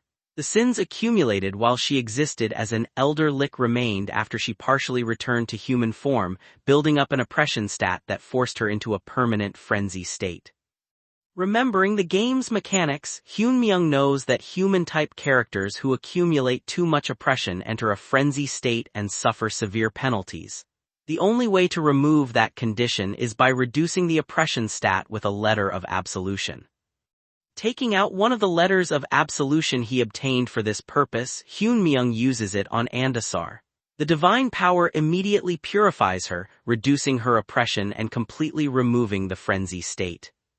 The Serpent King is astonished. She had never imagined that someone could effortlessly purify a material even she could not handle. She begins to wonder whether Hyun-myung is not only someone who understands corpse art but also an artist who walks the same path she does. The realization awakens years of loneliness. As the master of Necruvale and the creator of corpse art, the Serpent King has always lived in isolation because almost no one could truly understand her work. While a few critics appreciated her creations, none could share the hardships or joy of creating them. Believing she had finally found someone who truly understood her art, the Serpent King becomes overwhelmed with emotion. With tears in her eyes, she embraces Hyun-myung and expresses her joy at finally meeting someone like him. At the same time, Hyun-myung successfully recovers part of Andasar's body, bringing him one step closer to fulfilling the promise he made to Andrew. Meanwhile, a month passes since monsters first invade Earth, and the existence of Dimension Warriors becomes public. During that time, the interdimensional community grows into the world's largest source of information, attracting over 1 billion visitors. Renowned Dimension Warriors actively share strategies and survival guides there, making it the most trusted source of information for governments and civilians facing the ongoing crisis. The community is managed by a mysterious figure known as Master, who began recruiting Dimension Warriors even before the first invasion. Over time, he builds the largest player faction, forms alliances with influential politicians and business leaders, and earns recognition as one of the 8 heroes among players. At a high-security summit in the United States, several members of the 8 heroes gather to discuss the current situation. After briefly noting Gracia's absence, the meeting shifts to Randolph, who is believed to be Wilhelm after once again overturning the main quest rankings. Although some believe he should be dealt with immediately, the others decide the coming dimensional invasion is a greater priority. They explain that the previous monster attacks were merely scouts. Once the dimensional rift fully opens, the real invasion will begin, and ordinary military forces will no longer be able to protect humanity. At that point, players will become the world's true protectors, replacing governments and corporations as the dominant authority. At the same time, the world's collapse continues to advance, drawing closer to the point where the first dimensional wall will fall. Back in the Serpent King's sanctuary, she is amazed after watching Hyun-myung purify Andasar's body. Curious about his method, she asks him to reveal the technique. Hyun-myung realizes monsters know nothing about the frenzy state because unlike humans, evil deeds only improve their reputation instead of driving them into madness. Using that knowledge as an excuse, he avoids revealing the truth, explaining that artistic techniques are not something artists casually share. The Serpent King eagerly hopes he will reconsider, while Hyun-myung prepares to take Andasar's body. However, he notices that the head is missing and asks where it went, believing he should return the body to Andrew intact. The Serpent King explains that the head was already missing when she found the corpse. She tracked its remaining energy into Cramdal's underground, but she was forced to give up because even she could not enter. Surprised, Hyun-myung asks how someone as powerful as one of Cramdal's rulers could be denied entry. The Serpent King explains that the underground is occupied by the Star Guardians. Although monsters normally dominate the continent, Cramdal maintains a non-aggression pact with the Star Guardians, preventing any conflict. When Hyun-myung asks why the Star Guardians are there, she explains that a mysterious hot spring connected to the stars lies beneath Cramdal. A unique grade arcana covers the area like a veil, preventing the Star Guardians from reaching the star they seek, leaving both sides locked in a stalemate. Even the White King has tolerated their presence because breaking the pact would have serious consequences. She advises Hyunmyeong to forget about recovering the missing head. Instead, Hyunmyeong calmly decides the problem can simply be solved by removing the Star Guardians. Before leaving, he asks the Serpent King to inform the White King that he will eliminate the unwanted guests occupying Cramdal. One day later, Hyunmyeong descends into Cramdal's underground, where the Star Guardians Dramut and Phoenix await. Phoenix questions Dramut, demanding to know whether the mysterious corpse Raven is truly capable of removing the arcana blocking their path and warns him that there will be consequences if he is mistaken. As Hyunmyeong travels with them, he recalls meeting Dramut earlier at Cramdal's central hot spring. During that conversation, Dramut was astonished by Hyunmyeong's flawless ability to disguise himself as a monster, and questioned whether he was really human. Hyunmyeong explains that he learned the Star Guardians were in Cramdal through the administrators, before asking why they had gathered around what appeared to be a 33rd star when only 32 should exist. Dramut explains that the original 32 stars were created from the body fragments of Lee, the goddess of Earth. However, the newly discovered 33rd star is believed to originate from Pina, the goddess of the sky. Because this star has never existed before, the Star Guardians have been taking turns protecting it while investigating its true nature. Hyunmyeong recalls the ancient history of the world. The current continent is the land the younger twin goddess Pina raised into the sky while the demon world was believed to exist beneath it. He asks Dramut whether the appearance of Pina's star means the goddess is also dead. Dramut explains that confirming that truth is exactly why the Star Guardians gathered there, but a unique grade arcana covering the area has prevented them from reaching the star. Hyunmyeong then reveals why he sought out Dramut. He asks to be taken directly to the Star Guardians, claiming he can destroy the arcana blocking their path and help them. Dramut initially laughs in disbelief, unable to imagine anyone destroying an arcana which he considers an absolute truth. However, seeing Hyunmyeong's unwavering confidence, he realizes he is serious and reluctantly accepts that he is not someone who makes empty claims. Back in the present, the Star Guardians ask why Hyunmyeong is willing to help them. He explains that he is searching for something in the area and removing them from Cramdal benefits both sides. Dramut accepts his explanation, but is surprised when the White King suddenly appears with several monsters. The White King assures the Star Guardians they have no intention of interfering, and have only come to witness their newest great warrior accomplish what the Star Guardians themselves could not. Dramut responds with open hostility, while Hyunmyeong realizes the two sides could easily start fighting if left alone. Deciding to finish the matter quickly, Hyunmyeong approaches the shimmering barrier. After confirming it is an arcana, he realizes his eternal Randolph arcana can permanently destroy it regardless of its grade. As he prepares to activate its ability, he notices a warning connected to the first wall and an unknown main quest. Although uncertain about the consequences, he knows there is no turning back and proceeds. The barrier is permanently destroyed, opening the path to the mysterious star hidden beyond it. As the dust clears, the long-hidden 33rd star finally appears before everyone. Before Hyunmyeong can investigate further, the world's collapse accelerates. The destruction of the first wall causes Pangenia's collapse rate to reach 10%, triggering a new global event. At that moment, the world's first main quest officially begins, assigning a single objective: eliminate the King of the Dimensional Rift. The King of the Dimensional Rift arrives on a black horse, his dark armor making him look like something out of a nightmare. As the first wall disappears and Pangenia's collapse rate reaches 10%, the main quest is triggered for everyone: eliminate the King of the Dimensional Rift. Isabella von Durian watches the chaos unfold from atop Dramut while Banny desperately asks whether Park Hoon-young is still safe. Hidden behind his plague mask, Park Hoon-young remains focused as the system confirms the arrival of RM, the first King of Hell. His undead army follows behind him, and his goal is to tear out Pina's heart and create a path to Earth. A dimensional rift opens, signaling the beginning of the true invasion. The quest gives everyone 30 days to eliminate RM before Earth is destroyed. Back in the city, people stare at the blood-red sky as dark vines spread through the clouds. At the guild headquarters, a subordinate informs Master that the first rift is about to open. Master remains calm and refuses to rush into the situation, planning to wait until the city is overwhelmed with suffering so he can appear as its savior. However, his plan is disrupted when he notices that the raid has already begun. The completion rate rapidly climbs toward 8%.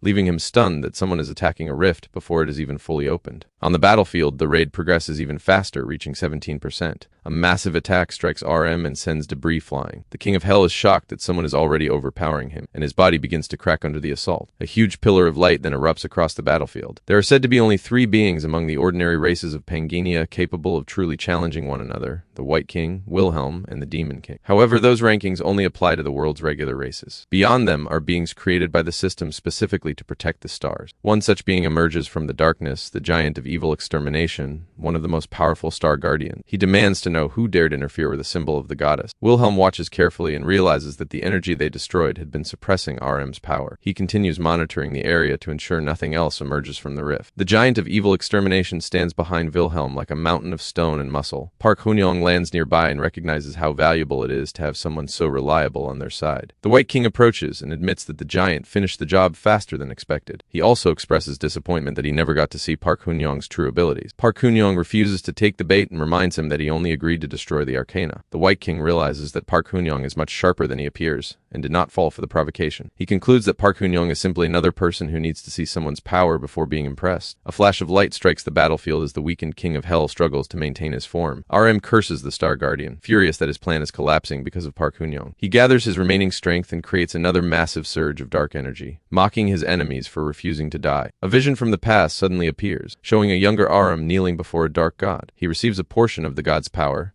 and is ordered to invade Earth. The figure on the throne points toward another dimension, revealing that the invasion is only the beginning of a larger plan to cross over and eliminate Earth's defenders. The vision disappears, and RM laments his misfortune at encountering such a powerful opponent. His invasion is already falling apart, but he refuses to surrender. Something crashes heavily to the ground, marking the end of his reign. The Giant of Evil Extermination stands over the fallen King of Hell, but RM still has one final move. He gathers an enormous amount of mana and prepares to destroy everything around him. A purple vortex tears through space, threatening to swallow the entire battlefield. Bonnie struggles against the overwhelming gravitational pull, while Isabella von Dergen and the others are dragged toward the center. The White King immediately realizes that RM intends to self-destruct and take the entire dimension with him. He tells Park Hunyong that they need to evacuate immediately. Park Hunyong asks about the Star Guardians, but the White King considers them as good as dead. Although Park Hunyong knows the White King's instincts are usually reliable, he refuses to abandon them. Drummond is also pulled toward the vortex and cries out for help, unable to grab onto anything. The White King continues urging Park Hunyong to hurry as the vortex grows larger. Instead of retreating, Park Hunyong remains behind and searches for another solution. He suddenly remembers an unused reward from the constellations, obtained for clearing an S-rank quest. Among the legendary rewards is the Circlet of Constraint, an artifact designed to seal energy. Park Hunyong selects it and decides to stake everything on the artifact. Confused by his actions, the White King watches as Park Hunyong moves toward the danger instead of escaping. Park Hunyong tells him to watch closely because he intends to stop the explosion himself. He then flies directly into the center of the purple mana storm. Dramat watches in horror as his master enters the heart of the deadly vortex. Park Hunyong extends his hand, and a small golden light begins forming at his fingertips. Even as space tears apart around him, he remains steady and prepares to activate the artifact. The massive vortex continues to churn around him until the Circlet of Constraint activates. A brilliant light erupts from its center, and the Giant of Evil Extermination watches as the enormous concentration of mana begins being drawn into a single point. The dark energy gradually disappears beneath the blinding white light. RM's silhouette remains visible inside it as his mana is stripped away. A golden circlet appears above the King of Hell and settles onto his head. RM is terrified by the unfamiliar power, but Park Hunyong calmly commands the circlet to shrink. The enormous king of the dimensional rift is instantly reduced to a tiny, powerless form. RM stares upward in disbelief as Park Hunyong's hand descends over him, confirming that he has finally captured his target. The main quest is immediately completed. High above the city, the dark clouds begin to clear and sunlight returns. People look toward the sky, wondering whether the monster threat has finally ended. Meanwhile, inside a quiet office, the sound of a man's footsteps echoes across the floor. Master watches the returning sunlight through the window and realizes that they were only one step away from reaching the world of warriors. He remembers the many fighters he carefully recruited in preparation for this moment. Now that the crisis has ended so suddenly, his men begin receiving orders to disband, leaving them furious over the abrupt end to the chaos. The master is equally frustrated that the conflict ends before he gets a chance to fight. He clenches his teeth, unable to accept that he has been denied the opportunity to prove himself. The quest contribution results then appear, placing Randolph, whose true identity is Park Hoon-young, firmly in first place. Back in his office, the master's frustration turns to anger as he demands an explanation for what happened. Meanwhile, the battlefield remains covered with countless monster corpses, showing the scale of the conflict. The giant of evil extermination is still processing how Park Hoon-young managed to stop an explosion of that magnitude. He acknowledges that Park Hoon-young's abilities are beyond doubt, and his initial curiosity has developed into genuine respect. The White King also watches Park Hoon-young with growing interest, now certain that he wants the masked man on his side. Isaac and Isabella von Dergen fly across the flooded battlefield toward Park Hoon-young, checking whether he is unharmed. Park Hoon-young ignores them and focuses on the massive amount of experience he has gained from clearing the quest. His status updates to level 6, and displays a large number of active hidden traits. He also receives the sealed Holy Grail of the Goddess, which he plans to have Priest Andrew unseal later. Looking down at the tiny RM in his hand, Park Hoon-young notices how drastically the former King of Hell has been reduced. RM continues insulting him and threatening to kill him, while Park Hoon-young recognizes that the circlet of constraint could only seal him because the giant of evil extermination had already weakened him. Still, Park Hoon-young is grateful for the assistance. His remaining objective is to find Andazar's head and complete his business in Kramdal. He asks RM whether he has seen the head of a Dullahan named Andasar. The question immediately catches RM off guard, but he refuses to answer. Park Hoon-young responds by tightening the circlet, causing RM to scream in pain. The former king quickly gives in and promises to hand over the head. A severed head appears, and RM explains that he had kept it because he intended to turn it into a powerful undead servant. Park Hoon-young realizes that, as the king of the dead, RM likely collected Andasar's head while gathering corpses for his army. Park Hoon-young gives the head to Isaac before preparing to leave. However, the giant of evil extermination stops him and expresses his sincere gratitude for helping destroy the barrier. Park Hoon-young remains silent behind his mask, surprised by the sincerity of the gratitude. Internally, as the former Night King Wilhelm, he realizes that the giant could immediately become hostile if his true identity were exposed. He decides it is safer to keep his past hidden, since the giant is far more powerful and unpredictable than someone like Dramit. Park Hoon-young avoids creating unnecessary conflict. He casually suggests that if they truly want to thank him, they can simply hand over the star. The giant refuses to make that decision immediately, but acknowledges Park Hoon-young as a useful ally and compares him favorably to the fool who previously lost his star. As the Star Guardians leave, the giant promises to repay his debt someday while making it clear that the star's fate will be decided later. Park Hoon-young watches them depart and accepts that provoking the giants just to claim the star would be too dangerous. Suddenly, an unnatural light begins spreading across the battlefield. The brightness intensifies until everything is covered in white radiance, followed by a powerful lightning strike that tears through a nearby rock formation. Isabel and Isaac stare at the strange phenomenon while lightning continues flashing through the dark sky. Park Hoon-young freezes as the sudden change triggers a violent memory from his past. In the vision, a mysterious figure calls Wilhelm a monster, and marvels that a 5-star transcendent could push them so far without divine assistance. The figure explains that physical strength alone cannot destroy a true essence, and reveals that Wilhelm's victory was ultimately meaningless. Dark purple energy erupts as the figure declares an intention to take the Night King's body as a vessel. The shadowy vortex expands around Wilhelm, and he is ordered to sleep for eternity. Wilhelm falls into the depths of his own subconscious, where countless skeletal hands reach upward to drag him into darkness. As he sinks deeper, his golden eye opens, staring into a fate he never imagined. Another memory reveals Pina warning the Night King that he can continue growing even without her divine authority. She explains that if his body is stolen, the entire world and every connected dimension will eventually collapse. Pina then reaches out to the being connected to the Night King from beyond their dimension. As dark hands move toward her, she sacrifices herself to buy him a final moment and offers one last prayer. Blinding light erupts as Pina gives up her life to save the Night King. Wilhelm watches in shock and desperately calls her name, while another voice angrily accuses the goddess of sacrificing the Night King simply to preserve the star. Back in the human world, the master watches the news as players return for their own reason. Hudson continues caring for a patient, showing that some people return because of their bonds while others return for personal goals. Everyone has a different reason for coming back. Wilhelm is swallowed by the brilliant light. Park Hoon-young eventually returns to reality, gasping as Isabella and the others check on him. He clutches his head, overwhelmed by the memories Pina left behind, and begins to understand the significance of the star he now carries. The giant of evil extermination looks down at him and declares that Park Hoon-young has been chosen. The White King explains that the twin goddesses are connected as family in a broader sense, and warns Park Hoon-young not to cause trouble with the 5 great warriors. Dramit and the giant realize that because the star has recognized Park Hoon-young, he has officially become a star guardian. The great warriors stand over the group with overwhelming power. The White King makes it clear that he wants Park Hoon-young on his side, while Isabella prepares to leave, and Park Hoon-young calmly holds the shrunken King of Hell. A new arrival suddenly catches Park Hoon-young's attention. Bunny appears wearing a school uniform and excitedly calls out to him, asking him to stand with her before accidentally calling him master and correcting herself. Dramut also urges Park Hoon-young to move to safety. As the different factions face one another and rain begins to fall,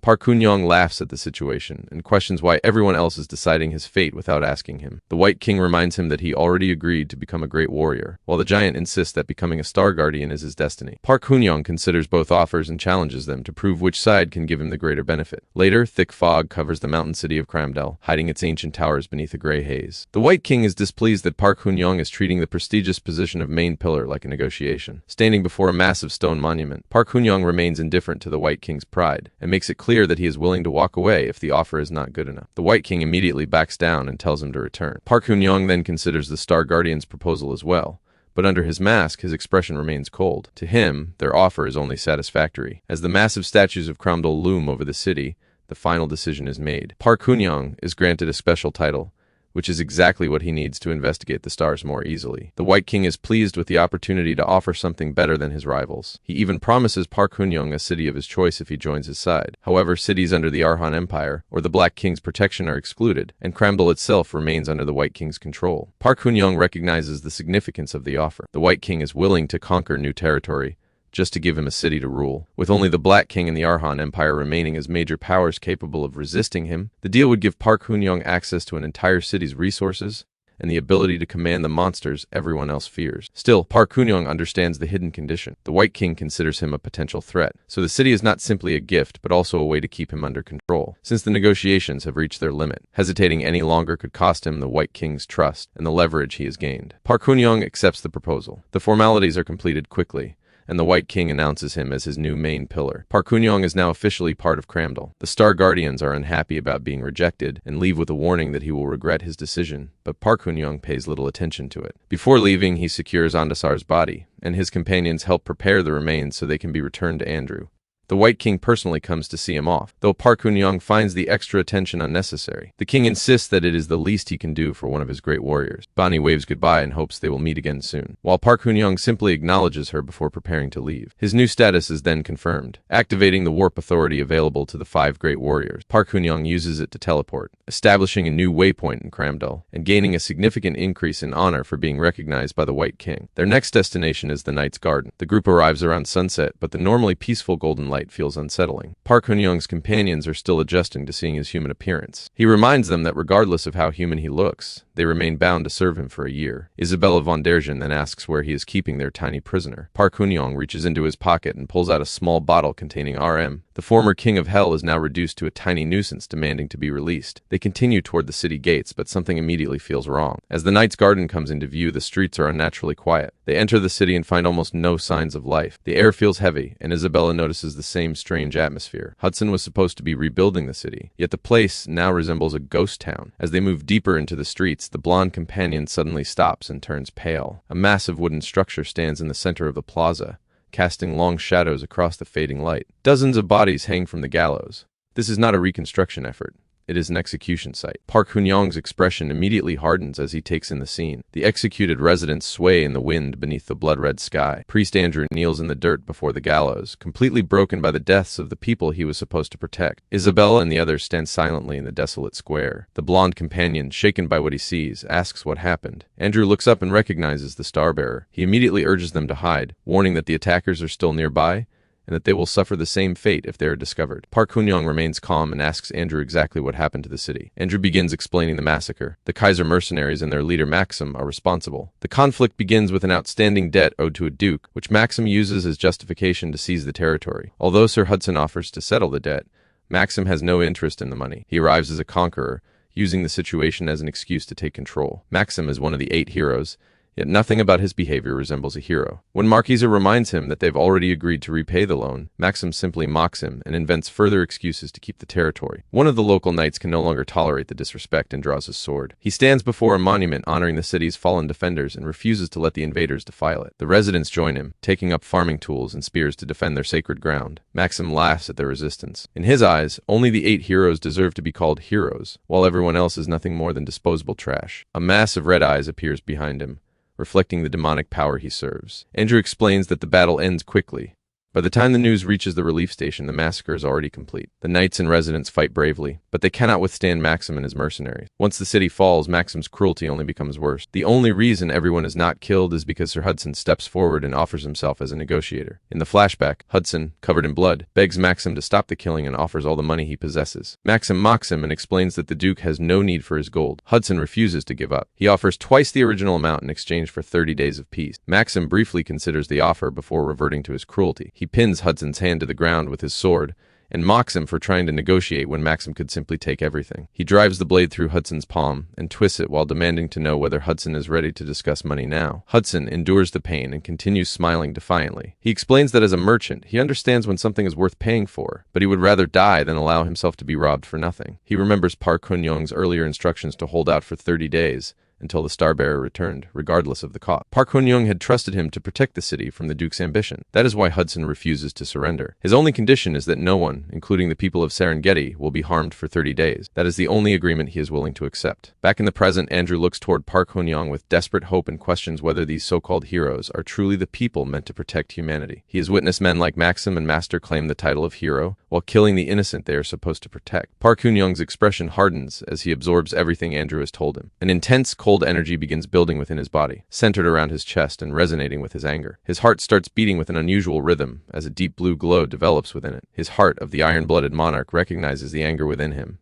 and a new hidden trait quest is triggered. The path of the iron-blooded monarch begins. Outside the main manor where the mercenaries have established their camp, the night remains quiet except for the distant wind. Two guards lean against the stone pillars, complaining about the boring month-long wait ahead, and looking forward to the rewards Maxim promised them, completely unaware of the danger approaching through the darkness. A lone figure emerges from the shadows, his silhouette standing out against the blood-red horizon. One of the guards straightens up as he notices the stranger in a long black coat. The guards intercept him at the entrance, mocking him for coming so close to their headquarters, and demanding to know why he is snooping around. Hun-young ignores their questions and simply asks where Maxim is. One guard laughs at him, assuming he is another fool looking for a fight. Before he can finish, Hun-young draws his sword and kills him in a single motion. Blood splashes across the cobblestones as the mercenary collapses. The second guard stumbles backward in terror, finally realizing who he is facing. Hun-young turns toward him and again demands to know where Maxim is. The sound of boots quickly echoes through the mansion as the alarm is raised. Inside, the mercenaries learn that the guards outside have been killed and rush toward the first floor. A large group of armed mercenaries charges down the grand staircase. Hun-young waits at the bottom, tightening his grip on his sword before moving into them. His blade cuts through the first wave before they can react. Another mercenary falls immediately, his armor unable to stop the attack. Hun-young continues forward with precise strikes, while his rage drives him deeper into the mansion. He drives a fist into one mercenary's jaw, shattering the man's bone and sending him backward. More guards continue pouring down the narrow staircase, only to be forced into Hun-young's range. He keeps advancing, stepping over the fallen bodies as he climbs the stairs. Within moments, blood covers the floor, and the grand hall is filled with the remains of the Kaiser mercenary. With blood on his face and a cold expression, Hun-young continues toward the upper floor in search of Maxim. At the landing, more mercenaries emerge from the rooms along the corridor, carrying axes and heavy swords. A large guard blocks Hun-young's path and swings a massive battle axe toward his head. Hun-young easily sidesteps the attack and counters with his sword. He crashes into the group, throwing them off balance. One mercenary is pierced through the chest, while another is cut down as Hun-young continues forward. The remaining mercenaries begin losing their courage. One drops to his knees and begs for his life while another cries for the captain. Hun-young catches a fleeing mercenary by the hair and prepares to finish him, but a powerful presence suddenly enters the area. A pair of crimson eyes appears as a dangerous figure moves forward at blinding speed. Steel flashes through the air as the new opponent enters the fight, his strength far beyond that of an ordinary mercenary. The two forces collide with tremendous force, cracking the stone floor and sending dust and debris throughout the hall. When the initial clash ends, only the primary combatants remain standing. A dark figure stands in the center of the destruction. Maxim wipes the blood from his mouth with a twisted grin as his demon heart activates and restores his injuries. Hun-young watches the change in Maxim's energy as dark, oily power spreads through the air. The energy coils around him, followed by a surge of unholy power that reveals his monstrous transformation. Maxim briefly kneels and reflects on how Sir Hudson had been desperately buying time for some kind of backup plan. The dark energy gathers around his fist as one side of his face becomes covered by a red, multi-eyed demonic mass. He recognizes Hun-young as the backup Hudson had been waiting for. Hun-young remains calm and questions the reason behind Maxim's action, particularly the massacre of the innocent people living in the territory. Maxim finds the question meaningless and breaks into a manic laugh. He explains that he sees no reason to justify killing the weak. He points out the flowers placed beside a defaced monument, and mocks the people for believing they deserve monuments despite being weak. According to Maxim, only the 8 heroes have the right to stand above others. Hoon-young confronts him and makes it clear that Maxim has no right to call himself a hero. Maxim's expression changes. Only a few people know about his cowardice at the gates of the demon world, and as he examines Hoon-young more closely, he realizes who he is. He identifies Hoon-young as the legendary Phantom and immediately activates his appraisal skill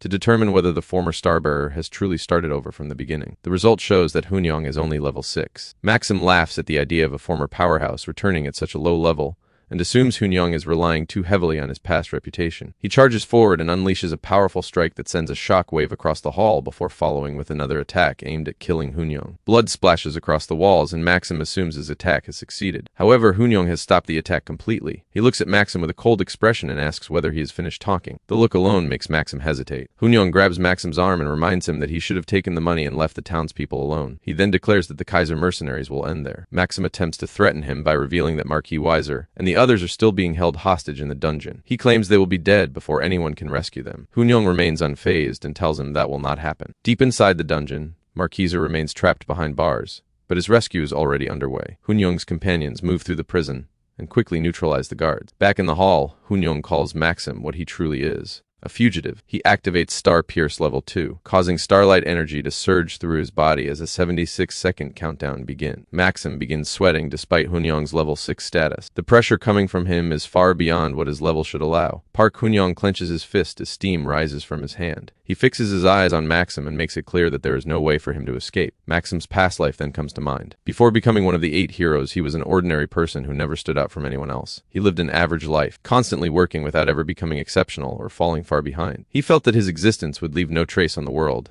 even if he suddenly disappeared. He spent his days focusing on insignificant things while fearing that he was just as disposable as an insect beneath someone's foot. Even after being pulled into the game, Maxim's mediocrity remains unchanged. He is stuck at rank 1033 until one day, in a quiet town square, his life takes a sudden turn. After becoming a player, Maxim feels no excitement. Someone who has never experienced a real fight is suddenly expected to survive against actual monsters. He cannot protect himself, and clearing the main quest seems impossible. With nowhere else to go, he hides in fear, waiting for the inevitable. Then demons appear before him, offering him a way out. A system prompt gives him the chance to change his class to Demon Worshipper, something unavailable to ordinary users. Seeing it as his only opportunity to become more than an insignificant person, Maxim accepts. From that moment, he abandons his humanity in exchange for power, beginning his transformation into a monster. Later, at the mercenary camp, Maxim's life changes again when Wilhelm, the highest-ranked player on the server, approaches him. Wilhelm wants Maxim for the Great Demon World Expedition and offers him 1,200 gold pieces. Maxim is stunned because that amount could hire an entire group of high-ranked players. However,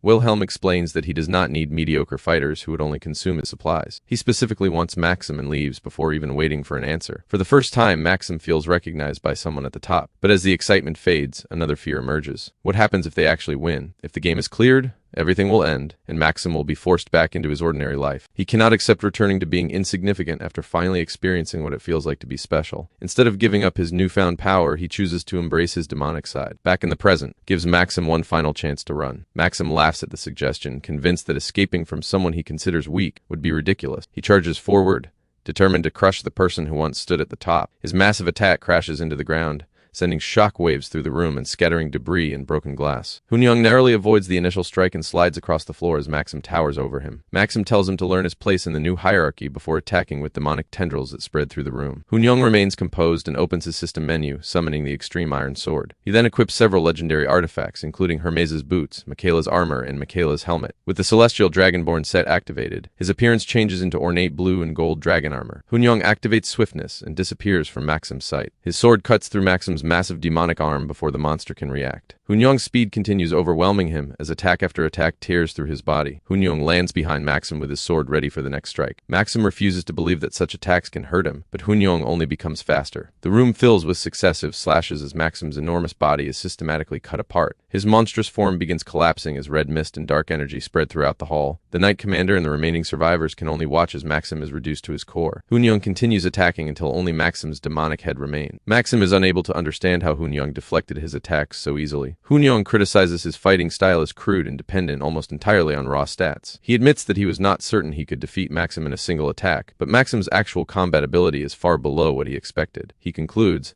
that Maxim has likely never fought anyone truly comparable to himself, and would struggle against the other 8 heroes. Maxim desperately clings to his demon heart, refusing to accept defeat. Hunyong simply calls him weak and delivers another devastating attack. The remaining physical body is destroyed, leaving only Maxim's true form, a small red multi-eyed slug-like core. Hunyong looks down at it and recognizes the demon heart. Maxim panics, realizing that his body has been destroyed and that he needs to restore it immediately. Hunyong pins the demon heart to the floor with his sword and questions whether this pathetic form was all Maxim gained by sacrificing his humanity. The demon heart immediately begs for mercy and surrenders. A system notification confirms that the demon heart has been damaged, restricting Maxim's abilities. Maxim apologizes and offers to return the money he received for the great expedition. He explains that he was terrified of losing his power and argues that Hunyong would understand if he had experienced the same meaningless life Maxim lived in the real world. Hunyong remains unmoved. Maxim has killed too many people to be forgiven. Maxim dismisses those deaths by claiming they were only NPCs rather than real players. Hunyong rejects that reasoning. To him, the people of this world are real, and so are the pain and suffering they experience. As players who are dragged into this world, both of them know these people are no longer simply lines of code. Hunyong prepares to destroy the demon heart. A final system warning confirms that destroying it will permanently remove all of Maxim's abilities. Maxim stares in horror as memories of his powerless former life return. He refuses to become that insignificant person again. Hunyong brings his foot down and crushes the multi-eyed core into the ground. Maxim's remaining glow fades, ending his existence. The system confirms the kill, awarding Hunyong the Demon Hunter achievement and valuable loot. His hidden trait evolves into the heart of the Eternal Monarch, and the Iron-Blooded Monarch quest is completed. Heavy footsteps echo through the bloodstained hall as Hudson rushes toward the fallen Starbearer, desperate to know whether she is still alive. Isabella is stable, bringing immense relief to the Knight Commander. The Lord of the City then turns toward Hunyong, and recognizes him not merely as a guest but as a true successor. He kneels and sincerely thanks Hunyong for saving the city once again. Hunyong explains that he did not come to save them, but to settle a debt owed to those who died. The image of his master Wilhelm seems to stand behind him as he speaks with a maturity beyond his years. The Lord of the City is stunned by his character. Hunyong tells them to stand and reminds them that the city is still in ruins and needs their attention. Outside, Isabella and Isaac pursue the remaining mercenaries attempting to escape. As the sun sets, the survivors begin collecting the bodies of the residents who were slaughtered. Knight's Garden has endured monster attacks, destruction, and betrayal from within. The ruins and debris show how much work remains before the city can recover. Despite everything, the survivors begin clearing the wreckage and preparing to rebuild the city of true heroes. The wealth recovered during the battle is enough to cover the enormous reconstruction costs. Later,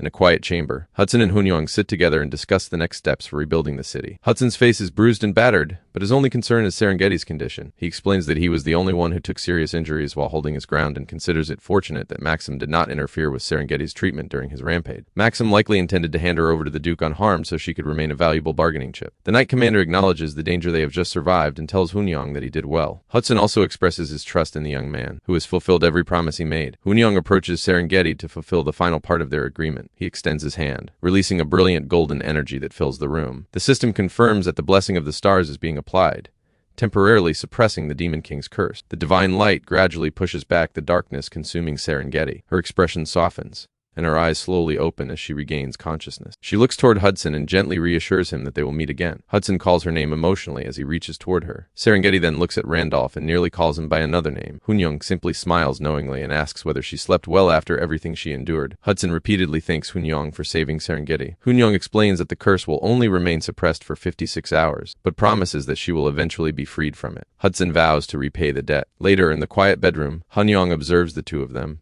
and reminds them that he expects to make good use of them in return for his help. He then tells them to spend the rest of the day recovering. Outside, the sun sets over the damaged city, while Hunyong knows the real struggle will begin the following day. During a council meeting, the atmosphere briefly becomes lighter when Isaac teases Hudson by calling him his father-in-law in relation to Serengeti. Hudson becomes immediately embarrassed and angry, while Serengeti tries to remain composed. Hunyong eventually loses patience with their bickering and silences them, bringing everyone's attention back to the situation. Their real enemies are preparing to make their move. The discussion turns to the 8 great heroes, the powerful figures who control much of the world. The Lord of the City identifies them as the shameless people who ruined the great expedition and took credit for King Wilhelm's achievement. Hunyong then reveals an important detail about Maxim. A tracking spell had been implanted in him, creating a red coordinate mark within his soul that allowed the 8 heroes to determine the exact locations of their subordinate. Now that Maxim is dead, the tracking signal has disappeared, meaning the others will inevitably investigate. The Lord of the City worries that Knight's Garden is far too damaged to withstand a direct attack from such powerful enemies. Serengeti is still physically weakened and suffering from the lingering effects of her curse, while Isaac and Isabella understand how overwhelming the difference in strength is. Hunyong does not hide the reality. If they fight the 8 heroes now, their entire group will be annihilated. There's another problem as well. Maxim was not merely a powerful mercenary. He was the official heir of the Duke's household. Serengeti clenches her fist in frustration, realizing how tightly their political and physical circumstances have closed around them. She complains that they now have to hide from the very people she wants to destroy herself. Hunyong stops her and explains that she is looking at the situation incorrectly. Simply hiding will not solve anything. Eventually they will be cornered again. There is only one reliable way forward. They must become overwhelmingly stronger than their enemies. The lord of the city remains skeptical, worried that they have no time left before another attack comes. Hunyong simply smiles because he has already created the opening they need. Elsewhere, inside a sleek office, a strategist receives confirmation that the tracking curse implanted in Maxim has disappeared. He realizes that their plan to use Maxim to seize Knight's Garden has failed. Since Maxim was still a powerful transcendent despite being the weakest among the group, the strategist wonders who could possibly have defeated him. Only one possibility comes to mind: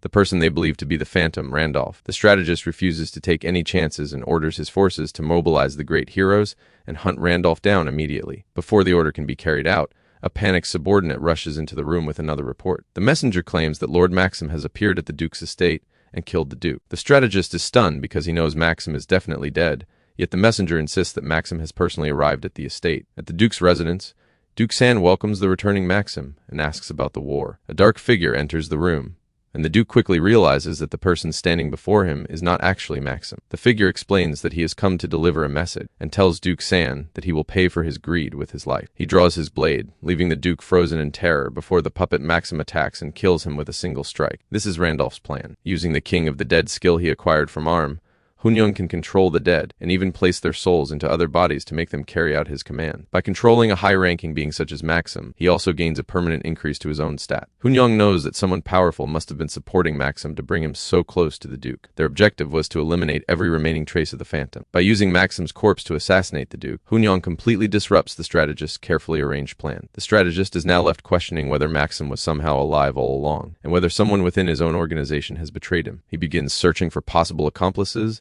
and trying to understand why his own people would turn against him. Hunyong understands that the more intelligent someone is, the more difficult it becomes for them to cope when events completely contradict their expectations. The strategist will become increasingly paranoid and hesitate to make major moves until he understands where the supposed betrayal came from. While his enemies waste time chasing false leads, Hunyong has secured the time his group desperately needs. He intends to use every moment of it by moving directly toward the next main quest. The system then announces the beginning of main quest 6, challenging him to clear a group dungeon in exchange for a variable reward. Hunyong considers his next move, knowing the strategist will remain occupied trying to understand what happened. He realizes he has bought himself some time and must use it to progress as quickly as possible. A system window announces the beginning of Main Quest 6, Clear a Party Dungeon. The quest ends as soon as the first party dungeon is cleared, with rewards determined by the dungeon completed. 2 hours later, the group prepares to leave near the city gates. Their allies bid them farewell, while Hudson apologizes for being unable to join because of the party limit. Hunyong explains that the dungeon allows exactly 4 members, making himself, Isabella, Isaac, and Serengeti the optimal lineup. He adds that even if 5 members were allowed, Hudson would not have been his choice because he is not useful in battle. Serengeti covers Hudson's ears and tells him not to listen, leaving him confused. Isaac then points out an important requirement. No party member can have any evil karma. Hunyong confirms this, and Isaac admits that he may have a problem because he does not meet the condition. The dungeon is identified as a demigod trait party dungeon. These dungeons were created by unidentified transcendent beings during the ancient Genesis and contain special conditions and trials similar to the tower. One of the conditions requires exactly 4 party members, no more and no less. In addition, every member must have 0 evil karma, while the party leader must possess at least 500 honor. Hunyong already has more than 500 honor from clearing quests, so his qualification is secure. He then asks everyone about their current evil karma. Isaac initially hesitates before revealing that he has 674 points. The others are shocked by the number, while Hudson refuses to look, and Serengeti tells him not to. Hunyong asks Andrew to resolve the problem. Andrew agrees and uses an indulgence in the name of the goddess to absolve Isaac of his sins. A brilliant holy light surrounds Isaac and his evil karma immediately disappears. Hunyong recognizes the importance of the indulgence. It is one of the most effective ways to remove evil karma, capable of cleansing any amount instantly. However, high-ranking priests can only obtain 3 during their entire lifetime. The Holy Goddess Grail changes that limitation because it can continuously produce indulgences. Hunyong realizes how valuable the reward he recently obtained truly is. Isaac is stunned by the result. Hunyong then reminds him that he is now free and no longer being hunted. joking that nothing would stop him from running away. Isaac refuses, explaining that he always repays his debts and will not abandon Hyun-young. Hyun-young is satisfied because Isaac's response matches the personality he expected. Andrew also expresses his gratitude, explaining that he now has a way to repay his debt for recovering Andasar's body, and that he intends to spend the rest of his life repaying Hyun-young. Hyun-young accepts his gratitude and considers the indulgence supply secured. With all preparations complete, he leads the group toward the demigod dungeon. At the dungeon entrance, the system confirms that main quest 6 has begun and that it will end once the first-party dungeon is cleared. The barrier checks their qualifications and confirms that 4 people are entering. The demigod then imposes several restrictions. All stats are locked at 20. Skills cannot be used. Items brought into the dungeon cannot be used. Equipment possessed before entry cannot be used. Hyun-young realizes that the dungeon is designed to force them to rely on their natural talents and traits rather than their usual equipment and skills. Under normal circumstances, this would be a significant restriction, but for his current build, it could actually work in his favor. Then an ancient power within him responds. The heart of the eternal monarch resists the demigod's authority and removes one of its conditions. The restriction preventing entrance from using items brought before entering the dungeon is eliminated. Hyun-young marvels at the unexpected evolution of his trait. The heart of the eternal monarch evolved from the heart of the iron-blooded monarch after defeating Maxime. While the original trait blocked emotional agitation and mental skills, its evolution may now allow it to resist conditions and restrictions as well. Serengeti notices his sudden pause and asks if something is wrong. Hyun-young smirks, saying it seems he received a nice gift from Maxime. When Serengeti asks what he means, he brushes it off and tells everyone to enter. They step through the portal and enter the dungeon. Isabella immediately notices the absence of her dagger, while Isaac complains about being sent into battle without equipment. Serengeti points towards several pedestals and realizes that the dungeon provides basic gear.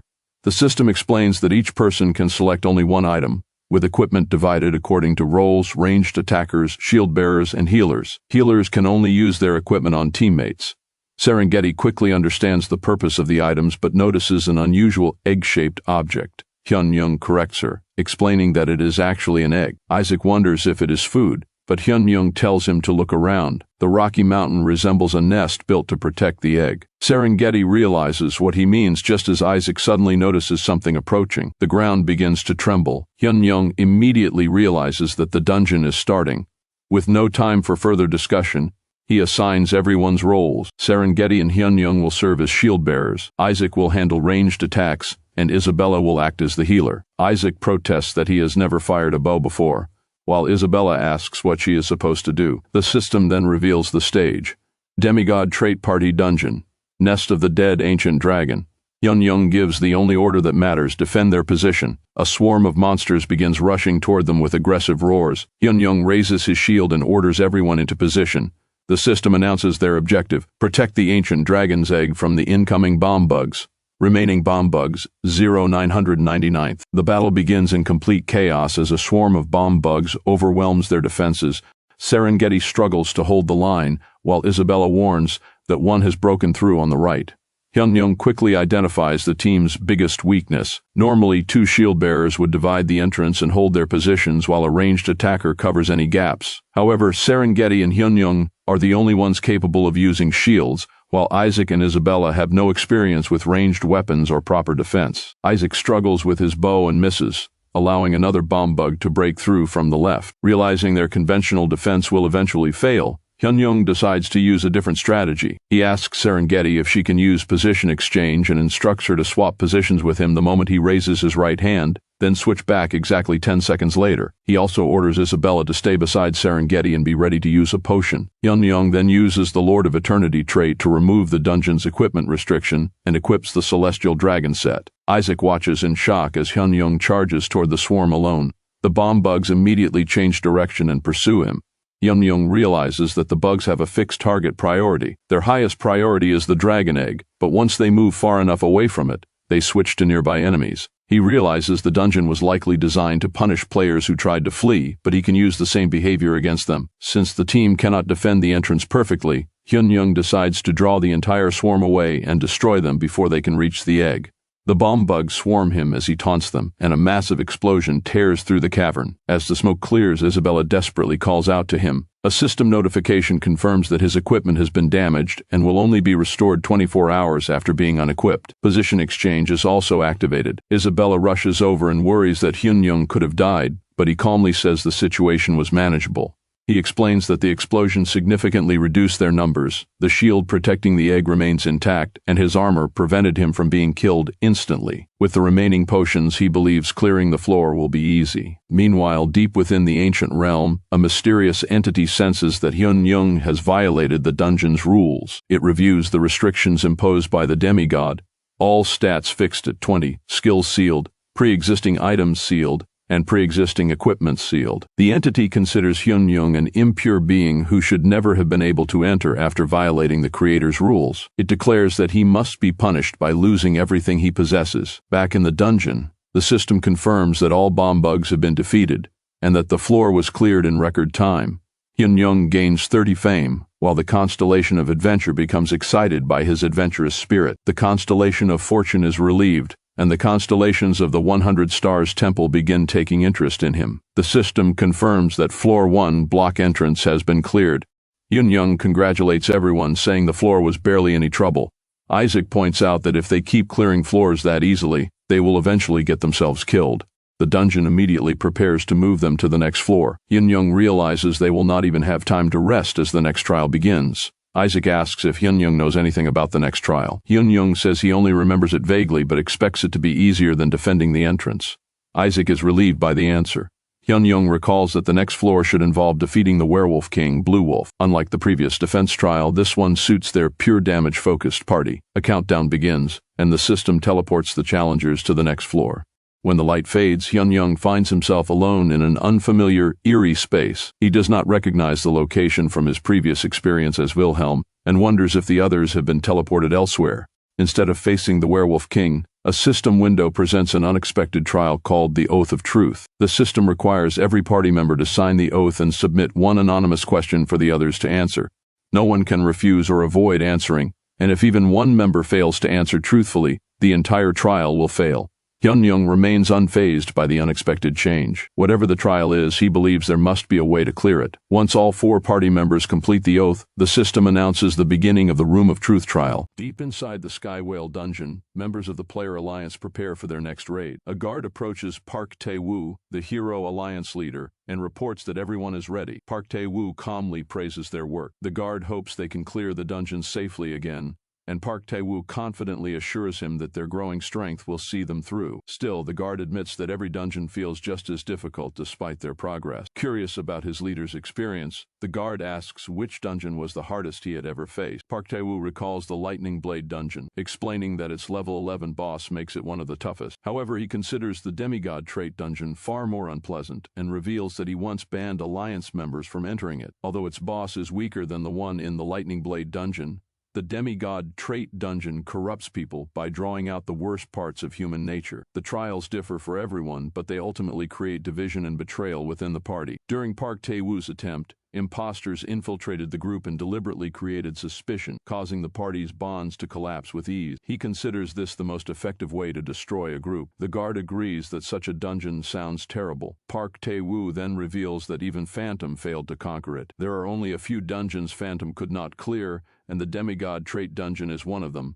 The guard remarks that Pangenia is truly merciless, and Park Tae-woo agrees with a laugh. Wondering which dungeon Phantom is challenging now, the guard receives a confident answer. Whatever it is, it certainly is not the Demigod Trait dungeon, because Phantom absolutely hates betrayal. Meanwhile, inside the isolated trial space, system windows impose strict conditions on Hyun-young and his party. Every member must sign an oath of truth before the trial can begin. Each person must also write one anonymous question for their party members, and no one can refuse or avoid answering. If even one member fails to answer truthfully, the trial ends in failure. Hyun-young remains unfazed. He does not know what kind of game this is, but as long as it is a trial designed to be cleared, he believes there must be a way to overcome it. Once everyone signs, the system announces that the Room of Truth trial is beginning and instructs them to write 3 questions. Isaac is relieved by how simple the task sounds, while Isabella believes they may clear the trial faster than expected. Serengeti also assumes that simple questions should be enough. After everyone submits their questions,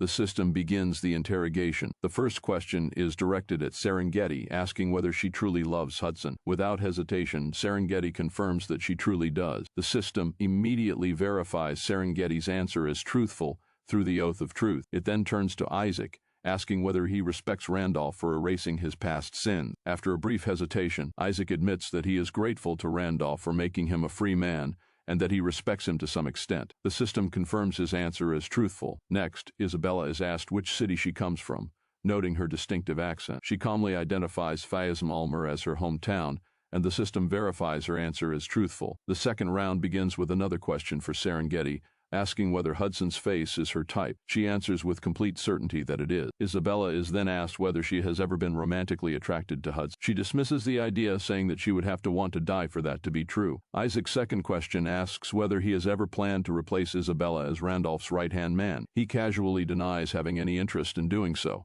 The system suddenly announces that the final question is approaching. Serengeti is surprised that the trial is already reaching its end, having expected it to remain easy. The illusions then begin targeting their deepest insecurity. Serengeti is confronted with the claim that her feelings for Hudson are not genuine love, but merely an escape from the pressure of being her family's heir. Isaac is attacked over his past, with the illusion reminding him that he once buried an innocent mining city and killed countless people before celebrating that he had purified his sins. Isabella faces an even more painful accusation. The illusion reminds her that she became the snake princess after killing a child named Sonora. When she asks if it is referring to the saint, the system demands to know whether she wanted to become a princess so badly that she was willing to kill the child. It then warns that refusing to answer will result in expulsion from the dungeon. Yun-Young realizes that the trial was never as easy as it seemed. Elsewhere, isolated in a separate room, his giant's magic resistance activates and neutralizes the memory reading skill. With that, Yun-Young recognizes the dungeon strategy. The people appearing on their screens are fake illusions created after reading their memory. By using questions that only close companions could know, the dungeon makes the illusions convincing while exposing each person's deepest secret. Once those secrets are revealed, betrayal and anger naturally follow, destroying the party from within. Yun-Young realizes they have fallen directly into the trap set by the dungeon's master, the will of the demigod. The dungeon has even separated him from the others, so he cannot solve the trial himself. With no other option, he decides to trust his companions to overcome it. The system repeats that refusing to answer the final question will result in expulsion. Shaken by the accusation from the figure appearing to be her leader, Isabella wonders why he would ask about something she had told only the saint. Serengeti, believing she has been betrayed, angrily demands to know why her secret is being questioned when she revealed it only because she trusted him. She then declares that she is leaving. Isaac also refuses to answer what he considers an offensive question. His only reason for clearing the dungeon was to help Randolph, and now he sees no reason to continue. As the party begins to fall apart, Isabella desperately asks everyone to calm down. Isaac tells Isabella that she should give up as well and stop playing along with the dungeon's sick joke. The fake Randolph then tells Isabella that if she wants to turn back, he will not stop her. Instead, Isabella steels herself and openly admits that she killed Sonora. Serengeti is stunned, but Isabella continues. She explains that the queen was a monster who survived by feeding on the blood of young girls, and because Isabella's curse prevented her from killing the queen, she chose to end Sonora's suffering herself. She then realizes that the figure questioning her could never be the saint and calls him a fake. Isaac also recognizes the deception. He admits that he really did break all the warps in the mining city, causing it to sink into the abyss and burying those who could not escape. Though he knows it was shameless, he was glad to be free of his sins and accepts responsibility for what he did. Serengeti, meanwhile, admits that when she first met Hudson, she envied his freedom and used him as an escape from her endless training. However, she believes love can begin in many different ways. Isaac angrily condemns the illusion, while Isabella points out that the saint would never ask such a garbage question. Isaac declares that he will spend the rest of his life atoning for what he did, and demands to know if that is enough of an answer for the dungeon. Serengeti simply smiles, acknowledging that discussing such personal matters in front of fakes is embarrassing. The entity controlling the illusions is stunned. It realizes that all three of them were certain the figures were fake, and that they somehow reached the same conclusion. Unable to understand how humans who should naturally be driven by doubt and distrust could maintain such trust, the entity struggles to comprehend their bond. Having cleared the trial together, Hyun-Myung steps forward and confronts the mastermind, noting that it has finally revealed itself. The system then announces that Tier 2, the Room of Truth, has been cleared, and that they have entered Tier 3, Master Flow. Hyun-Myung prepares for the next battle, determined to make the dungeon's mastermind pay for its game.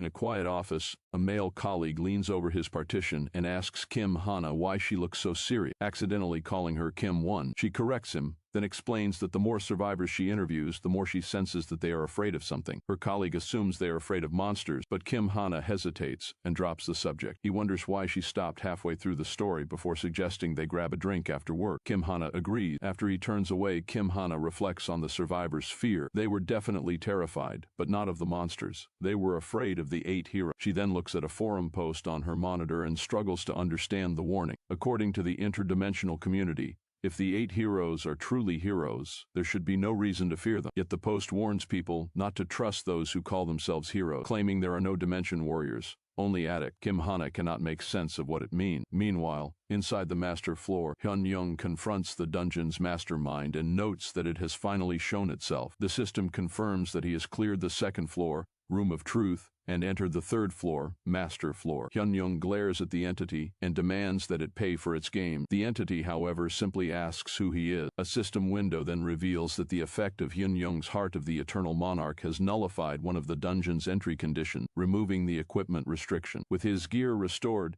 Hyun Young questions whether he really needs to introduce himself. The entity clarifies that it is not asking about his outward identity. Using the power bestowed upon it by the Great One, it had examined everything about Hyun Young's companion, their hidden desires, painful memories, and even emotions they themselves were unaware of. Yet when it examined Hyun Young, it found absolutely nothing. Hyun Young assumes this is because his hidden trait blocked the willpower skill. The entity, however, senses something much more disturbing. It claims that nothing was blocking its ability. There was simply nothing inside Hyun Young to find. Hyun Young dismisses the claim as nonsense. The entity then abandons the conversation, deciding that since Hyun Young has made it this far, there is no point in wasting time on idle talk. A final system notification reveals the mastermind's overwhelming advantage. It is immune to all forms of damage. Hyun Young is surprised by the absurd buff that grants the entity complete damage immunity. The entity challenges him to show everything he has and declares that the trial will determine the outcome. Meanwhile,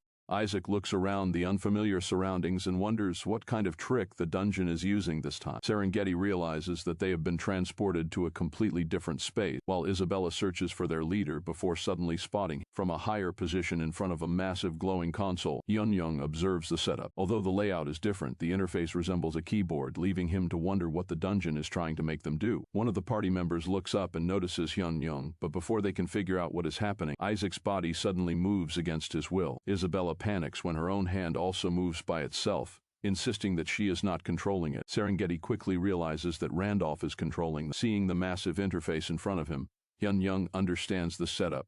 The keyboard-like control panel and controllable characters make the trial function like a game.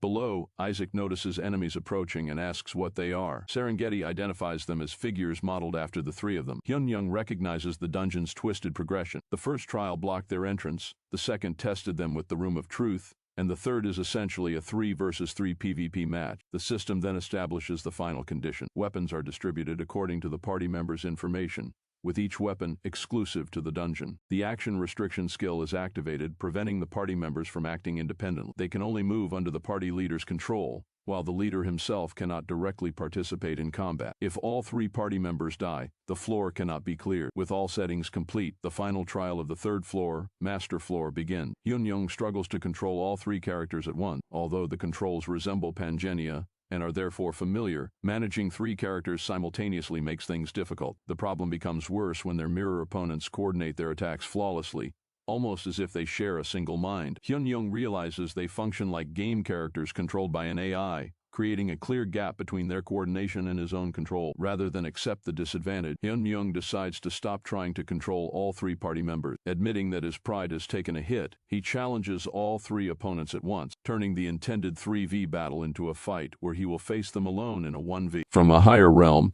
a mysterious entity observes the unfolding trial and notes that so many beings have gathered to watch. A system notification identifies the observer as the constellation Brilliant Hero. The Brilliant Hero looks forward to the clash between something that was once part of itself and the promising hero of the present. To it, Hyun Young is already creating another unbelievable story.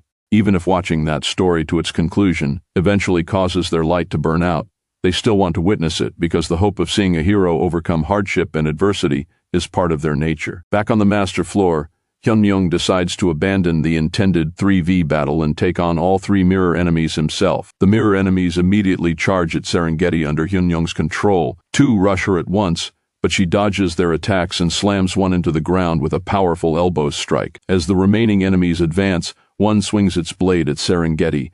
She leans backward to evade it, but another mirror enemy attacks from behind with a devastating kick that shatters the ground and creates a massive explosion. When the dust clears, the kick has struck another mirror enemy instead. The enemy is defeated instantly, while Serengeti has already disappeared and reappeared at a distance. Hyun-young calmly marks the first opponent as down. Isabella watches in disbelief as Hyun-young controls her body with incredible precision. She realizes that controlling someone else's body in combat is completely different from moving one's own, and even basic movements should be difficult without extraordinary mastery. Yet Hyun-young handles it as though he has practiced this thousands, perhaps tens of thousands of times. Serengeti blocks another attack with her sword and tightens her grip, as she recognizes Randolph's combat style through her own movements. She notices that Hyun-young does not simply track attacks with his eyes. Instead, he deliberately exposes weaknesses and draws opponents into attacking exactly where he wants them to. Compared to her own abilities, his combat instincts are on an entirely different level. As the fight continues, Serengeti remains astonished by how smoothly he handles multiple enemies. The opponents are perfect copies of herself, Isabella, and Isaac,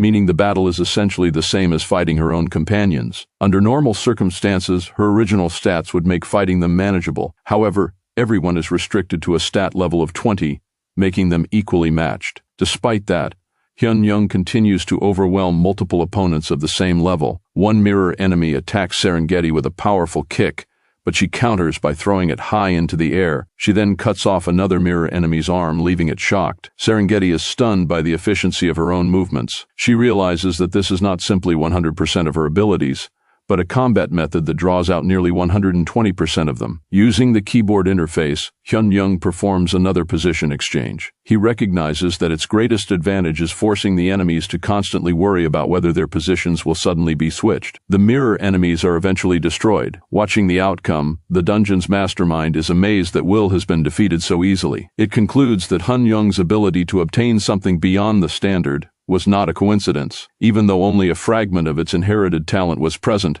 that will has still been completely shattered. Rather than being upset, the entity accepts the result because everyone seems to be enjoying the spectacle. As the space begins to clear, the entity acknowledges that it enjoyed the story Hyun-young created this time as well. Hyun-young stretches after the battle and exhales heavily as a series of system notifications fills his vision. He has completed Main Quest 6, Clear the Party Dungeon, and the results are calculated as a devastatingly shocking outcome. He earns 350 points, which are added to the Hall of Fame, and obtains a large fragment of the Broken Golden Rule. The constellation Brilliant Hero grants him a special reward. Adventure, Fortune, and Nameless each further upgrade the reward contents.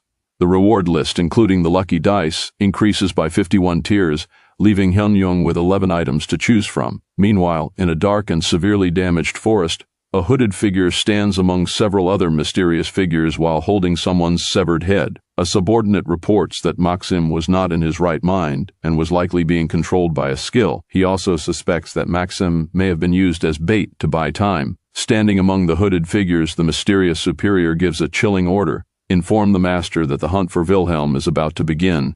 As Serengeti executes a powerful maneuver, she is astonished by how effectively Hyun-young uses her abilities.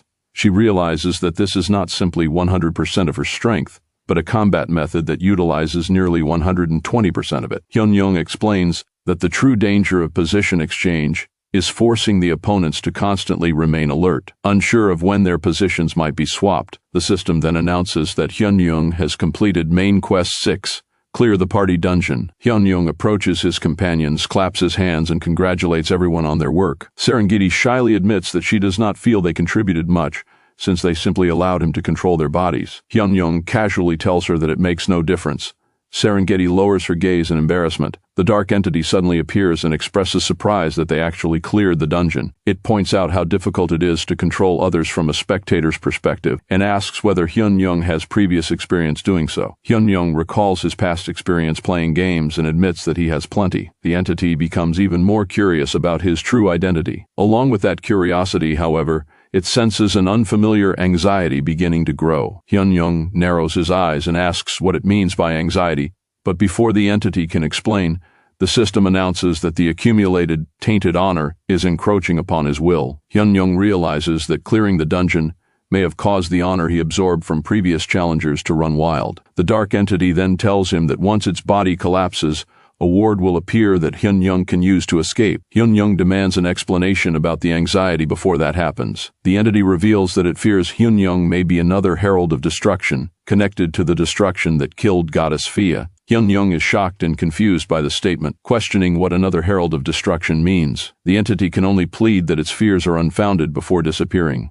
The system then announces that the demigod's will has been destroyed. Hyun-young watches the dark entity disappear, still confused by its final warning. From a distance, Isabella calls out to Lord Starbearer and tells him that a warp has appeared and they should leave. Hyun-young acknowledges her but remains focused on the entity's words, wondering what it meant by another herald of destruction. Suddenly, a golden light erupts before him. The system announces that the celestial spirit egg has been summoned. Hyun-young recognizes it as the celestial spirit egg he obtained from the Tower of Spirits. The egg begins absorbing the tainted honor, and the system announces that its incubation conditions have been met. After completely absorbing the dark energy, the egg hatches. A small creature resembling a grim reaper appears, hovering in the air with one black wing and one white wing before letting out an excited cry. The system confirms that the celestial spirit egg has hatched. The room falls silent as everyone stares at the strange spirit. Isabella wonders if it is truly a spirit, while Hyun-young questions whether it can even be called one. Serengeti points out that, judging from its appearance alone, it looks more like a grim reaper. The system identifies it as a level 1 celestial spirit, the legitimate successor, and reveals its level 1 skill, Dimensional Slash, which severs the dimension connected to a warp. Isabella picks up the spirit and begins petting it, leaving everyone else staring at her in confusion. The little spirit responds with a curious cry. Hyun-young considers the implications of Dimensional Slash. A skill capable of severing warps is something he has never heard of. He understands that a dimension functions as a passageway allowing travel between continents through a maintenance device called a warp, while also serving as a defensive barrier protecting the continent from the abyss. If that dimensional barrier collapses, the abyss can quickly swallow the surrounding space, eventually triggering a catastrophe known as a monster wave. Hyun-young realizes that this small creature can actually sever such a dimension. He wonders what exactly it is and considers whether it could be something born from the abyss, perhaps a secret weapon created to cut through the dimensions blocking it. Deciding to learn more through testing, Hyun-young takes the spirit by one of its wings with 2 fingers and examines it. He then holds the spirit in front of a portal and asks whether it can cut through it. The spirit responds with another cheerful cry. Hyun-young leaves the spirit in front of the portal. The small creature swings its sickle, and the system announces that Dimensional Slash Level 1 has severed all dimensional connections sustaining the dungeon. With no dungeon master remaining to maintain them, the connections are completely cut. Hyun-young is confused. He has seen people destroy the devices that maintain dimensions connected to warps, but he has never encountered a skill that can sever the dimension itself. Serengeti is equally amazed, though she realizes that this also means they can no longer escape through the dungeon's warp. Hyun-young remains confident, reminding her that he has the teleport book. He also reveals that he needed a present for the pests waiting outside, leaving Isabella confused about what he means. The system then announces that the abyss is encroaching upon the dungeon, and that a monster wave will begin shortly. Hyun-young tells everyone not to worry and prepares the teleport book. The party chooses the Garden of Nights as their destination, and the system begins the transfer.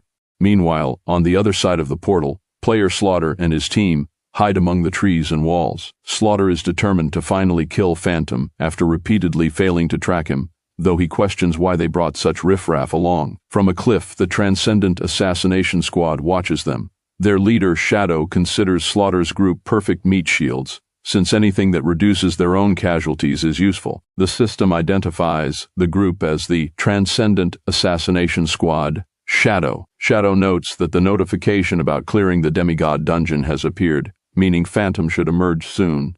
He orders everyone to prepare, and one of his subordinates acknowledges the command. Below, Slaughter's subordinates suddenly sense something strange. One hears a noise, while another tells everyone to stay quiet because he hears it too. A dark wave of monsters suddenly emerges from the gate and advances toward the nearby soldiers. Shadow is startled, while Slaughter's subordinates panic after recognizing the approaching swarm as a monster wave. Hundreds of monsters flood the area. Slaughter runs in fear, wondering why the monster wave has appeared so suddenly, but a monster grabs him before he can escape. Terrified, Slaughter struggles as another monster raises its sword. He curses it in desperation before the sword comes down, covering the area in blood. Meanwhile, the scene shifts to the mansion. Standing beside a window, Hyun-young realizes that his enemies found him sooner than expected. The notification announcing the deactivation of his King of the Dead skill appeared while he was inside the demigod dungeon, meaning they likely tracked him down within about 2 days. Although Maxime had been weakened as a dead soul, Hyun-young concludes that a capable group must have hunted him down. However, he had gained something valuable during that time, the reward he selected for clearing the demigod dungeon. Hyun-young summons one of the reward weapons, and it appears before him. The system identifies it as Terror of the Satyr, a mythic bow favored by Satyr, the incarnation of fear. Its arrows inflict fear level 10, causing affected enemies to lose their vision and randomly reducing one of their stats by 10%. They cannot determine which stat was lowered until the fear effect ends. The bow requires bow proficiency level 8 and 80 strength. Hyun-young is impressed by the magnitude of the debuff. Fear level 10 is an unusually powerful effect, and he realizes he will need proper training to use the weapon. He also remembers the reward left behind by the constellation Brilliant Hero, recognizing that he has gained a massive haul. However, the system immediately informs him that his bow proficiency is too low to equip Terror of the Satyr. Hyun-young's current bow proficiency is only level 6, but with his hidden trait, Dexterity, he expects reaching level 8 to be easy. He decides to ask Wiser for some practice targets. Before he can continue, his little spirit makes a sound, triggering another notification. The celestial spirit has reached level 2. Hyun-young realizes that it must have leveled up after using Dimensional Slash in the dungeon. He then decides the creature needs a proper name instead of being called this guy. Since choosing a name feels like a hassle, he settles on Hell. The system confirms the name as Hell and announces that Hyun-young's bond with the spirit has increased. A strong bond allows a spirit to sense its summoner's intentions and act without being directly instructed. Later, his 3 teammates approach him respectfully. After Hyun-young invites them inside and asks why they have come, Serengeti explains that they have a request. She recalls how Randolph controlled their bodies while fighting the will and admits that the experience made them realize how much they still lack. She drops to her knees and begs Hyun-young to accept the 3 of them as his disciples. Hyun-young understands their desire to become stronger in the harsh world of Pangenia and recognizes that they are no exception. With a soft grin, he tells them that he completely understands how they feel. Excited by his response, Serengeti looks forward to his answer. Hyun-young finds their initiative admirable and is pleased that they came to him on their own. He tells them to rise and gladly accepts their request. However, he secretly sees another benefit in having them as disciples. They are now dedicated practice targets for increasing his bow proficiency. One of the new disciples suddenly feels an unexplained chill. A new chain quest then appears, beginning with Chain, Disciples Nurture Quest. Hyun-young must teach and nurture his disciples, with his honor and bond increasing according to the results of his teaching. His honor may also increase based on his disciples' achievements. However, accepting disciples also carries a risk, as their infamy can affect their master. The quest then leads into Chain.